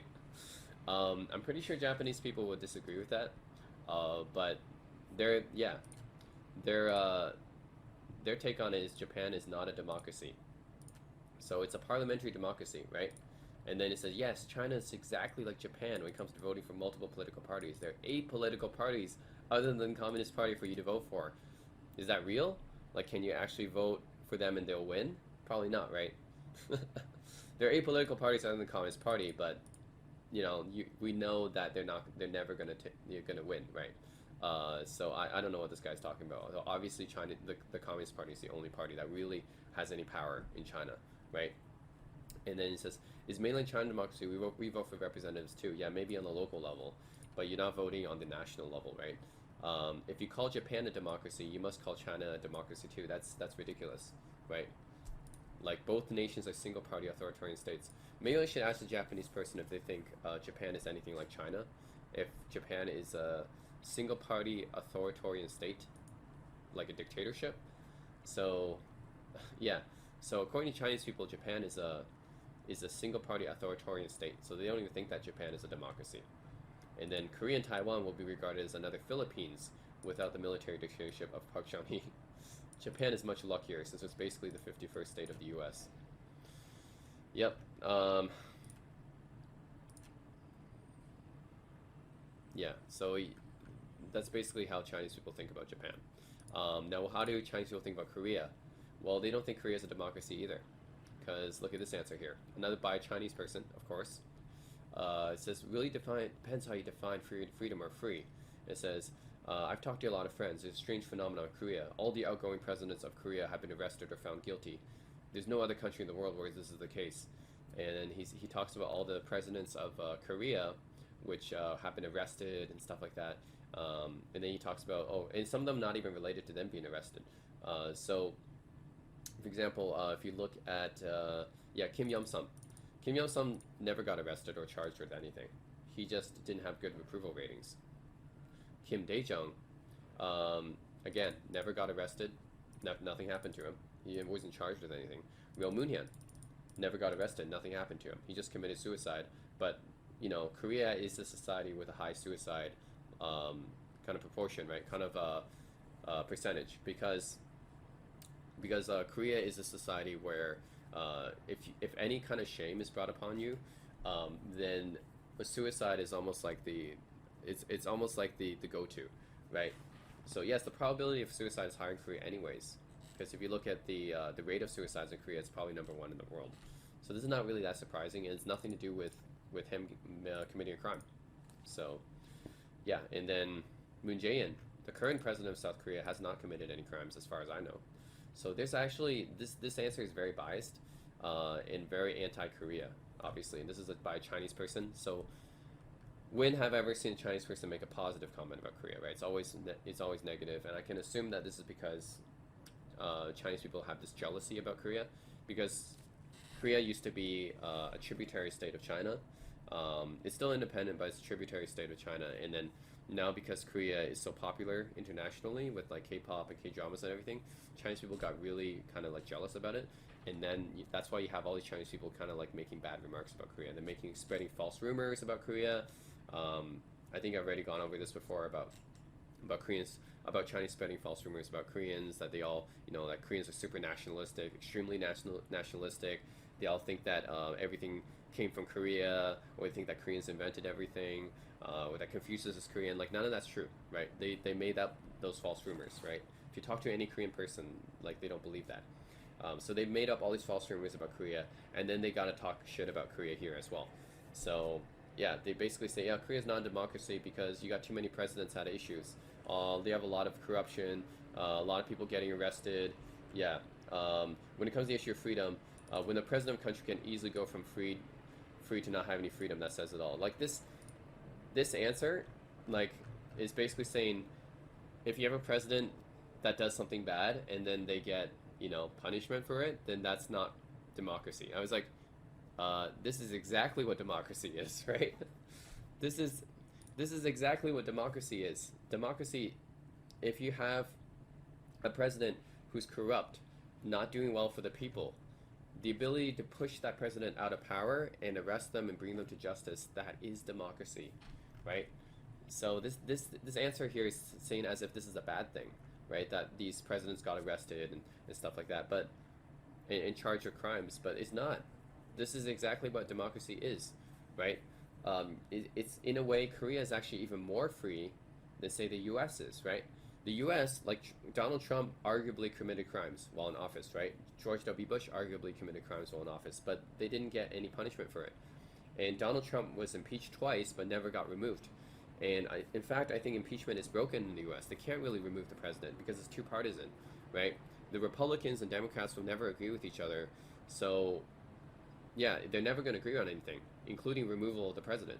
So basically in the US, it's not very democratic because you can't really remove whoever's in charge. You can impeach them, but you can never really vote to remove them because it's so partisan now, right? So in a way, South Korea is actually way more democratic than the US is, right? It's way more free than the US is because US, the president can really commit crimes and you can't really remove him, right? Like Donald Trump incited insurrection, right, with the Capitol riots and everything, and he never got in trouble for it. I mean, he got impeached for it, but he never got removed. So, so yeah, like, In Korea, you can actually get successfully removed, and they've done this many, many times. Not with every president, but with a lot of presidents, they got charged, arrested, and stuff like that. This is proof that Korea is a democracy. It's proof that it's working in Korea. So this Chinese person, I think he has the wrong idea of what freedom is, of what democracy and freedom is. This is freedom. Like, Koreans have the freedom to remove whoever's in charge if they don't like them. That is democracy, right? Like, I mean, look at China, right? If she does anything bad, if Xi Jinping does anything bad, if there's corruption or anything like that, what are you going to do, right? He can probably just purge anyone he doesn't like. He can probably just cover up anything that happened, right? So what are you going to do? In Russia, Vladimir Putin, right? If Putin does something bad, how are you going to know, right? If she does something bad, how are you going to know? They're just going to cover it up, right? They have absolute power over the country. And yeah, like I said, the U.S. doesn't even have this power. So South Korea is actually very, very free. It's actually one of the most free countries in the world, right? One of the most democratic countries in the world. And this guy thinks that this is a bad thing. No, this is exactly what democracy is about, right? And not every president has been arrested or charged or found guilty. Like, that's just, he's talking about their sons or something like that. Some issue like, oh, they have low approval ratings. Yeah, that happens when you're in office. Like, and then suicide. Okay, suicide doesn't mean that you were bad, like you did something wrong, right? And that was later in his life too. He committed suicide after he left office. It doesn't mean that he was charged with anything or that he did anything wrong. So, and Moon Jae-in hasn't done anything wrong either. So, two were punked by their sons. One committed suicide. One was assassinated. Okay, assassinated doesn't have anything to do with if what you did in office either, right? I mean, sure, like, it means that someone didn't like you, but it didn't mean that you committed a crime necessarily while you were in office. So yeah, this answer's just got the wrong idea. It's another Chinese person trying to legitimize, saying that, oh, our country's the best, our government style is the best, communism is much better. Look at all the failures of democracy. Japan's not democratic, or U.S. has all these riots. South Korea has all these arrested presidents. Yeah, it's not good. But South Korea is actually an example of successful democracy, right? So they're using this in the wrong way. Yeah, like the fact that Korea arrested so many of their presidents is proof that they're a successful democracy. That's what democracy is about. If you don't like the leader, if you don't like your current leader, you can replace him, right? You can't do that easily in China. If you don't like Xi, well, too bad, tough. So yeah, this is a very bad answer. Of course, it got 106 upvotes because it's pro-Chinese and whatever. So, like I said, anything pro-Chinese on Quora is going to get a ton of upvotes, just because there's so many Chinese CCP bots on here, and yeah, like I said, it's more example and proof that Quora is very skewed towards pro-China. So I want to talk about this Teddy Hua guy, okay? Because clearly he's another one of those delusional, paranoid Chinese people, and there's a lot of them that post on Western social media, right? I mean, look at him. Look at this comment that got 47 upvotes. 47 upvotes, and he says, love the salty comments under because we refuse to bow down to their fairy tales. Like I said, nobody's forcing him to bow down to anything. Who's forcing him to bow down to stuff? And calling Western religion fairy tales? I mean, come on, man. This is obviously a derogatory comment. It's very condescending, very derogatory, right? And then he said, yes, Westerners believe in fairy tales. Very condescending and derogatory. And I said, and I called him out on it. I said, you're going to generalize an entire hemisphere full of dozens of countries and different cultures, and then you're going to say that they all believe in fairy tales? Have you been to every Western country? He says, you hurt that I treat your white masters the same way that they treat us. Can you believe that he said this? You hurt that I treat your white masters the same way that they treat us. I mean, that's just ridiculous. Imagine if I made a comment about Chinese people the way he made a comment about me, right? Yeah, I mean, imagine if I made a comment about this, right, to him or to other Chinese people, right? Imagine how they would respond, right? Like, all I wanted to do is I just called him out on the fact that he was generalizing all Westerners, like you shouldn't be doing that. And then he says, you hurt that I treat your white master. He just assumes that I'm brainwashed by white people. Like, that's crazy, right? Clearly, like this, and there's a lot of Chinese people like this. Like, they're so delusional and paranoid that, like, all these Westerners, white people, Americans are out to get them. Right? And I basically called him out and said, no need to imagine I see every day in the whole internet, not just Quora. Have fun siding with your masters. Like, the whole problem, right? It's like people, right? They're so paranoid and delusional that anything that goes against them, they think that you're siding with the other side, right? Oh, that you must be brainwashed by, if you're against what I say, then you must be brainwashed against us. Those white people or those Americans must have brainwashed you against us. Like, that's crazy, right? And they call me a traitor or everything. Dude, I'm just trying to call you out on your logical holes, right? You make a comment that's completely generalizing towards the entire hemisphere of people and has logical holes in your reasoning. I call you out on it, and then because I call you out on it, oh, I must have been brainwashed by white people. Like that's insane, right? But you had people like this, Chinese people like this, that call you a traitor, or yeah, they say that you must have been brainwashed or something. People must have been racist towards you to turn you against your Chinese people. Like, dude, I don't care if you're Chinese, I don't care if you're black, I don't care if you're Hispanic, I don't care if you're white. Okay? If you have logical holes in your comment, right? If your comment is saying something like that that's extremely generalizing and you're being extremely ignorant, I'm going to call you out on it. I do not care if you're Chinese or not. This guy, who cares? It's not that he's Chinese or something. He just makes a comment that, that's very derogatory and condescending. And that's why I responded, right? And he says, "Yeah, you must have been brainwashed by Westerners to go against me or something like that." We all know that every other Chinese upvoted this comment, which they probably did, but that's because I think that's just because all these Chinese are the same, right? They see a comment like this because they all think the same way, they're going to upvote it. But if you actually look at this comment, right, you know that it doesn't make sense, right? It's very generalized and condescending, right? So I call him out on it, and he says, "Yeah, you turned against me, like a fellow Chinese, you turned against me, you must be brainwashed against me," or something like that. Like, it's insane. Like, delusional and paranoid. And I called him out on this. I said, basically, you and other Chinese posters, there's a lot of Chinese posters on Western social media. Like, I see like this. Like, call me traitors, right? Say that I've been brainwashed by white people, white masters, or something like that. That's ridiculous. Like, if you, all these people making similar comments like that, go seek some help, okay? Because these people are all clearly delusional, right? Just stop thinking like that white people are out to get you. Okay, stop thinking that everyone who goes against you must have been brainwashed by Western agents or brainwashed by white people, right? They always think like this. It's like whenever you go against them, if you're Chinese, they call you a traitor. You're a hanjian, right? They call you a traitor if you go against them. Like, I'm just using my logic, okay? I'm using my logic, and they call you a fucking like traitor or something like that. It's stupid. I'm a traitor for having logical sense, right? For calling out the holes in your comment. That's not being a traitor. That's just having some logic, right? Like, it's just stupid. It's crazy. So there's a lot of Chinese people like that, right? It's like I said, they have this mentality of us versus them, right? Either you're with us, and that means believing in whatever like BS that you say about Westerners, or you're against us, right? There's no middle ground. For me, it's not like I stick up for Western people or I stick up for Americans or something like that. I have my fair share of criticism for America. It's just that when I see a comment like this, I have to call it out, right? Why do I have to upvote it just because it's made by a Chinese person? Why do I have to do that? Why do I have to agree with them if it doesn't make sense, right? Am I obligated to do that just because they're Chinese? No, right? If I see a comment that doesn't make sense, I'm going to call it out, right? And then he calls me a traitor or he calls me brainwashed when I do that. And here's the other comment I made under Teddy Hua, and let's go under here, right? So basically, I basically responded with this comment.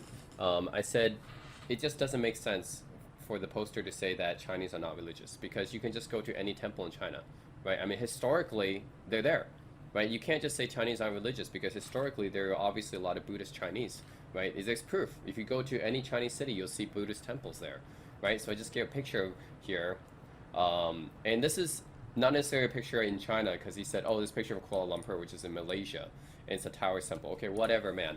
It's besides the point, okay? I just wanted to find a picture of a temple. Obviously, everyone knows that there's Buddhist temples in China, okay? Whether or not this is from in China or Malaysia or it's a Taoist temple or, by the way, Taoist is from China. So whether it's a Taoist temple or Buddhist temple, doesn't matter, right? My point is that historically Chinese were religious. You just can't debate that. That's a fact, right? Like, Chinese were religious. That's why they have Buddhist temples and Taoist temples in China, right? Taoism is from China, right? Confucianism is from China, right? You can find lots of temples of Buddha and Guanyin in China, right? And I prayed at several of those temples before, right? Do you think I faked that visit? No, I went to those temples. I took pictures of those temples. I've been to China before. I've seen those temples with my own eyes, right? You can't just pretend that they're not, that they don't exist, right? It says, oh, such temples are popular, but not China. It's like, dude, just go to China. You'll see those temples. You'll see those temples if you go to China. I'm not lying. I'm not making these pictures up, okay? If you go to China, you'll find Buddhist temples. You'll find Taoist temples, okay? It says, oh, sure, you might find a picture busy, but those are tourists, not believers. Well, then we're talking about two different things, right? The current modern day Chinese are not that religious, right? And that's partly because of communism, like I said. But historically they were, right? So you can't just pretend that there weren't Buddhist temples in China. Of course there were Buddhist temples in China. They exist. They're everywhere, actually. There's one in the middle of Shanghai. It's called the City God Temple. I've been there. So you can't just pretend that Chinese were never religious. And that the problem is the OP poster said that, okay, it says, a lack of interest in the underlying concepts behind religion. So is he talking about historically or is he talking about now? Because historically there were a lot of religious Chinese, right? Historically, there's a lot of religious Chinese. Nowadays, maybe not so much. But historically, yeah, Chinese are very religious and very superstitious as well. Actually, many modern day Chinese are very superstitious too. So, yeah, I'm just saying, historically, it's a fact that Chinese were religious. It's just a fact, right? You go to China and you see all these Buddhist temples. They're not there for show. I mean, they were used before, right? To pray to people. I mean, pray to Buddha and Guan Yin and, you know, those the various gods and goddesses of Buddhism, right? So it's there. You can't pretend those temples don't exist. They're obviously there. And then he said, "Oh, it sounds like you got some issues. Why are you angry over facts?" The facts, but the facts say that the temples are there in China. They exist. So, what are you talking about? What facts? The facts are that Chinese were religious. That's the facts. I mean, it's just a fact because if you go to China, you know Chinese history. You know that Chinese history is very shaped by religion, by Taoism, by Buddhism, by Confucianism, right? They're shaped by these religions. So, and if you want to say Taoism and Confucianism are not religions, they're philosophies, sure. Just we can call them philosophies. But Buddhism is definitely religion. Buddhism is a religion. I mean, there's temples, there's shrines, right? And you pray to them. That's literally the same as going to church and praying to Jesus, right? It's the same thing. So Buddhism is definitely a religion. And you can't pretend the Chinese were not Buddhist before. They definitely were, right? It says, why are you angry over facts? Well, the fact is that Chinese people, historically, they were religious. That's a fact. So when was the last time you went to China? 3 years ago. I literally went to Shanghai and I saw the temple with my own freaking eyes, okay? If you don't believe me, I went to China, I saw the temple with my own eyes. It's there in front of me. You can't pretend that Chinese weren't religious. And it says, oh, Journey to the West was a fable because I referenced Journey to the West. I said, one of the most famous Chinese novels, Journey to the West, right? 西游记. The main story is a Buddhist monk, Xuanzang, right? Where he goes on a religious journey, right? He's a Buddhist monk, goes on a religious journey, right, to India. That's a whole book, and that's a, you know, very famous Chinese book. It's a very famous work of Chinese literature, and literally like a big part of that book is about spirituality, it's about religion, right? About Buddhism, and you can't just pretend the Chinese people weren't Buddhist. I mean, that's one of their major works right there. And it says, oh, but Journey to the West was a fictional story. Okay, that's a fictional story. Sure, let's not pretend that Sun Wukong was a real thing, right? I mean, he's basically a god, right? You have a monkey god, right? That obviously does not exist, right? That's obviously fictional. But you can't just pretend that there weren't any monks in ancient China when obviously there were, right? I'm just using that example. Like Xuanzang obviously existed. He was a real person. And Buddhist monks and Shaolin monks definitely existed. Those are real. So I'm just using that example. And then he goes and he says, yeah, it's a literary work. It's fictional. Oh, how about the Jin Yong stories? Like Heavenly Sword, Return of the Condor Heroes. How about that? Are they all real works too? Dude, I'm not talking about this. I'm using this guy's completely missing the point. He's completely missing the point because I'm just using Journey to the West as an example, right? And I say down here, I reply to it.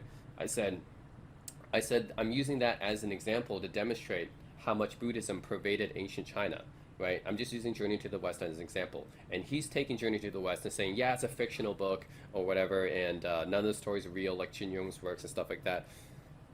It's just an example, okay? My point is that the main Journey to the West had the main character as a Buddhist monk, right? So it just shows you how much Buddhism was pervading ancient China. and Journey to the West is one of their most celebrated works, right? I'm using that as an example, and this guy goes way too far with it and starts talking about all these other stories, and yeah, it's fictional and stuff like that. Completely missed my point, right? And look, Teddy Hua responded, right? This guy says, don't waste your time on him. He called Shah a myth, right? And I called Shah a myth because the Shah dynasty in China is a mythical dynasty because there's no written records of it, right? The Shang dynasty was the last dynasty where there is a written historical record. And if you go to the Shah dynasty, that's kind of like a mythological dynasty. Because if you look at the founder of the dynasty was Yu the Great, who's supposedly descended from the Yellow Emperor. Then if you look up the Yellow Emperor's history, then you look up the 3 sovereigns and 5 kings, right? Then you get to that era of Chinese history. It's kind of like a myth, right? Then you go into mythological territory. It's really not so different from Zeus and Greek and Roman gods at that point. So literally, Chinese history, if you go to the Shah dynasty, which is part of their, that's part of their history officially, right, is the Shah dynasty. If you go back to their first dynasty, that's a semi-mythological dynasty right there. So don't tell me that Chinese aren't religious or superstitious, because one of their dynasties, their first dynasty, was literally started by a mythological figure, right? It was literally started by a mythological figure. Go look up the Yellow Emperor. Go look up the Jade Emperor. Go look up, the whole history of that. That's basically a myth. They're gods and stuff in there. So you can't just say, yeah. I mean, this guy's saying that the Yellow Emperor was real. He says, yeah, the fact he called Shah myth showed his real face. He also called the 3 sovereign 5 emperors myth. And he says, yeah, he has zero idea about how they match up to the records. Okay, where's the record? Where's the record? Do you have a record of the Yellow Emperor? Do you have proof that he's real? If you have proof that the Yellow Emperor and Jade Emperor is real, and if you have proof that the 3 sovereigns, 5 kings, that they're all real, like if you have proof that Nuwa and Fuxi and that whole creation myth, if you have proof that that all happened, then show it to me, right? Pretty much the same as Greek myth. I mean, you're saying basically at this point that Zeus is real. That's basically what this guy's saying. He's basically saying that, oh, Zeus and Aphrodite and Hera, yeah, they're all real. Oh my God! Like Chinese go to this level of defense, right? Like, okay, so Shah is actually a real dynasty. Okay, show me proof of it. Show me the Yellow Emperor. Like all the magical powers that he had, all the magical powers that Yu the Great had. Do you have proof that they're real? How about Neza, right? With his his magical weapons and stuff like that. That he flew through the air, right, on those rings of fire. Was that real? So show me proof of that, right? So he's saying the Shah dynasty is real, which means he's showing that this is basically saying that all the Chinese myths are real, is basically what he's saying, right? Because Shah dynasty is connected to all those myths, so he's basically saying that all those creation myths and stuff in Chinese history are real, and then he's saying, yeah, you idiot, because he thinks it's a myth, but it's actually real. Okay. Do you even know the Longshan culture, how all dates match up the records? Battle Bankran, Battle Zolu Tekandong. Areas ruled by the 5 emperors matches up. Industrialized massive flooding at the end of the period. Okay, all that might have happened, but it's not proof that the Yellow Emperor actually existed. It's not proof that Yu the Great actually existed. And it says transition to Shah at the right time. Check. None of that is actually proof that Shah was real, actually. None of that is, well, maybe if you have some carbon dating or something like that. But even then, none of that was proof that Yu the Great or Yellow Emperor had magical powers, okay? Because basically if you're saying that Shah dynasty is real with the whole mythological stuff going on, you're basically, I'll basically ask for you proof, right? That all these people in this period of history have magical powers, basically. Because that's basically what it is, right? You're talking about Zeus and Hercules and stuff like that. Like, you're talking about myth at this point, right? Guys that had magical powers. So if you say that Shah dynasty is real, okay, prove to me that Yellow Emperor, Jade Emperor, like, they had these magical powers, right? Because that's how Chinese myth says so, right? So you got to prove that to me now. How can you prove that, right? You're gonna say that this guy existed a whole long time ago, had magical powers, and was able to, like, flood plains at will, and cause famine at will. Like, come on, man. Like, that's ridiculous. I mean, it's ridiculous. And then he says, oh, try doing that with Jesus first. He lived closer to us than he was to Yellow Emperor. And this is an assumption, right? He's making an assumption that because I'm against China, or I'm against Chinese, because I'm not against China and Chinese, actually, but he's assuming that. He's making so many assumptions because this is what Chinese They make so many assumptions. They're like, oh, yeah, this guy, he didn't upvote my comment, and then he goes against me, so he must be a traitor. He must be brainwashed by white people, and oh yeah, he's brainwashed by Westerners, so that means he must be Christian as well. So I'm going to talk to him about Jesus. So because he must believe in Jesus. I was like, no, I don't believe in Jesus. How about this? I'm not Christian. I don't believe in Jesus, and I also don't believe in the Yellow Emperor. I mean, does that kind of blow your mind that I'm not in support of the Chinese government and I'm not in support of the American government? Does that kind of blow your mind that not all people are black and white like that? Like, it's stupid. It's like the same thing I feel with Kobe fans, and I feel this way with Trump supporters, and I feel this way with Chinese people too, because they always put this. Everything is like us versus them. Everything is black and white, right? If you're against China, you must be for America, and it's like, oh yeah, and if you're Westerner, then that makes me you're the same thing as America, and Westerner are basically white people, and if you're against us, that means you're brainwashed by white people, and if you're yeah, if you believe in that, if you're for America, that also must mean that you're Christian as well, which is also really false because not everyone's Christian in Western countries, right? That's not true either, but that's something else too, right? Like there's so many things wrong with this. He's making so many assumptions, right? So this is the problem with Chinese people that make so many assumptions now because I went against him, and he's like, yeah, you must be against us. That means you must be brainwashed by Westerners. You must be brainwashed by white people. That must mean you're Christian. That must mean you believe in Jesus. No, okay. Life is not like black and white like that. Okay, you can't just assume because I pointed out the flaws, the logical flaws in your comment, that that you and then you make this conclusion that I'm brainwashed by Westerners and that I'm Christian. Like, what kind of jump to conclusion is that, right? Like, that's crazy. So that's why I'm talking about these people are delusional.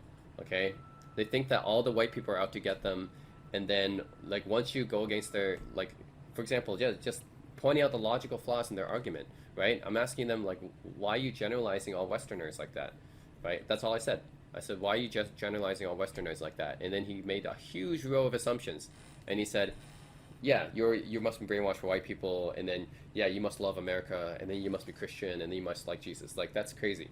It's crazy, right? There's like a lot of people, right? There's a lot. I mean, most people in the world are not black and white, right? We're kind of somewhere in between. There's a gray area, like. But the problem is people who are brainwashed. They think that everything is either one side or the other side. They don't think there's an in between. So they think that if you're against China, you must be for America, and if you're for China, then that means you must be against America. So, oh yeah, in America is the same thing as Western countries. So they equate America to be the same as Western countries, and they also equate America to be democracy, and they also equate Western countries to be Christian. So you're making a whole bunch of assumptions there, right? Whole bunch of generalizations, whole bunch of assumptions, and this is how brainwashed people think, right? Brainwashed people do not have the ability to think outside the box. They just think everything is either black and white, right? Everything is one side or the other side. There's no in between, right? And here we have a prime example, Teddy Hua. Prime example of someone who's brainwashed, right? So he's making a shit ton of assumptions just based on the fact that I pointed out, right now, that his comment was generalizing Westerners. This comment. That's all I did. I just commented out. I just commented that you shouldn't be generalizing all Westerners like this. And based on this, he made a whole row of assumptions about me. It's crazy, right? Oh yes, I guess I'm salty as well. Okay, because every comment that's against him must be salty comment because apparently someone is forcing Chinese to be Christian, right? Refuse to bow down to their fairy tales. Okay, show me the proof of the Yellow Emperor. Okay, if the Yellow Emperor is real and not a fairy tale, then show me proof he existed. Okay, show me proof he had all these magical powers. Show me proof that you, the Great, had these magical powers. Okay, otherwise, oh, I guess I'm just a salty traitor to Chinese people who is also a Christian and I guess a master to the white people. All because I went against his against what he said. It's crazy, right? They get so defensive, and they're so paranoid. It's insane. So yeah, like I said, if you go through this guy's comment, he's not answering my question at all. I asked him if he had proof that the Yellow Emperor is real, and instead of answering the question, he deflects to Jesus, which has nothing to do with what I asked him. Right? It's totally not relevant. Not that I care about Jesus, anyways. Doesn't matter. So yeah, because he's saying that the Shah dynasty is real. He's saying, ha ha ha, look at this guy. He called Shah dynasty a myth, right? And said, yeah, you have zero idea about how the preceding cultures before Shah, blah blah blah blah. Okay, well, if you say the Shah dynasty is real, then you must acknowledge that Yu the Great, who is the founder of the Shah dynasty, must be real as well, right? And if Yu the Great is real, then the Yellow Emperors must be real too, because Yu the Great is descended from the Yellow Emperor. So then I'm asking for proof of the Yellow Emperor, because you're talking about a guy, according to the legend, he lived 100 years before meeting a phoenix and a Qilin before dying. So where's the proof? Where's the phoenix and the Qilin? Show me proof they exist, because you're saying the Yellow Emperor is real, right? And then if Yellow Emperor is real and the phoenix and Qilin is real, that means Nuwa must be real too, and Nuwa created humanity. So show me proof that that we're created, or I guess we're descendants of Nuwa, or she created us. So show me all that, okay? Because if all that's real, then yeah, show me proof. Otherwise, it's a myth. And if it's a myth, then that proves that Chinese people were religious and superstitious, which, by the way, they are. This guy's just going through such a... he's going through such lengths, right, not to admit this, that Chinese people are religious. They're going to such lengths. But we all know that Chinese people are superstitious. We all know that, okay? If you go to China, you talk to Chinese people, right, they have these superstitions everywhere, okay? So, I mean, you can even say that a lot of Chinese medicine, right, is based on superstition. Traditional Chinese medicine, right? So, yeah, it's pretty obvious that Chinese people believe in superstitions and myths that they're religious, right? Like this guy's going to such lengths to try to deny that. It's stupid. It's just I don't know, man. Just people. And then he now responded and he says, so you have no sense of belonging at all. You think you are the great wandering pariah, the bringer of light, the seeker of truth, the epitome of balance. That explains your issues. It says, oh yeah, I grew up and found my true family, China. Okay. Well, you are quite the person that likes to make assumptions, don't you? That's all I'm gonna say. Wow, wandering pariah, bringer of light. How does he think up that kind of stuff? Crazy. So yeah, this guy replied to my comment, and I don't know what to say. I mean, after reading these comments, it just makes me more and more kind of frustrated, and also kind of sad. I mean, I thought that most Chinese people are kind of like smart, but it doesn't seem like they're any smarter than like it actually kind of reminds me of a Trump supporter, right? In how brainwashed they are, right? Okay, first of all, we read through this comment already. It got 2 upvotes because there's a whole bunch of, like I said, pro-Chinese people on Quora upvoting these stupid answers that are ridiculous, right? And then this is my response to him, right? We already went over that, and then he responded with, most Chinese are not religious. I agree with that. Most modern-day Chinese are not religious. You got a problem with that? No, I do not. I have a problem with you saying that historically Chinese were not religious. That's not true, right? And then this is the stupidest, like, why did he say something like this? Hey, if Chinese are religious, then there would not be a temple in the middle of Shanghai. There would be altars in every single home of every Chinese. This is like the most moronic comment I've read in such a long time. Like, it's something that Trump supporter would say. Like I cannot believe that an educated Chinese person would say something like this. If you are religious, okay, it doesn't mean you have to have an altar in your home, right? If you're religious, you go to church. You go to a temple. You don't have to have an altar in your home to, like, it's just unfathomable stupidity. I don't know what to say that. Like, this is such a ridiculous comment, right? Hey, if Chinese are religious, there would not be a temple. There would be altars in every single home. No.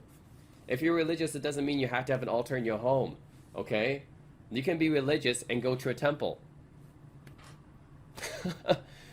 Why? What's wrong with these people? And I said, yeah, we're not disagreeing on anything related to this part, but you're trying to say that historically Chinese are not religious, which is totally false, because you can go to China, you can see the temples with your own eyes, right? And it doesn't mean that, and this guy's saying that, oh, there's a temple in every city. That doesn't mean that they're religious. They have to have an altar in their home to be religious. So stupid. Oh my God. Like, I don't know what to say, man. Like, you can be super religious and just go to church every day or go to pray at the temple every day, and you can be super religious. That counts. Okay, you don't have to have an altar in your home to be super religious. Oh my god, so stupid. And what's even worse, look at this other comment that he said. Okay, so this Teddy Hua guy, like, he says, "You heard that I treat your white masters the same way they treat us, right?" This is after, by the way, this is all from me commenting on his original answer about where we refuse to bow down to their fairy tales, right? Which I think is I basically just called him out on this, and I said, hey, you shouldn't be generalizing Westerners like that, right? That's all I said. I said you shouldn't be generalizing Westerners like that. It has nothing to do with white people, like me being subservient to white people. Like, that's stupid, right? If someone said this about Asian people, I would say the same thing, right? If someone generalized all Asians like this, I would say the same thing. I would call them out. I would call them out, right? I would correct their comment, and I would say, hey, you shouldn't generalize Asians like this, right? We're not all the same. But in his answer, right, he generalized all Westerners as the same. So, and not only all the same, but in a very derogatory way. So that's why I had to call it out. And then he responded, "You heard that I treat your white masters the same way that they treat us. Like, it's ridiculous, right? What white masters? Like, what does this have to do with race? I'm just pointing out a flaw in your comment. That's it, right?" And then he says, "Yeah, have fun siding with your masters." And then, of course, it gets upvoted probably by this guy here. And then this guy says, "Why are you even bending over just to protect white people when they neither give a shit about you, nor do they need your protection?" What? How am I bending over to protect white people? Like I said, this is my comment. I just pointed out the fact that you shouldn't generalize Westerners. How the hell am I bending over to protect white people? What does this have to do with race at all? Right? Like, it doesn't make sense. Why does that have to do with race? Why are these people making it about race? And then even worse, he says, "Geez, you seem very much mentally disturbed." I'm the one who's mentally disturbed? All I did was make a comment. All I did was make a comment saying that you shouldn't generalize all Westerners like that, right? And you're being derogatory about them. And then they say, "Yeah, you're bending over to protect your white masters." Like, what the hell? I'm the one who's mentally disturbed? You people, right, you two, Teddy Hua and this airborne guy, you two are the ones making these ridiculous generalizations and conclusions about me, okay? And then he says, "He is hurt beyond measure, like the fuck. Must have missed his therapy session. Poor kid." What? Like I said, all I did here was comment about you shouldn't generalize Westerners this way, right? If someone said this about Asians or any other group of people, I would probably say the same thing. It has nothing to do with race, right? And then these people saying that, oh, you just bow down to your white masters or you're bending over for them and you have mental issues. Like, what the hell, man? You guys are the ones having mental issues because you're the guys who went all the way and made it a race issue, even though it's nothing to do with that. I'm just pointing out an issue in your comment right here, right? I just point out an issue in your comment. I'm just trying to ask why you're trying to generalize these people, right?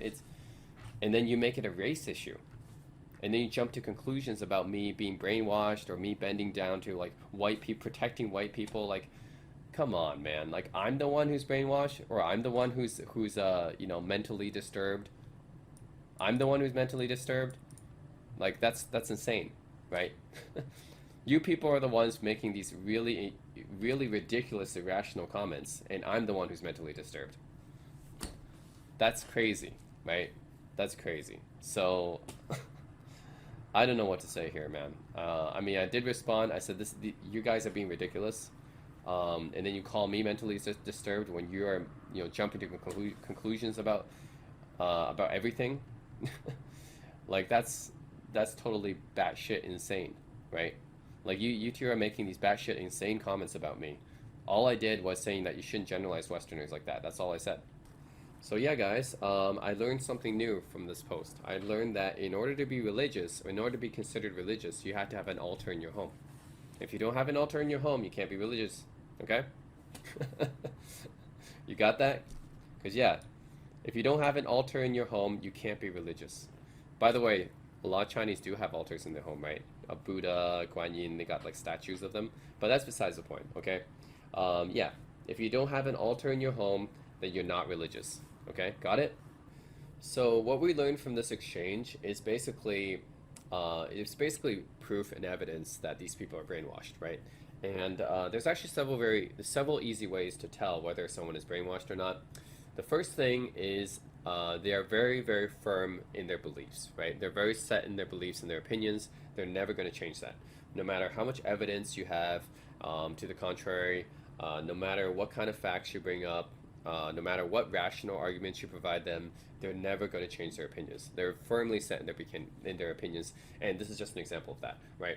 So I mean, I ran into so many brainwashed people online, right? I can already think of several groups already. So first one would be Kobe Bryant fans, which I've done a video on in the past before. Like they're firmly set in their beliefs. They're never going to change their beliefs about Kobe, right? They're going to think that Kobe's one of the best players of all time, no matter how much evidence you show them that he's not as good as people think he is. He's kind of overrated, but they're never going to believe that, right? They're going to say, yeah, he was injured, or yeah, he had a bad team. They're always going to blame something else, right? Second group is Trump supporters, right? You're never going to be able to convince Trump supporters, for example, that Obama was actually a pretty good president, right? They're never going to believe that, right? They're always going to think, oh, Trump was the best. Oh, it's the mainstream media was out to get him. They're pretty firm in their beliefs, so you're never going to convince them or anything. Oh, Obama was a Muslim. He was out to ruin the country, right? So they're pretty brainwashed. And then the third one I say would be gun supporters. So I actually have a lot of debates with gun supporters as well. So they're pretty set in their beliefs, right? They always make the same arguments. They'll be like, yeah, criminals will always find a way to get guns. You can't ban guns. Criminals will always find a way to get them. That means you just shouldn't do anything. Or that you're taking guns away from law-abiding citizens, or good guys with a gun will always kill the bad guys with a gun. Or, yeah, if you ban guns, then why not ban knives and alcohol and cars because they kill things as well. It's always the same arguments with them. So they're pretty firm in their beliefs. And then you have Chinese people, right? Chinese people are pretty firm in their beliefs too, right? They believe that all Westerners are basically like Americans, and they think that democracy is bad, it ruins the country, just look at the chaos in America, right? It ruins all the countries just like America. So they're pretty firm in that belief. And they think that that Americans are out to get them. So I think another thing that you'll notice about brainwashed people, the first thing I said is that they have very hard set beliefs. It's impossible to convince them, right? I've never talked to a Chinese person who has been convinced. For example, when I tell them these facts that, hey, you can't generalize like this, you can't generalize Westerners like this. Westerners are all different. In fact, I have a 7-hour Quora video online on my YouTube channel that shows a lot of Westerners actually siding with Chinese people, that side with Chinese people. They're not brainwashed to hate China, and they won't believe me, right? Or I can say that, hey, Korea is not a puppet state of the U.S., or as we've seen in this video before, Korea arresting a lot of their former presidents, that's actually evidence of a successful democracy. It's not doesn't mean it's a failed democracy. It's actually a successful democracy if they manage to arrest their previous leaders if they did something wrong.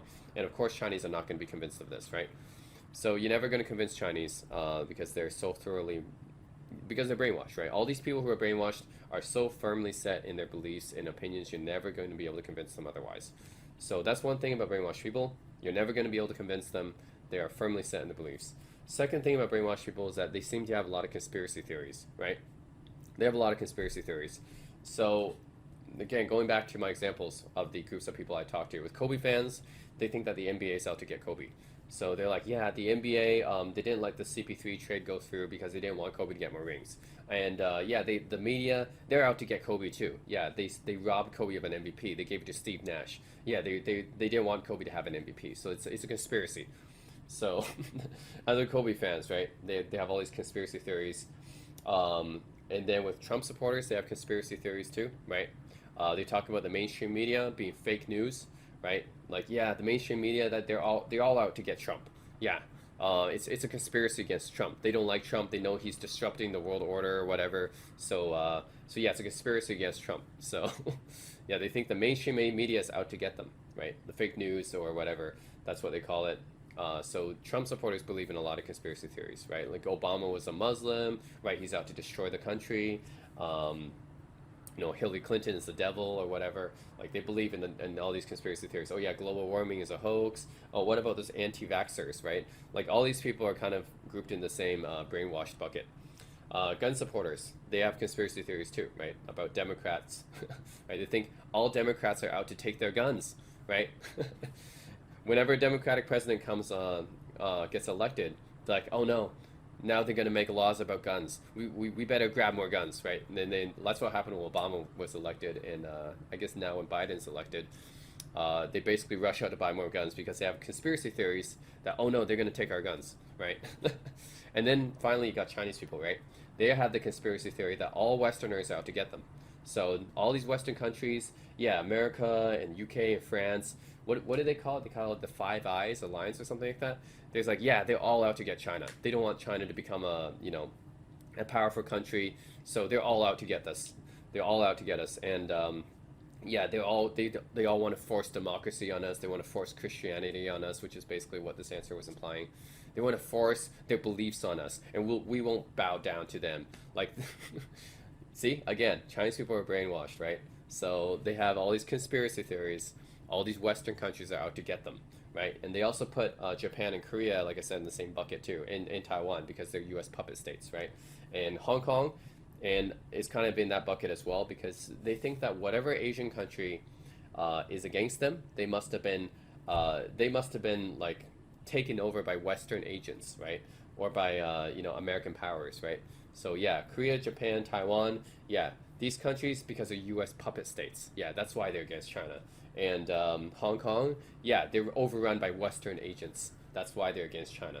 So they make up all these things that like it's a conspiracy theory, right? They have all these conspiracies about the Westerners and Americans out to get them. It's crazy. So this is what I notice about brainwashed people, right? Brainwashed people, first of all, their beliefs are very set. You can't change them. You can't convince them of any other opinion or belief, no matter how much evidence, how many rational, logical arguments you have. They're never going to change their opinion or belief or mindset. They're always going to be super defensive about it, just like you see here.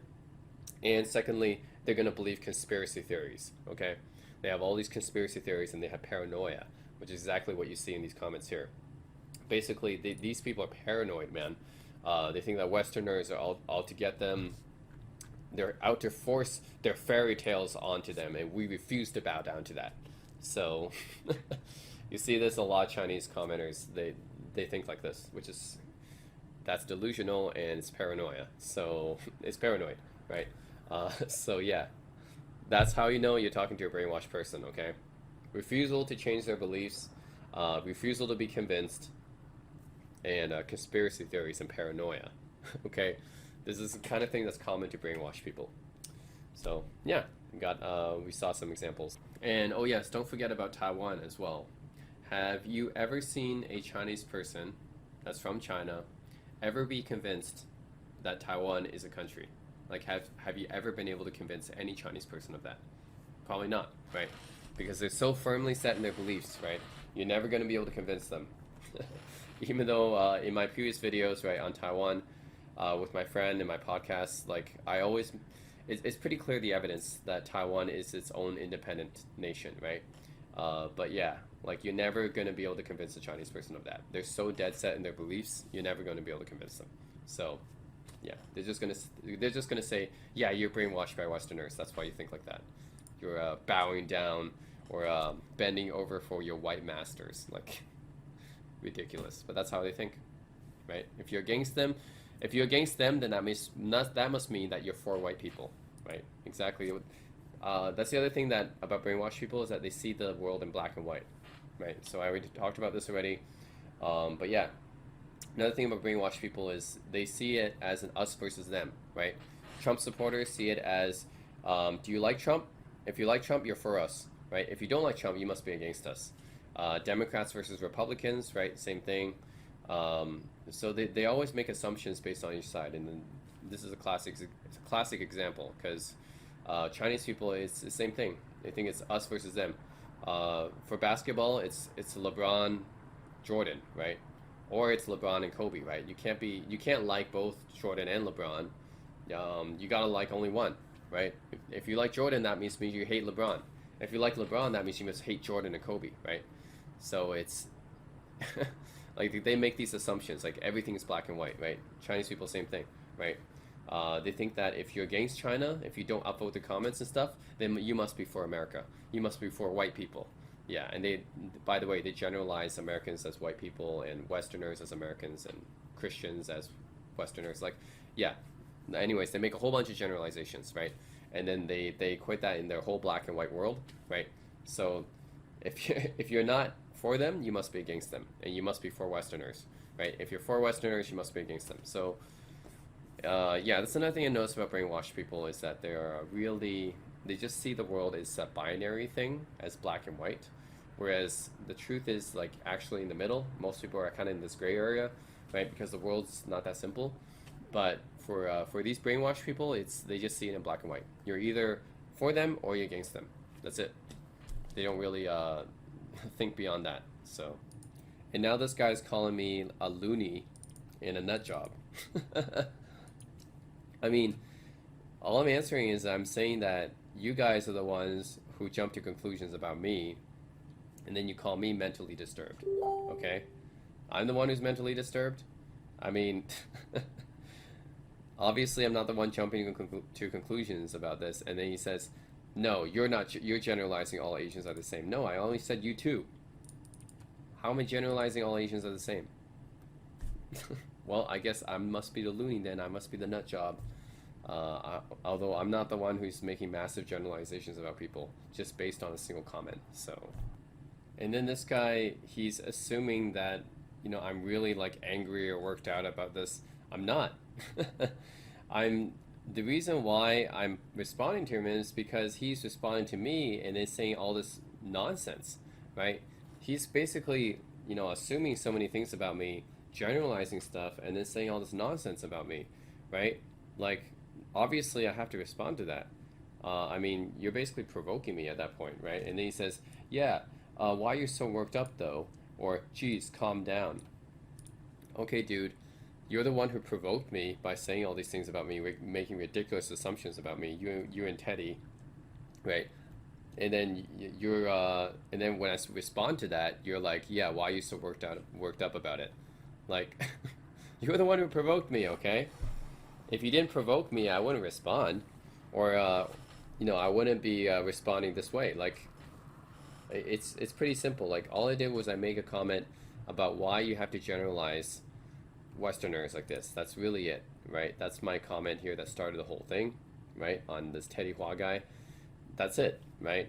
And then he's saying that, oh yeah, Chinese were never religious. Why does this have 5 upvotes? It's so stupid. 5 upvotes for some bullshit answer? Like, okay. Anyways, we already confirmed that all the pro-Chinese people are going to upvote all these answers that, like, this makes no sense and somehow gets 2 upvotes. Like, Journey to the West was a fable, yeah. Okay. Well, you know, tell Chinese people that, right? Tell Chinese people one of their most beloved works of literature is a fairy tale, right? Basically. So yeah, what he's saying is ridiculous and has nothing to do with my argument, and yet it has all these upvotes, which is exactly what I'm saying about Quora, right? You have these nonsense answers that don't make any sense, and yet they have a lot of upvotes just because they're pro-Chinese, basically. Like, I'm not even anti-Chinese here. I'm just saying, like, historically, Chinese are religious. Like, they are, right? Historically, Chinese are religious. That's just a fact, right? That's not an anti-Chinese answer at all. How is that anti-Chinese answer? And yet my answers are being downvoted and his answers are being upvoted. Why? Right? Like, I think somehow there's this perception that I'm being anti-Chinese here, and it must be because these guys are saying, why are you bowing down to your white masters and stuff like that. It's not an anti-Chinese answer, right? I'm saying that this answer that the OP wrote is not correct because Chinese are historically religious. That's not an anti-Chinese answer at all, right? What's anti-Chinese about it, right? I'm just saying historically China has Buddhism in their society, and they were influenced by Taoism and Confucianism, right? And then I said on this comment, you shouldn't be generalizing Westerners like this, right? And because if you don't like Westerners generalizing Asians, then you shouldn't be generalizing them. Why are you doing to them what they're doing to you, right? And then basically I think a lot of Chinese think this way. They're like, yeah, we're allowed to do this shit because they did it to us for hundreds of years or something like that. We're allowed to do this because America did that. Or we're allowed to generalize Westerners because they generalize us. No. That's not the right way to think about things, right? You can't be saying like, oh, this guy did something bad to me, then I must be doing something bad to them. That's not the right way to do things. 2 wrongs don't make a right. And yeah, like, this It's basically what he said. He says, I see it every day on the whole internet, not just Quora. Have fun siding with your master. So basically, he's saying, yeah, I'm allowed to generalize Westerners because they did the same to us. Like, come on, Chinese should be above that, you know? Like, just because you think someone did something to you doesn't mean that now you have the right to do something to them, right? Aren't Chinese people better than that? Isn't China supposed to be better than the US, better than Americans, better than Western countries, right? Aren't they supposed to be above that? So why are you doing this kind of tit for tat thing, right? This kind of retaliation thing. Like that's dumb to me, right? Like now I see a lot of Chinese people generalizing Westerners, and then their justification is yeah, they did it to us, or I see like China, right? They're allowed to bully other countries because oh the U.S. did it to other countries too, or China's allowed to build up their military because oh the U.S. did it too, right? Their justification is that because the other countries, because Western countries or America did it, then they're allowed to do it, which is kind of stupid, right? They're using other countries as justification, but you're supposed to be better than them. So, you know, like that's not right, right? Two wrongs don't make a right. So, I don't know. I think Chinese people should be better than that, right? And literally, this is all I said. I said you're generalizing Westerners, right? And that's I just want to call this out in comment. I'm not being anti-Chinese at all. There's nothing in my answer or my comment that's anti-Chinese. Like, and then he says, "You heard that I treat your white masters the same way they treat us." Exactly what I'm saying. Like, you should be better than that, right? Just because you felt like you were wronged by a white person or whatever, by an American, doesn't mean that you should now do the same to them. Like, you should be better than that. Okay, you shouldn't be like generalizing other people like that. So that's what I'm saying here, right? So, yeah, exactly. Like, I don't know. I think Chinese people should be better than this. Okay, come on. Like, historically, Chinese people are supposed to be, intelligent, hardworking people with humility, and now you have this, right? You have this tit for tat kind of retaliation, which is just, it's childish. And this is the comment I put. I said, you really shouldn't be treating other people the way you don't like to be treated. It's that simple.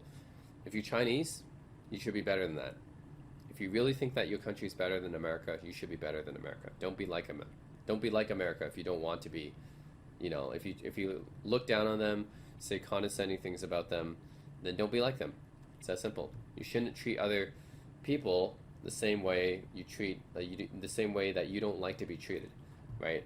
Like, come on, you're above that. I think Chinese people should be above that. Okay, they shouldn't be such hypocrites, right? Which is, I think, just the problem with a lot of Chinese people online. I find that they're just being hypocrites. So I guess what really annoys me about these comments and answers is how popular they are, how upvoted they are. And I've already looked at tons of Quora answers in my 7-hour video, but this is just another example. Like, this is a terrible answer because it's not true, right? None of this is true. He's basically saying, yeah, Chinese doesn't do this, they only do this. Well, that's not true, right? We know that Chinese pray at Buddhist temples, right? So this is just not true. But look, 791 upvotes so far, and it's just going to keep going up over time. Why? Because it's pro-Chinese, I guess, pro-Chinese, and it's against Westerners, so it's generalizing Westerners, which always gets a lot of upvotes because, Quora is pro-China, like I said, and it's written by a Chinese person, which automatically gets a lot of upvotes too. But only if you're pro-China, right? I'm a Chinese person, but since I don't write pro-China stuff, I'm a traitor, so I don't get much upvotes. I must be bowing down to my white masters. That's right. So yeah, my comments and answers never get many upvotes because I'm against China, right? The pro-Chinese answer is the anti-Western China. It seems like the way to get upvotes in Quora right now, or in Western social media right now, because it's infiltrated by Chinese CCP bots basically, and Wumaos, is basically to write an anti-Western answer, right? Once you write an anti-Western answer, your answer is going to get a lot of upvotes, right? So this guy writes an anti-Western answer, generalizes all Westerners, says they're against China, and then this guy, look at this. Yeah, 54 upvotes on a comment that says we refuse to bow down to their fairy tales. I mean, come on. Nobody's forcing you to bow down to anything, man. But because it's such an antagonistic answer and it's against Westerners, right? It's anti-Westerner, gets a lot of upvotes, right? So I guess that's the way to get a lot of upvotes in Quora right now, right? Is not to write a rational logical answer, but it's just to write an answer that's anti-Western. If I wrote an answer on here that's like, yeah, Westerners won't tell us what to do. Yeah, we're Chinese, like we're better than that, and we don't bow down to their silly games and their silly fairy tales and their gun violence and stuff like that. Yeah, we're a much more civilized society. If I wrote an answer like that, it would get tons of upvotes, right? If I write an anti-American, anti-Western answer, it's gonna get tons of upvotes, right? So look at this, 54 upvotes on that, right? And then this guy talking about, oh, it's not a Chinese temple, it's a Taoist temple in Malaysia. I'm just using it as an example, right? And then he's talking about, and then this one gets 6 upvotes. And then where's that comment with he had a comment with that guy basically talking trash about Chinese literature, right? He's talking trash about Journey to the West, which is not going to go well with Chinese people. But anyways, he talked trash about it, and that one got a ton of upvotes too. So yeah, basically the way to get a lot of upvotes on Quora right now is just to be anti-Western and pro-Chinese. So that's disappointing, But it's honestly like, when I argue more and more people on social media right now, whether it be like LeBron, versus Kobe, or this, it's just I've gotten to the point right now where I just assume that like something that's more popular doesn't mean it's the right. It doesn't mean it's right, right? So this answer isn't right, but it gets a lot of upvotes. And this is my answer, my well thought out, rationalized answer about South Korea being a free country or not. I just said the whole premise is faulty about that answer that said, oh, because a lot of South Korean presidents got arrested, then they can't be a free country. Well, that's not true. That's literally what democracy is, right? So that's proof of democracy, a successful democracy at work. And that's basically what I argued here, and my answer only has 6 upvotes. And guess who has the most upvotes on this answer? Oh, it's this guy. It's this answer written by this Chinese person, has 107 upvotes, right? That's basically like, yeah, South Korean presidents, yeah, they all got arrested and stuff. So they can't be a free country when literally that's what a free country is, right? Is being able to arrest or topple the leaders when they do a bad job. That's what a free country is. That's what a successful democracy is. And it gets 107 upvotes, right? Written by a Chinese person that's like probably doesn't know anything about Korea, but he's talking shit about Korea. But because it talks shit about Korea and it's pro-Chinese, I mean, implicitly it's pro-Chinese because he's saying that Chinese style of government is better because it's more stable, right? Well, Chinese government has more stable political leadership. It must be better. No, that's not. That's not what. That's not necessarily true, right? Because stable leadership could mean dictatorship, right?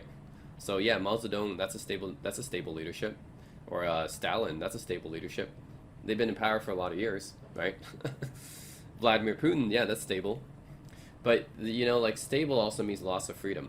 That's basically what it means.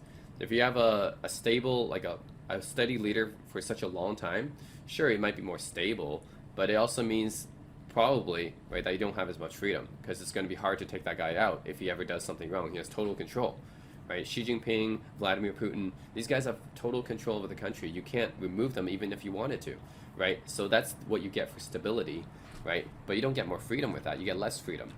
So this guy's answer is just wrong. He has 107 upvotes. And this guy's answer is also wrong. Gets 791 upvotes so far, and counting. I think it's probably going to get more and more upvotes every day. Probably over 1K by the time, Anyways, just like a lot of Chinese answers I've seen on Quora. Just write anything that's pro-Chinese and anti-Western, and it gets a lot of upvotes, which is sad. But I see this all across social media. A lot of the posts I see on the NBA groups, right? The ESPN, Sports Nation, or Clutch Points or whatever. You know what the top upvoted comments on those posts are? They're anti-LeBron memes, basically. So it'd be something unrelated too. So it was this post about a player getting fined or whatever, and then underneath that post, you know what the most liked comment is? The most upvoted comment? It's a comment about LeBron James. It's some guy saying, yeah, but the NBA, they're not gonna suspend LeBaby James, and it's like a meme pic. It's that meme pic of LeBron hugging Wade, and he turns around and his face turns into a baby face. Yeah, that's the one that gets the most upvotes and likes on a comment that has nothing related with LeBron James, right? So it's another player, right? It's I forget, some role player, some random player getting fined in a game, and then the most upvoted comment is a LeBron James baby meme pic, Like that tells you exactly the type of people we're dealing with online here, right? The type of people, the type of material that people upvote, right? If you write something that's, you know, rational, logical, and makes sense, people are not going to read it. And if you make something, you know, if you make an argument that's like kind of stupid and irrational, but people, it lines up with people's beliefs, then they're going to upvote it. So that's a problem, right? Is online social media content right now, and you see this in Quora. Social media content right now is not the best. The most upvoted comments are and posts are not the best ones. Actually, they're not the best ones. They're just the ones that aligns most with people's basically premeditated thinking, right? But they're not going to be the best comments or posts. Like I can write a very and I've done this before actually on a lot of NBA groups. I follow a lot of NBA groups on Facebook, and I write a lot of well thought out rational you know, arguments, but no one bothers to read them because they're too long. No one bothers to read them, and no one upvotes them. But you post like a stupid anti-LeBron baby meme pic, and yeah, you'll get a lot of upvotes, right? Actually, these guys, these LeBron haters, post them on a lot of different posts, like totally unrelated ones, right? There'll be like a post about Kareem Abdul-Jabbar. Oh, it's, you know, celebrating his birthday or whatever, and listing out his achievements, and then underneath that post, these haters will post something about, oh, but LeBron lost to JJ Barea in the 2011 finals, and it has like a meme pic or something like that, and that's going to get the most upvotes in that post. Like, it's ridiculous, right? Has nothing to do with the original post, but if you make a comment about that's anti-LeBron, it's going to get the most upvotes, right? No matter what. It's just because there's such a huge anti-LeBron contingent online, right? And this is the same thing. We see this on Quora. There's such a huge pro-Chinese contingent online, like just a lot of Chinese people that's using VPNs on Western social media sites. You're gonna get a lot of votes if you write an anti-Western, pro-Chinese answer on Quora, right? And on Facebook or Reddit, yeah, if you write an anti-LeBron post, yeah, you're gonna get a lot of likes because there's a lot of anti-LeBron people out there, a lot of haters, right? So it's just appealing to the biggest crowd, right?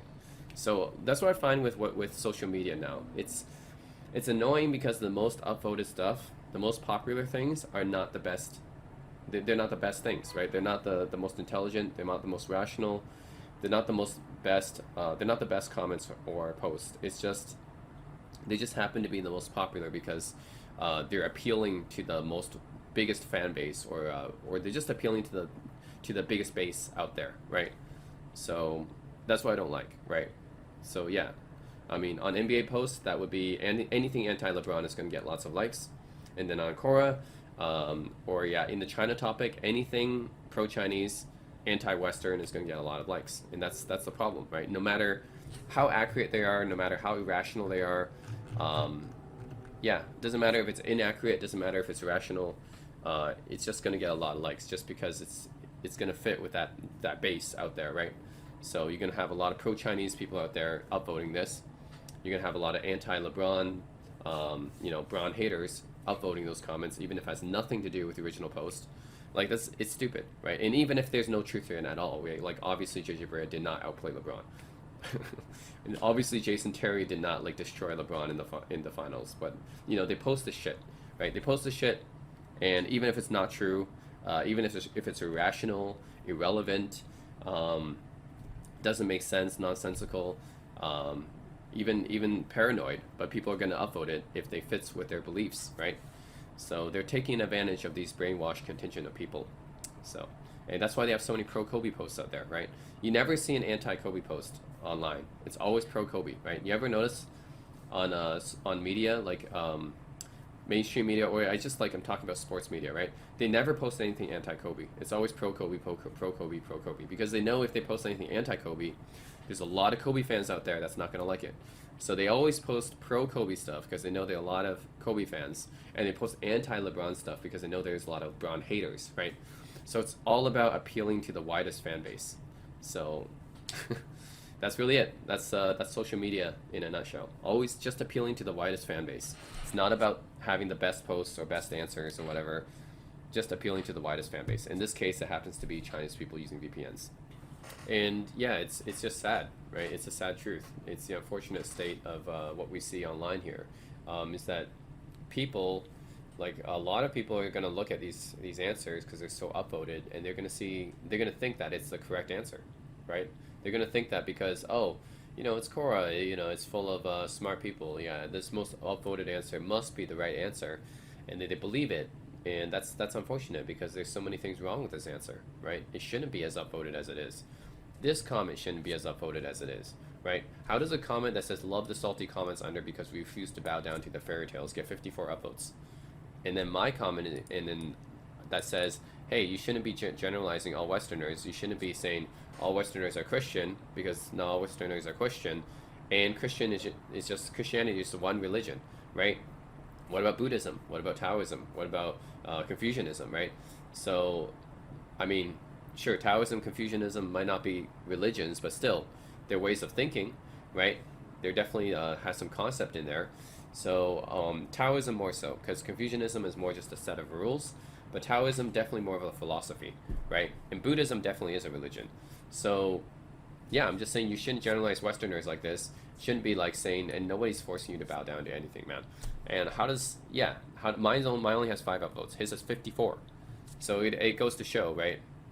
And if you go down here, yeah, this one, I'm just giving an example. I got no upvotes on this, right?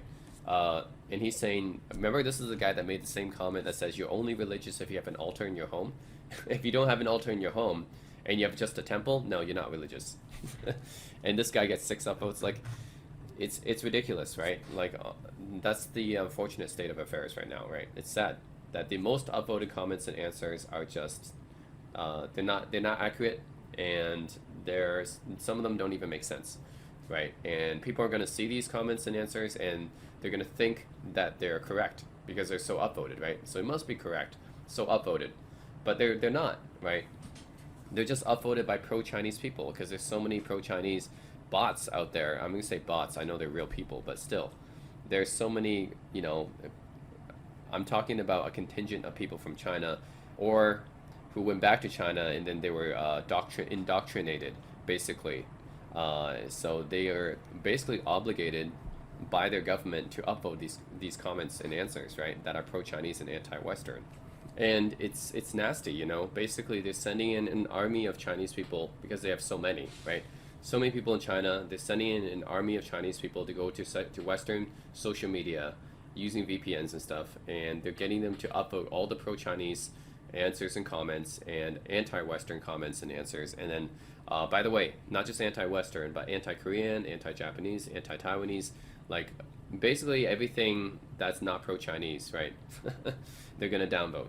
Anything that's not pro-Chinese, they're gonna downvote. Anything that's anti any other country other than China, except for maybe Russia or something like that, yeah, they're gonna upvote those. So it's basically it's a tactic.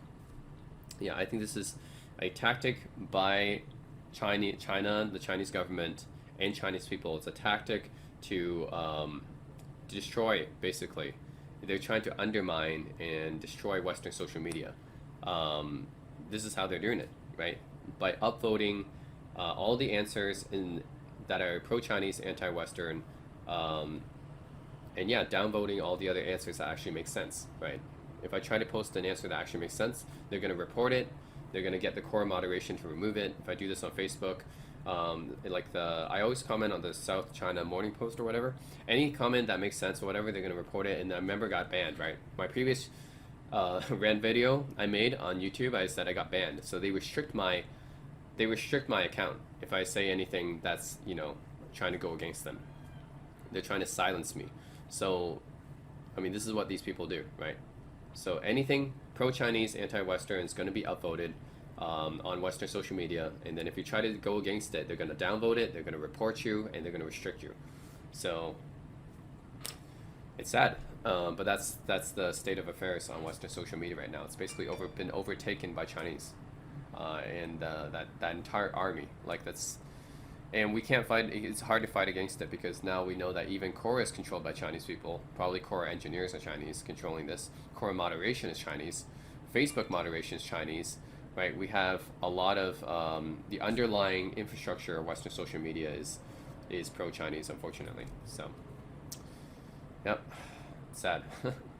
I just want to bring this to you guys' attention, right? Because I was really annoyed by this, and I think it deserves to be known. And I think YouTube is one of the few places online on Western social media or just social media in general, where I can post about these things and not have it be reported or removed, right? So that's why I have to make a video on this. If I posted something about this in Quora, it would be removed. If I posted something about this in a Facebook comment, it would be reported. So yeah, I think YouTube is pretty much the only safe spot for me to actually post this kind of stuff. I think even in Twitter it will probably be reported, but yeah, right now only the YouTube is pretty much the only safe place I can go because they don't really report or remove my comments. Sure, they'll say a lot of nasty comments underneath my videos, but that's fine. As long as they can't remove my video, right, or censor it. That's the main thing, right? I just want to get this information out. I think that's the most important thing. Just get this information out, and then they can't do anything about it. And oh yeah, one last thing I want to add is I did try to report this comment. See, I reported it because this comment is very condescending and derogatory towards Westerners, and also this comment as well, right? How treat your white masters the same way they treat us. Like, this is obviously a comment that can be reported because this is harassment, right? So I reported them, and yeah, like. This could be a comment I could report as well. Westerners believe in fairy tales. Like, yeah, this is condescending. It's generalizing. It's derogatory, and he's harassing me with these name calling now insults. And I reported them, and guess what? Quora moderation did absolutely nothing. So you know, I've made comments in Quora before that were actually fairly reasonable comments. I think I posted some of them in that 7-hour video. I just posted comments basically defending myself against these people, right?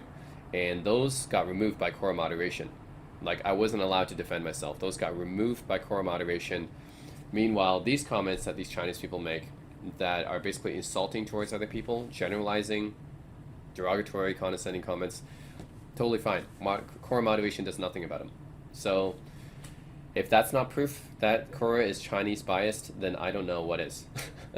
Right? They allow these answers to be, oh, it's 800 upvotes now. Yep, they allow these answers to be upvoted to the top, right? Even though they're not even accurate or true in any way. And then they let these comments be upvoted, and even I report them, they do nothing about it. Like, come on, right? How biased is that, right? Just because it's made by a Chinese person, right? Like, imagine if I said the same thing, right, to Asians, right? Imagine if I generalized Asians the same way, right? I bet like Chinese people would probably report that comment and it would be removed in a matter of, you know, minutes, right? If I posted a comment saying like, yeah, all Chinese, oh wait, actually I did have an example, right? I said, I didn't even say all Chinese girls, I said many Chinese girls have princess syndrome, right? That question was removed by Quora moderation about 2 hours after I posted it. 2 hours, that's all it took. I said, why do so many Chinese girls have princess syndrome? Not even all Chinese girls. So why do so many Chinese girls have princess syndrome? Removed by Quora moderation within 2 hours. This comment here, how I treat your white masters, Westerners believe in fairy tales, these kind of comments, Quora moderation does nothing about them. So there's proof, man. Quora is pro-Chinese biased. It's that simple. Alright guys, so I'm browsing through Quora again, and I noticed this guy who, by the way, I made a video about this before, but this guy posted that exact same answer I talked about before about, he said that, oh, Chinese are not religious, Chinese has never been religious, they don't have the capability to be religious, all they care about is like food and sleep and stuff like that. Well, you know, that's totally false. Now, I don't have a problem with just pro-Chinese answers, but the fact is, a lot of these pro-Chinese answers are not accurate. So this guy writes a lot of these pro-Chinese answers, but they're not accurate, right? And in that video, I pretty much just debunked that. I said, hey, you can't say that Chinese were never religious. Obviously, Chinese were Buddhist before in the past, right? In the ancient past. And even today, you have a lot of Chinese still praying to temples, believing superstitions and stuff like that. You can't just say Chinese are not religious because that's not true, right? And now he posted another kind of, I would say, very misleading answer. So the question is, why does China need the CCP? Obviously, a very loaded question. But then his answer is like, wow, this is a real tough question to answer. Let's see. Oh, here's some pictures from the 1920s, and he shows some pictures of the 1920s of people getting beaten, 1930s and 1940s, basically Japanese slaughtering Chinese here, and then, oh, this is what happened today. Oh, look, Chinese instantly went from this to this just because of the CCP, right? Like, that's ridiculous, right? First of all, you're cherry picking pictures that are basically the worst pictures that you can find from that time, because first of all, Japanese invading China, right? this is not directly related. Like, this is not the CCP did not fix this. Okay, like the Chinese government wants you to believe, right? This is because this is how they educate their citizens right now. They want them to believe that the CCP is what defeated Japan, but that's not true. Actually, in China, the nationalist government at the time, the Kuomintang, right? That is actually the main army that fought Japan in the 1930s and 1940s, because that was the then government of China, right? The current government of Taiwan, which is Republic of China, and that was the previous government of mainland China, right? So at that time, the 1930s and 1940s, what drove away Japanese was actually the Kuomintang, the nationalist party of like Republic of China, right? It's not the CCP. The CCP basically waited because China was in a civil war at the time. They basically waited until the Kuomintang was weakened from all these years of fighting the Japanese, and then they strike basically. So I know, like in history, technically it's an alliance. Kuomintang made an alliance with CCP, but if you actually look at the numbers, like definitely the Kuomintang did more fighting against the Japanese. So basically, the CCP just waited until the Kuomintang was weakened. The Nationalist Party, right, who was in control of China at the time, they waited until the Japanese weakened them, and then, right, and then after the Japanese was defeated and drove off the mainland, then they fought against the Kuomintang and defeated the rest of them, right? So basically, the CCP were opportunists, right? They saw that the war was going on, Japanese was invading China, and the current party of then current party of China, the Kuomintang, was fighting the Japanese. They waited until the Kuomintang forces were decimated by the Japanese already, and then they took advantage of that and they finished them off basically. So the CCP were opportunists. This person makes it seem like the CCP is basically what drove away the Japanese, but that's not true, right? The Kuomintang had a large part, or actually the major part, actually, because their army did most of the fighting against the Japanese. The Communist Party didn't do that much fighting against the Japanese. It's mostly the nationalist Kuomintang Party that did. So this is misleading, right? And plus, this is not all what happened in China before the CCP, anyways, right? So I'm going to post some pictures below here, right? So this is some pictures of 1930 Shanghai, right? You can find pictures of 1930 Shanghai back when it was fairly populated and very well known internationally. Shanghai was actually a very international city back then. So was Canton, right? Canton is basically Guangzhou now. But Canton and Shanghai, like they were very popular cities back in the day, and in amongst foreigners too. So a lot of foreigners went there at the time, and that's where the Shanghai got the name the Pearl of the Orient, right? The Paris of the East. That's how Shanghai got that name, was from the 1930s, right? So 1930s is like, you can't just look at this and say, oh, this was the 1930s. You're cherry picking all the bad stuff, right? From the 1930s, and then this is really bad stuff from the 1940s, which has nothing to do with China. This is Japanese invading China, had nothing to do with the inherent state of China at the time. Although, I mean, a lot of Chinese say, oh, China was, a lot of people were impoverished and stuff like that. Well, the truth of the matter is that after this happened and the CCP took over China in 1949, they were still impoverished. Like, this did not turn into this overnight, okay? Like, this person makes it seem like this turned into this just overnight after the CCP took over. That's totally not true, right? It says, oh, 70 years of political stability. I wouldn't really call the Cultural Revolution political stability. That's not true. Tripling life expectancy. Again, when did this happen? Right? Like, this was not within the first few years, not even within the first 20, 30 years of the CCP ruling. 10x literacy rate. Okay, I'll give them that because they Mao Zedong created simplified Chinese. Okay, I'll give them credit for that. 30x GDP. This didn't happen until 30 years later. Restoring international dignity. That's debatable. I mean, international dignity happened again 30 years after, probably after Mao Zedong died, right? Preserving territorial integrity, okay, whatever. Defeating all foreign enemies. Well, which foreign enemies exactly invaded China during that time? I don't think any foreign powers even invaded China during that time. So, there's so much misleading stuff in this answer, right? Like, most of what happened here between these two states is basically because of Deng Xiaoping, right? So after the CCP won and they defeated the Kuomintang, right, drove them to Taiwan basically, in the Chinese Civil War. Then they took over China in 1949. From 1949 to 1976, Mao Zedong was in control of China, and during that time, Chinese people were pretty much just as impoverished as they were before, right? And then they had the Great Leap Forward, which killed millions and millions of Chinese with famine, and then you had the Cultural Revolution, right? Like, I know this because my parents suffered through this, right? During the Cultural Revolution, people couldn't even attend university. You can't even go to secondary school, and they then like everything academic, like you have all these Confucian scholars and like book burning happened. Like they prosecuted like a lot of academics during that time as scientists, and you know, creative people during that time. So the Cultural Revolution was not a good thing, and this person never talks about this, right? He just makes it seem like you go straight from this to this, but that's not true, right? There was a Great Leap Forward, the Cultural Revolution, all this stuff that happened during the Mao Zedong era of China, right? Like he never shows this, right? So I just comment later on, right? This is Mao Zedong's China, 1970s, right? Look at 1970s, right? People wearing Mao suits, right? You had to carry a little red book with you everywhere you go. Mao's Book of Quotations, remember that? This person just conveniently never talks about this stuff. He just makes it seem like he goes straight from this to this. Like, no, like after 30 years after the CCP took over, during the Mao Zedong era of CCP China, like they were basically just as poor as they were before. Sure, literacy rate might have been up because of simplified Chinese, but it's definitely not political stability. Tripling life expectancy again didn't happen until later. 30x GDP definitely didn't happen until later. International dignity didn't happen until after Mao Zedong died either. So, yeah, like none of that is true until after Deng Xiaoping kind of opened China up to the world with the market economy, became a capitalist society, right? That's not really, and that's actually against what the CCP was against originally, anyways, right? Because CCP took over because they read Lenin's ideas, right? Vladimir Lenin, right? Who was the leader of the Bolshevik Revolution, right? The Russian Revolution that happened, who in turn was based on reading the ideas of Karl Marx, right, in the 1800s. Obviously, Karl Marx is father of communism, right? He wrote the Communist Manifesto, and then Vladimir Lenin kind of wrote that and then said, hey, this could be good for our society. And then that's what transformed Russia into the Soviet Union. And then China saw this and were like, hey, maybe we can do that too. So that's what Mao Zedong thought, right? They wanted to have a centrally planned economy, which didn't work.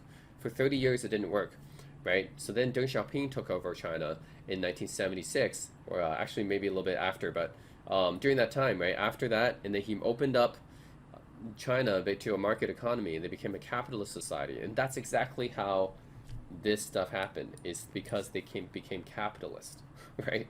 So all this person is like talking about like, oh, China's the CCP was responsible for this to this. No, it's actually opening up to China opening up to capitalism. That's how they went from this to this, right? Not because of the CCP, because the CCP, you know, you went from this to this. That's what the CCP did, right? This to this. So it's not really it's a very misleading answer, right? I'm not going to talk about this Taiwan stuff. Yes, obviously Taiwan, Korea, Japan, Western countries have a higher GDP per capita than China is. But we all know that Chinese people don't care about GDP per capita, even though it's the correct way of measuring how healthy, right, the average citizen is. They only care about total GDP because that's what China's strong in, right? Oh yeah, China's total GDP is really, you know, it's number 2 in the world, probably will be number 1 in the world very soon. That's all they care about, right? GDP per capita is the actual measure of what the average citizen, how well off is the average citizen. But because it doesn't favor Chinese people, they never talk about this. They don't want to talk about it, right? Yeah, Taiwanese, Japanese and Korea, and America, Canada, basically all the rest of the developed countries have a higher GDP per capita than China, but they don't want to talk about that.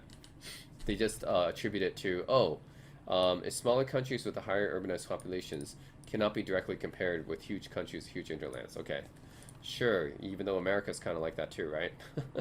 America has GDP per capita, what, 50,000 per person? Purchasing parity adjusted, and then China is like, what, GDP per capita of, it's a little bit over 10,000 or something like that. Anyways, I mean, they're both big countries with a lot of huge, hinterlands, right? If you don't want to compare small countries, fine, right? Don't compare Singapore, Taiwan, Korea. Yeah, okay, those are small countries. Maybe it's easier for them to get higher GDP per capita because they're highly urbanized. Okay, well, what about a bigger country like America, right? Like, America is very big, and Canada is very big.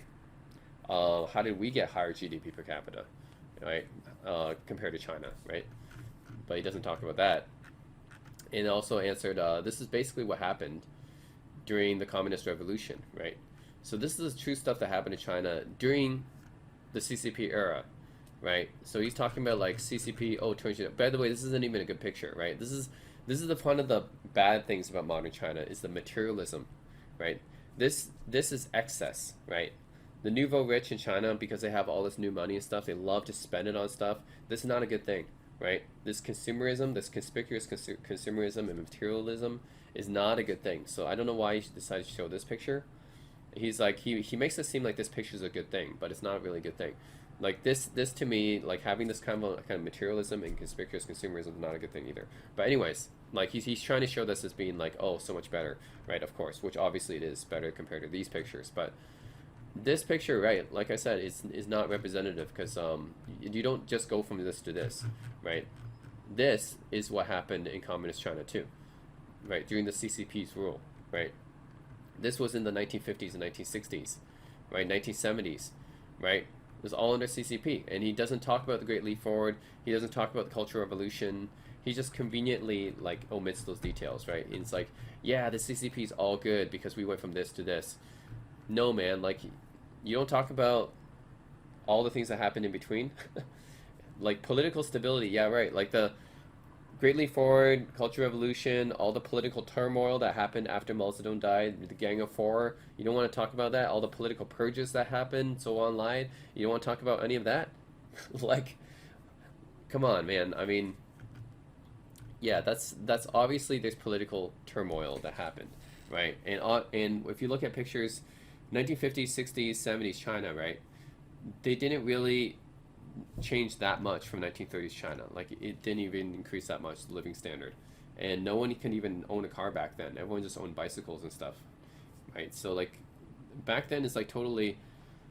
That's why China was like underdeveloped for so long, right? The whole reason why this became this is because Deng Xiaoping opened up China up to the market economy, and if he did that sooner, if Mao Zedong did this, right? If he didn't go with his communist ideology, if he opened it up to capitalism and market economy sooner, then Chinese would have been richer even faster, right? So it's totally this answer is just totally inaccurate. And it's unfortunate because that's 1.8k upvotes, which I'm not really surprised by because it's a pro-Chinese answer. Like I said, pro-Chinese answers on Quora get the most upvotes, but it's not right. It's wrong. This is not. This is a misleading answer, right? It's not the truth of what happened, right? If you just read his answer, you'll be like, oh yeah, CCP is so great because look at what happened to China before, and oh yeah, this is China now. It's because of the CCP, but you're completely omitting a lot of the other things that, you know, you're only looking at one side of the coin. You're cherry picking stuff, right? Because this was China. This was also China in the pre-CCP era, during the Kuomintang era, the nationalist era of China, Republic of China era. I mean, this is also China, 1930s. So Shanghai was the Paris of the East, right? Attracting a lot of foreigners and investment during that time, right? All that basically collapsed after the CCP took over, and this was also under the CCP, and this was also under the CCP. So it's completely misleading to have, you know, this kind of answer, and it's so upvoted, which I hate, right? It's really annoying that you see these pro-Chinese answers get so upvoted, even though they're so misleading, and there's a lot of logical flaws in this answer. It's not that I'm being anti-Chinese, okay? I'm not being anti-Chinese, right? I recognize that the CCP, if he actually had a good answer and then mentioned everything that I said, and then ended with, oh, this is what the CCP is like now, doing all this, blah blah blah, and talked about the whole thing, then I would be fine. I would upvote this answer if he actually talked about the entire story. But he doesn't talk about the entire story. He omits all the details that could make the CCP look bad. He purposely omits all those details, that's what I have a problem with, right? If there's a Chinese person that puts an answer on Quora and be like, yeah, the CCP, you know, during the first 30 years of the CCP, there's a lot of issues and problems, but in the end, we opened up to a market economy, we became capitalist, and then now we're doing a lot better. And then praising the CCP for that, I'll be fine with that. But the fact of the matter is that these pro-Chinese writers, they omit all the details that could make the CCP look bad, right? They don't show the whole story. So that's my problem with this answer. So it's not like I'm being anti-Chinese. I just want things to be accurate on Quora, right? And this is not an accurate answer for 1,871 upvotes. How can people, that many people upvote this and it be such a wrong answer, right? Like, I don't like that. It's missing so much of the story, right, behind things. So yeah, it's another problem I have with these pro-Chinese answers on Quora, man. Like, it's not that I downvote them just because they're pro-Chinese. It's the fact that they're not accurate, or not completely accurate, or misleading.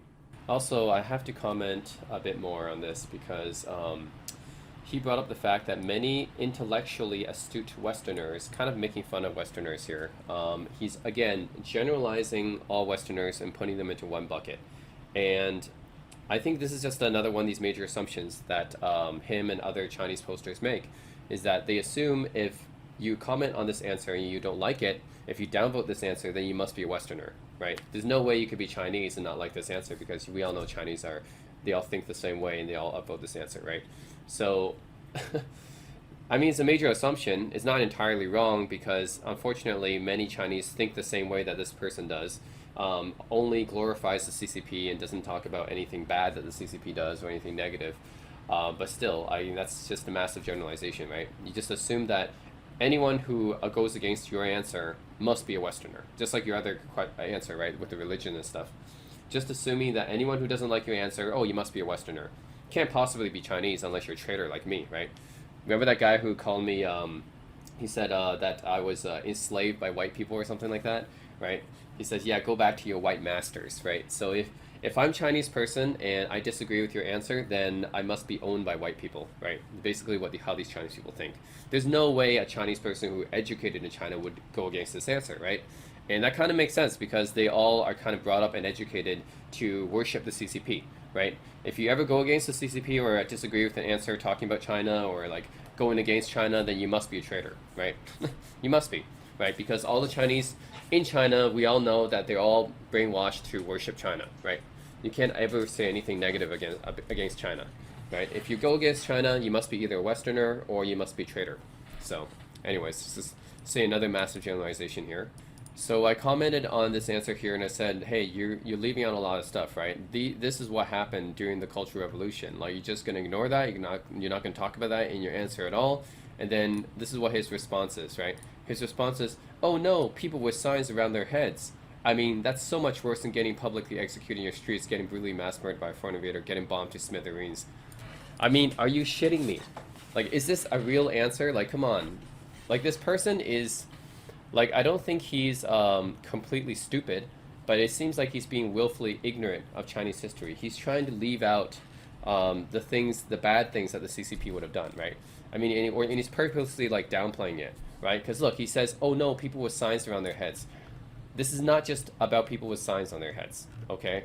Like, I'm talking about the Cultural Revolution. The entire Cultural Revolution, you know, the fact that they banned people from attending like universities, the fact that they persecuted scholars and intellectuals, the fact that millions of people got purged and like executed, like it's more than just people with signs on their heads. I'm using these pictures as an example, right? But he's being willfully ignorant here, and he's saying, "Oh no, people with signs around their heads. Oh no, that's so much worse than getting publicly executed, getting murdered, and stuff like that." It's completely illogical, nonsensical to just make an answer like this, right? To respond with an answer like this, he's being willfully ignorant, right? Because obviously the Cultural Revolution is more than just what these pictures literally are displaying, right? He's saying, oh no, he's just literally looking at these pictures and saying, oh yeah, that's all that happened in the Cultural Revolution. Of course not, right? Of course not. The Cultural Revolution is way more than just what these pictures are displaying. I'm using these pictures as an example, right? Just like how he's using his pictures as an example, it doesn't completely display what everything's happening, right? So he's saying, oh, this is all that happened in the 1930s and 1940s. No, there's way more than this that happened in 1930s, 1940s. Not all about just slaughter and stuff like that. And he's basically saying, oh yeah, so this is not as bad as this. Well, you can't just look at the whole decade and then think, oh, this is only the things in the pictures that are posted here is everything that's happened, right? Like, that's completely ignorant to think like that, right? Obviously, a lot more happened than just people with signs on their heads. Like, you have to be willfully ignorant to think like that, right? And I'm sure this person knows about the Cultural Revolution. He knows what it's about, right? He has to, right? I mean, I'm sure Chinese people, even though they were educated in China, they must have learned something about the Cultural Revolution, right? And it just blows my mind that this Chinese person is being willfully ignorant by saying that the Cultural Revolution is just people with signs on their heads. Like, that's ridiculous, right? Obviously, a lot more happened in the Cultural Revolution than just that. Right? I'm just using these pictures as an example. And then he's talking about all this bad stuff that happened in the 1930s without talking about all the other stuff that happened in the 1930s. So he's cherry picking, basically. So he's cherry picking the bad stuff that happened in the 1920s, 1930s, by the way, Japanese didn't invade China until 1937. So 1930s, there's a bunch of years in the 1930s before the Japanese invaded, right? Where Japanese did not slaughter people because they didn't invade yet, right? And he doesn't talk about that. So he's basically cherry picking certain pictures and being like, hey, yeah, so this picture, that's everything that happened in the decade. And these pictures that you posted, yeah, that's everything that happened. Well, that's not that's being willfully ignorant, right?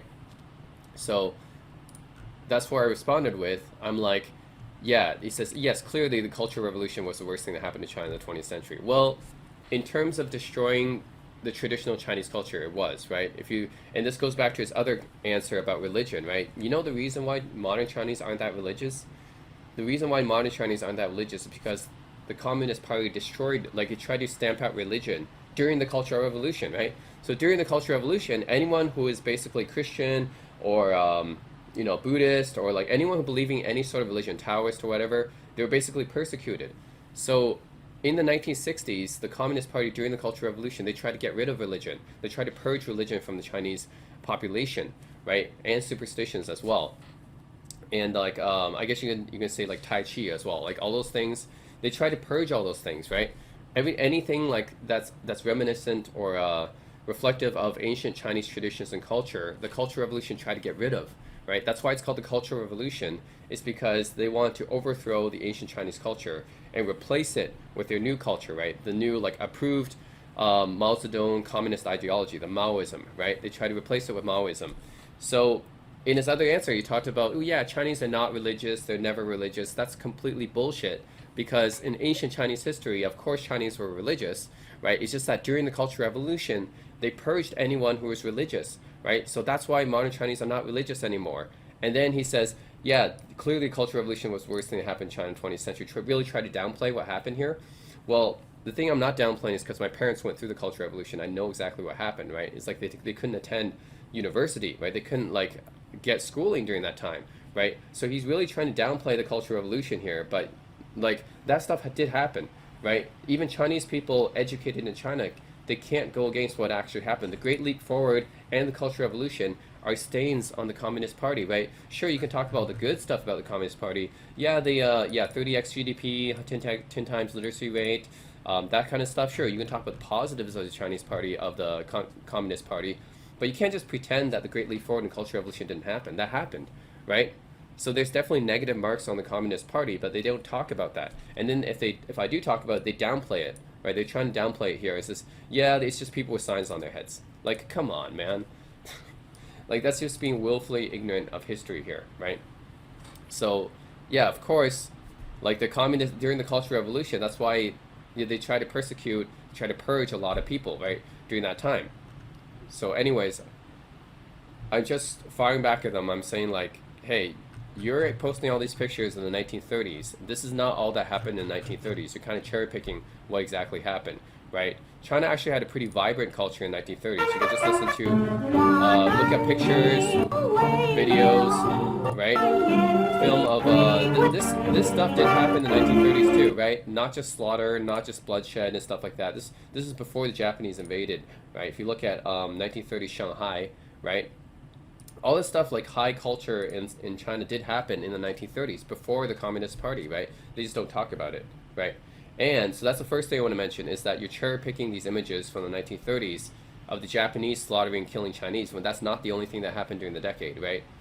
Like slaughter and murder and like death was not the only thing that happened in the 1930s in China, right? There was actually high culture and arts that happened during China too, right? And actually show more pictures down here, right? This stuff happened too. You can't just ignore that didn't happen, right? So and then I showed pictures of this. This is the Great Leap Forward, right? So millions of Chinese people, I don't know how many millions, but millions of Chinese people died during the Great Leap Forward because the Communist Party tried, I mean, this is the problem with communism, right? Is it's a centrally planned economy. So what they try to do is they try to input a quota, right, for each industry and say, hey, you got to meet this quota, you got to meet this quota, and have to make everything equal, right? Everything has to meet its quota, and then that's against like kind of the natural way of things though, right? Because you can't just force a certain industry to produce a certain quota when you have natural forces like a drought, right? Say drought happens, right? You can't produce the amount of like required wheat or grain or rice anymore, and you end up over allocating or under allocating the workforce. And what happens then is if you have a certain quota to meet, say like there's a drought, you end up not producing enough rice for like a certain year, then what happens is the Communist Party or whatever, the central economy, right? So what's going to happen is that say you get a drought in a certain year, you can't produce enough rice to meet the quota, right? You can't produce enough rice to meet your quota. And even if you produce enough rice, they're just going to take all the rice, anything that allocates to the quota, right? And the remaining stuff is basically nothing, right? You get nothing remaining for the rest of the people. So that's why you have a famine that happens, right? If you try to force things that are unnatural, right? That's the problem with communism is you can't make everything equal because it goes against the laws of nature, right? So when nature dictates that you can't produce enough of this resource to meet the quota, or you produce too much of this resource but not enough of this resource, right? Like that's what happens. You can't just force them to be equal, and you end up having famine like this, right? So that's why the Soviet Union collapsed. That's why other countries had to open up to a market economy instead of a centrally planned economy, because a centrally planned economy doesn't work. You have to end up opening up to a market economy, like China, obviously with Deng Xiaoping, like I said, opened it up to a market economy, and that's when you start. That's when the economy started gradually, catching up, right, to the developed countries. That's why you have China now, right? The wealthiness of China now, the wealth created and generated was mostly after 1970s, right? Was really towards the 1980s and later is when all the wealth got generated and created. Because before then, China was essentially a planned economy and really nothing worked, right? It was basically like the Soviet Union or North Korea right now, right? That's why Soviet Union ended up collapsing, Eastern Europe collapsed, China, Vietnam, and Cuba kind of switched more to a market economy, and then North Korea is the only one with a central planned economy. But you can see how bad they're doing too, right? North Korea basically has to rely on China now for its resources because, like I said, centrally planned economies never work, right? That's why all the formerly communist countries, they have to open up to a market economy and become capitalist now, right? That's the only way to survive. If China did not do that, China would not survive. So yeah, like he doesn't talk about the Great Leap Forward because obviously this is a negative stay on the Communist Party, right? He doesn't talk about that, but this did happen, right? Like I'm saying, I'm talking about 1950s, really late 1950s and 1960s and early 1970s. This is all the negative marks on the Communist Party before they opened up to a market economy. So you can't just pretend that the Communist Party didn't do this, right? This was like 30 years of the Communist Party ruling China and pretty much taking it backwards, and millions of Chinese people died under that reign, right? Under the Mao regime. So you can't just pretend that didn't happen, right? So this person is not he's purposely omitting all these details from his answer. He's saying, yeah, we just go straight from here to here. And it's like, no, of course not, right? You have this that happened, which is not even everything, right? It's not just people with signs on their heads. This is just, I mean, there's a lot more that happened during the Cultural Revolution. Obviously, I can't show it in pictures. Then the Great Leap Forward happened. You can't just ignore these things that happened, right? You can't just pretend they never happened. Obviously, the Chinese Communist Party had a hand in this too, right? It's part of their history. You can't just ignore history, right? So this person's being willfully ignorant of history and saying that, yeah, it's just people with signs on their heads. And then he's cherry picking the bad stuff that happened in pre-communist China. And he's saying, yeah, all the bad stuff happened in pre-communist China. Where there's good stuff that happened in pre-communist China too. He just doesn't talk about it. And there's bad stuff that happened in communist China too. He just doesn't talk about it.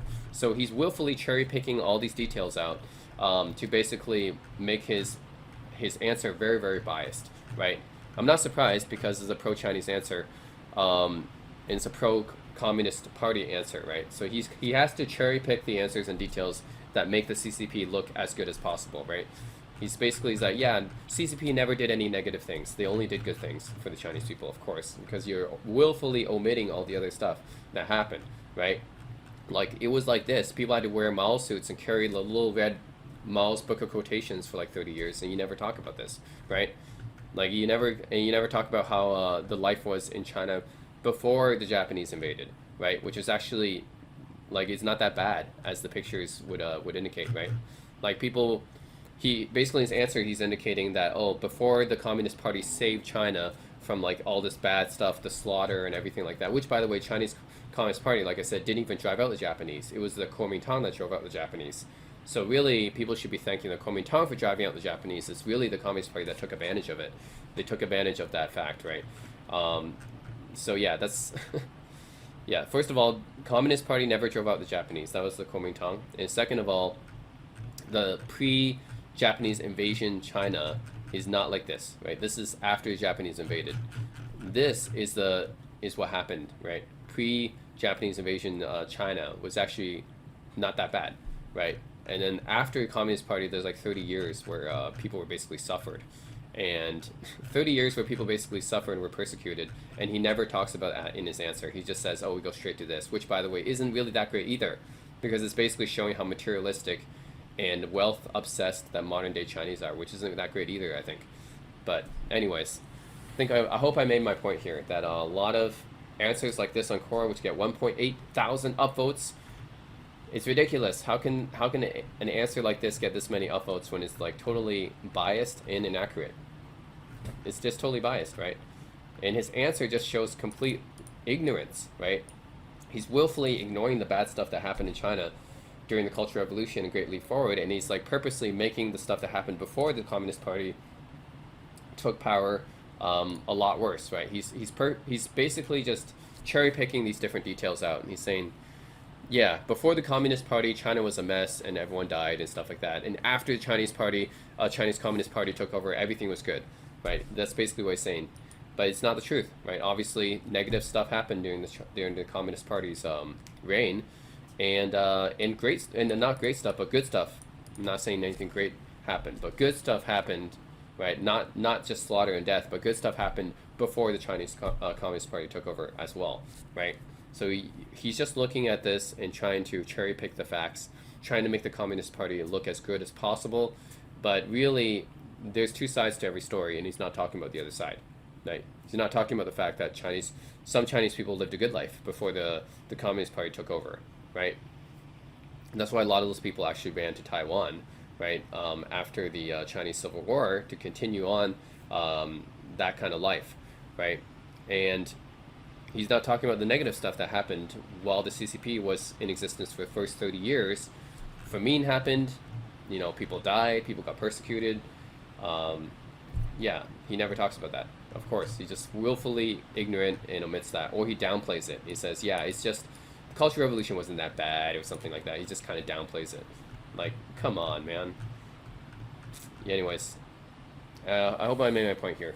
I was really pissed off at this and annoyed at these kind of answers that get so many upvotes, even though they're, like, not good answers at all.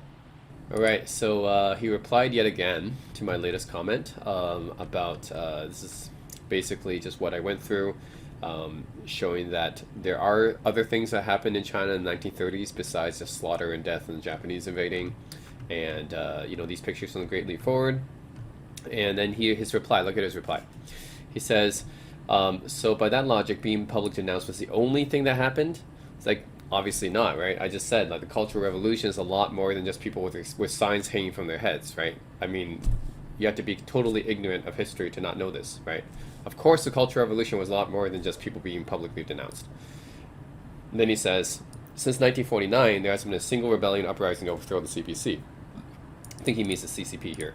Not even the protesters at Tiananmen were calling for that. And he says, from 1912 to 1940, there were literally dozens of military uprisings. It's almost as if the majority of Chinese people were happy with CCP rule. So the thing is, there hasn't been a single rebellion uprising because it's all been suppressed, right? That's the thing, right? So that's the example I give here, right? It's like, okay, so because there's no uprisings when the CCP has been in power, you just assume that means that people are happy. Well, first of all, probably means that they've been suppressed whenever something, like, actually this happens in modern China even too, right?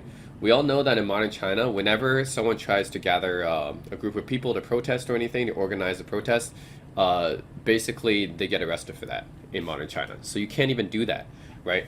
So the reason why in 1912, 1949, there were literally dozens of military uprisings is because those kind of things, the government wasn't strong enough at that time to quash those kind of military protests, right? Because the government in China was kind of weak during that time. It didn't have a lot of power, and China was just split between a lot of different warlords at that time, right? From especially 1920s, 1930s, right, you have the Kuomintang Nationalist Party, but they didn't have a strong grip on the central government at that time. So that's why you could actually protest and rebel against the government at that time. The reason why you haven't been able to do that since, well, it's because the Communist Party took all the tools away from the people right? They took all the guns and everything away from the people, because that's what the Communist Party does, right? Just like in the Soviet Union, right? After the Soviet Union took over, there's another example actually, right? Notice how there's no military uprising, no rebellion after the Soviet Union took over, right? Notice how in any communist party, after they take over, there's no rebellion or uprising. It's because they deprive the people of power, right? They take all the common people's like guns and everything, all their means of trying to overthrow the government. They know that they might overthrow the government. That's why they take all this power away from them, right? And the other thing is that they brainwash them, right? This is the exact same thing that happened in North Korea. And I gave them the example of North Korea here. I was like, okay, so basically there's been no uprising in North Korea, right? Does that mean that everyone is happy with Kim Jong-un's rule? And then he says, oh, how do you know they aren't? Have you been to North Korea? When was the last time you spoke to a North Korean living in North Korea? And this basically just tells me that this guy is okay with being brainwashed, right? Like, now I know exactly why he's so supportive of the CCP, is because he doesn't care that the government has so much power and is controlling the people like this, right? Because North Korea, we actually know why, right? Why are people happy? Why are people happy in North Korea, right? Why do they not protest? Why do they not revolt? Well, it's because first of all, they're brainwashed, right? They don't know about what's going on in the outside world. They don't know that something's better. And second of all, they don't have any tools to protest or rebel with, because the government took away their weapons, right? Then their ability to organize protests. The same thing happened in China, right? So the fact that he says there hasn't been a single rebellion or uprising to overthrow the Communist Party, that means that the people are happy. Well, we have to define what the happiness is, right? If the happiness is like, constantly being in fear of the government and, like starving, right? Not being able to own anything, not being able to get ahead in life, because the whole tenet of communism is that everyone has to be the same. Then sure, I guess that's the happiness, right? It's like you look at North Koreans, right? Okay, maybe they are happy. Maybe they're happy because they don't know what's going on in the outside world, right? They don't know that there's something better. But I mean, we all know this, right? It's like they're living that kind of existence, right? Kind of like miserable existence, but can you call that being happy, right? So that's the thing. You gotta look at the definition of happiness here. Like, okay, they don't know everything about what's happening in the outside world, but are they really happy when they're constantly in fear of being executed by the government? I don't know, right? Like that's so. Is anyone in the Soviet Union? Was everyone in the Soviet Union happy? There's no uprising, no rebellion. Constantly living in fear of the government. Like starving, like famines happening all the time. Same thing in Mao Zedong era China, right? Just because there's no uprising doesn't necessarily mean that that you were well off. That's what this guy's is talking about here, right? If you're living under like Stalin era Soviet Union, you're pretty much like constantly in fear, right? Is that happy? Is that a happy existence? I don't know. So that's what this guy's implying here, though. Because we have to separate what happened in the Mao Zedong era of China with the current era of China. They're two different things. So the Mao Zedong era of China, the people weren't that well off, right? They didn't have any means or ability to protest, right? Because the government took everything away from them. And they really didn't know what was happening in the outside world, right? It's kind of just like the people in the Soviet Union, people in North Korea now. They don't know what's happening outside world. So of course they didn't protest or anything like that, because they were blocked off from the outside world, just like how North Korea is today, right? Whether or not they were happy, well, it's the same thing. Like with North Korea, maybe they are happy, right? Maybe in Mao Zedong era China they were happy because they don't know that there's something better. They just didn't know, right? And the government would basically quell any sort of like protest or any organizing or any kind of rebellion whatsoever, right? So the government would basically just quell that and quash that, right? So that's why there hasn't been a single rebellion or uprising to overthrow the CCP, is because they don't have the power to do that, because the government has so much power, right? The communist government has so much power. That's why they didn't, like back in 1949, like I said, the government, nationalist government didn't have that much power, right? So that's why there's still military uprisings and stuff. While the CCP was in charge, especially in the Mao Zedong era, people really didn't have any power, right? So they could not create a rebellion or anything, because the government had just too much power. And still kind of today, right? Today you cannot organize a protest or anything, you just get arrested. You cannot criticize Xi Jinping online, right? It's basically all going to be filtered out, right? If you try to even like stuff like the Winnie the Pooh, right? You can't even do stuff talk about that. It just the words all get censored and filtered out. Yep. So like even now, right? If you try to talk about criticizing Xi Jinping online or like talking about rebellion or protest online, you can't do that, right? It's just going to be censored, and then you'll get in trouble, right? If you try to do that. So yeah, just you can say modern day China's like that, right? And it's not like that in the U.S. You can definitely organize a protest in the U.S. against Trump or Biden, right? That actually happened against Trump, right, when he was elected. So definitely you can do that in the U.S., but you can't do that in China, right? The government will basically quell or suppress any kind of uprising whatsoever. So that's why it doesn't happen, right? So it's not that well, maybe it is that people are happy because right now China's government, the GDP, everything, they lifted people out of poverty. Okay, people are satisfied with that, but it's also that they part of the reason. I mean, look at these pro-Chinese answers, right? The reason why I think they have so many of these people go online using VPNs, Western social media, upvote and create these pro-Chinese answers that are kind of inaccurate. Like this one's really biased towards pro-CCP, right? They don't try to show any negative facets of the CCP. It's not a complete answer, right? Like I said, this happened during the CCP rule, but this guy doesn't have that in his answer, and he gets 1.8 thousand upvotes, or 1,800 upvotes, without showing any of the negative side of the CCP's rule at all, right? So you get a very biased answer, and these answers get very upvoted on Western social media. Why is that? Well, it's partly because I think Chinese government also want to control the population just abroad as well, right? So this is their viewpoint abroad. It's like they don't want people to know about any of the negative stuff that actually happened during the CCP's rule. So they only talk about the positive things that happen, right? And it's the same with their education as well. When you educate in China, you don't actually know about like all the negative things that happened during CCP rules, only the positive stuff, right? And then they say, oh, they beat the Japanese and stuff like that, which didn't actually happen, right? The Kuomintang actually beat the Japanese. It's the CCP that actually beat the Kuomintang after they were weakened, right? And they barely contributed to defeating the Japanese, but they make themselves look like they defeated the Japanese in their education, right? So the way that Chinese people are indoctrinated to believe that the CCP is just a force for good, right? Always good, right? And they never did anything bad. So, so that's their plan of controlling the population, kind of. So that's why like these days you'll not see any Chinese person trying to overthrow the government. I mean, most Chinese people are happy with the government right now, but that's not just because the CCP is doing a good job, but it's also because the CCP is actively trying to control the people, and they're just trying to control the messaging of their party. So they never talk about any negative things that happened during the CCP's rule. They never talk about Great Leap Forward, Cultural Revolution, stuff like that. Like even the Tiananmen Square, right? Protests of 1989, they censor that still, right? And Chinese people want to say, well, that's just a fake news story made up by Western media. The Tiananmen Square, nothing actually happened there, no one died. Well, if nothing happened, then why doesn't the Chinese government actually, say the truth about what happened? And why do they still censor stuff related to that incident? Why don't they just come clean with what happened, right? It's pretty simple. Like if really nothing happened in Tiananmen Square in 1989, then just give the evidence out, right?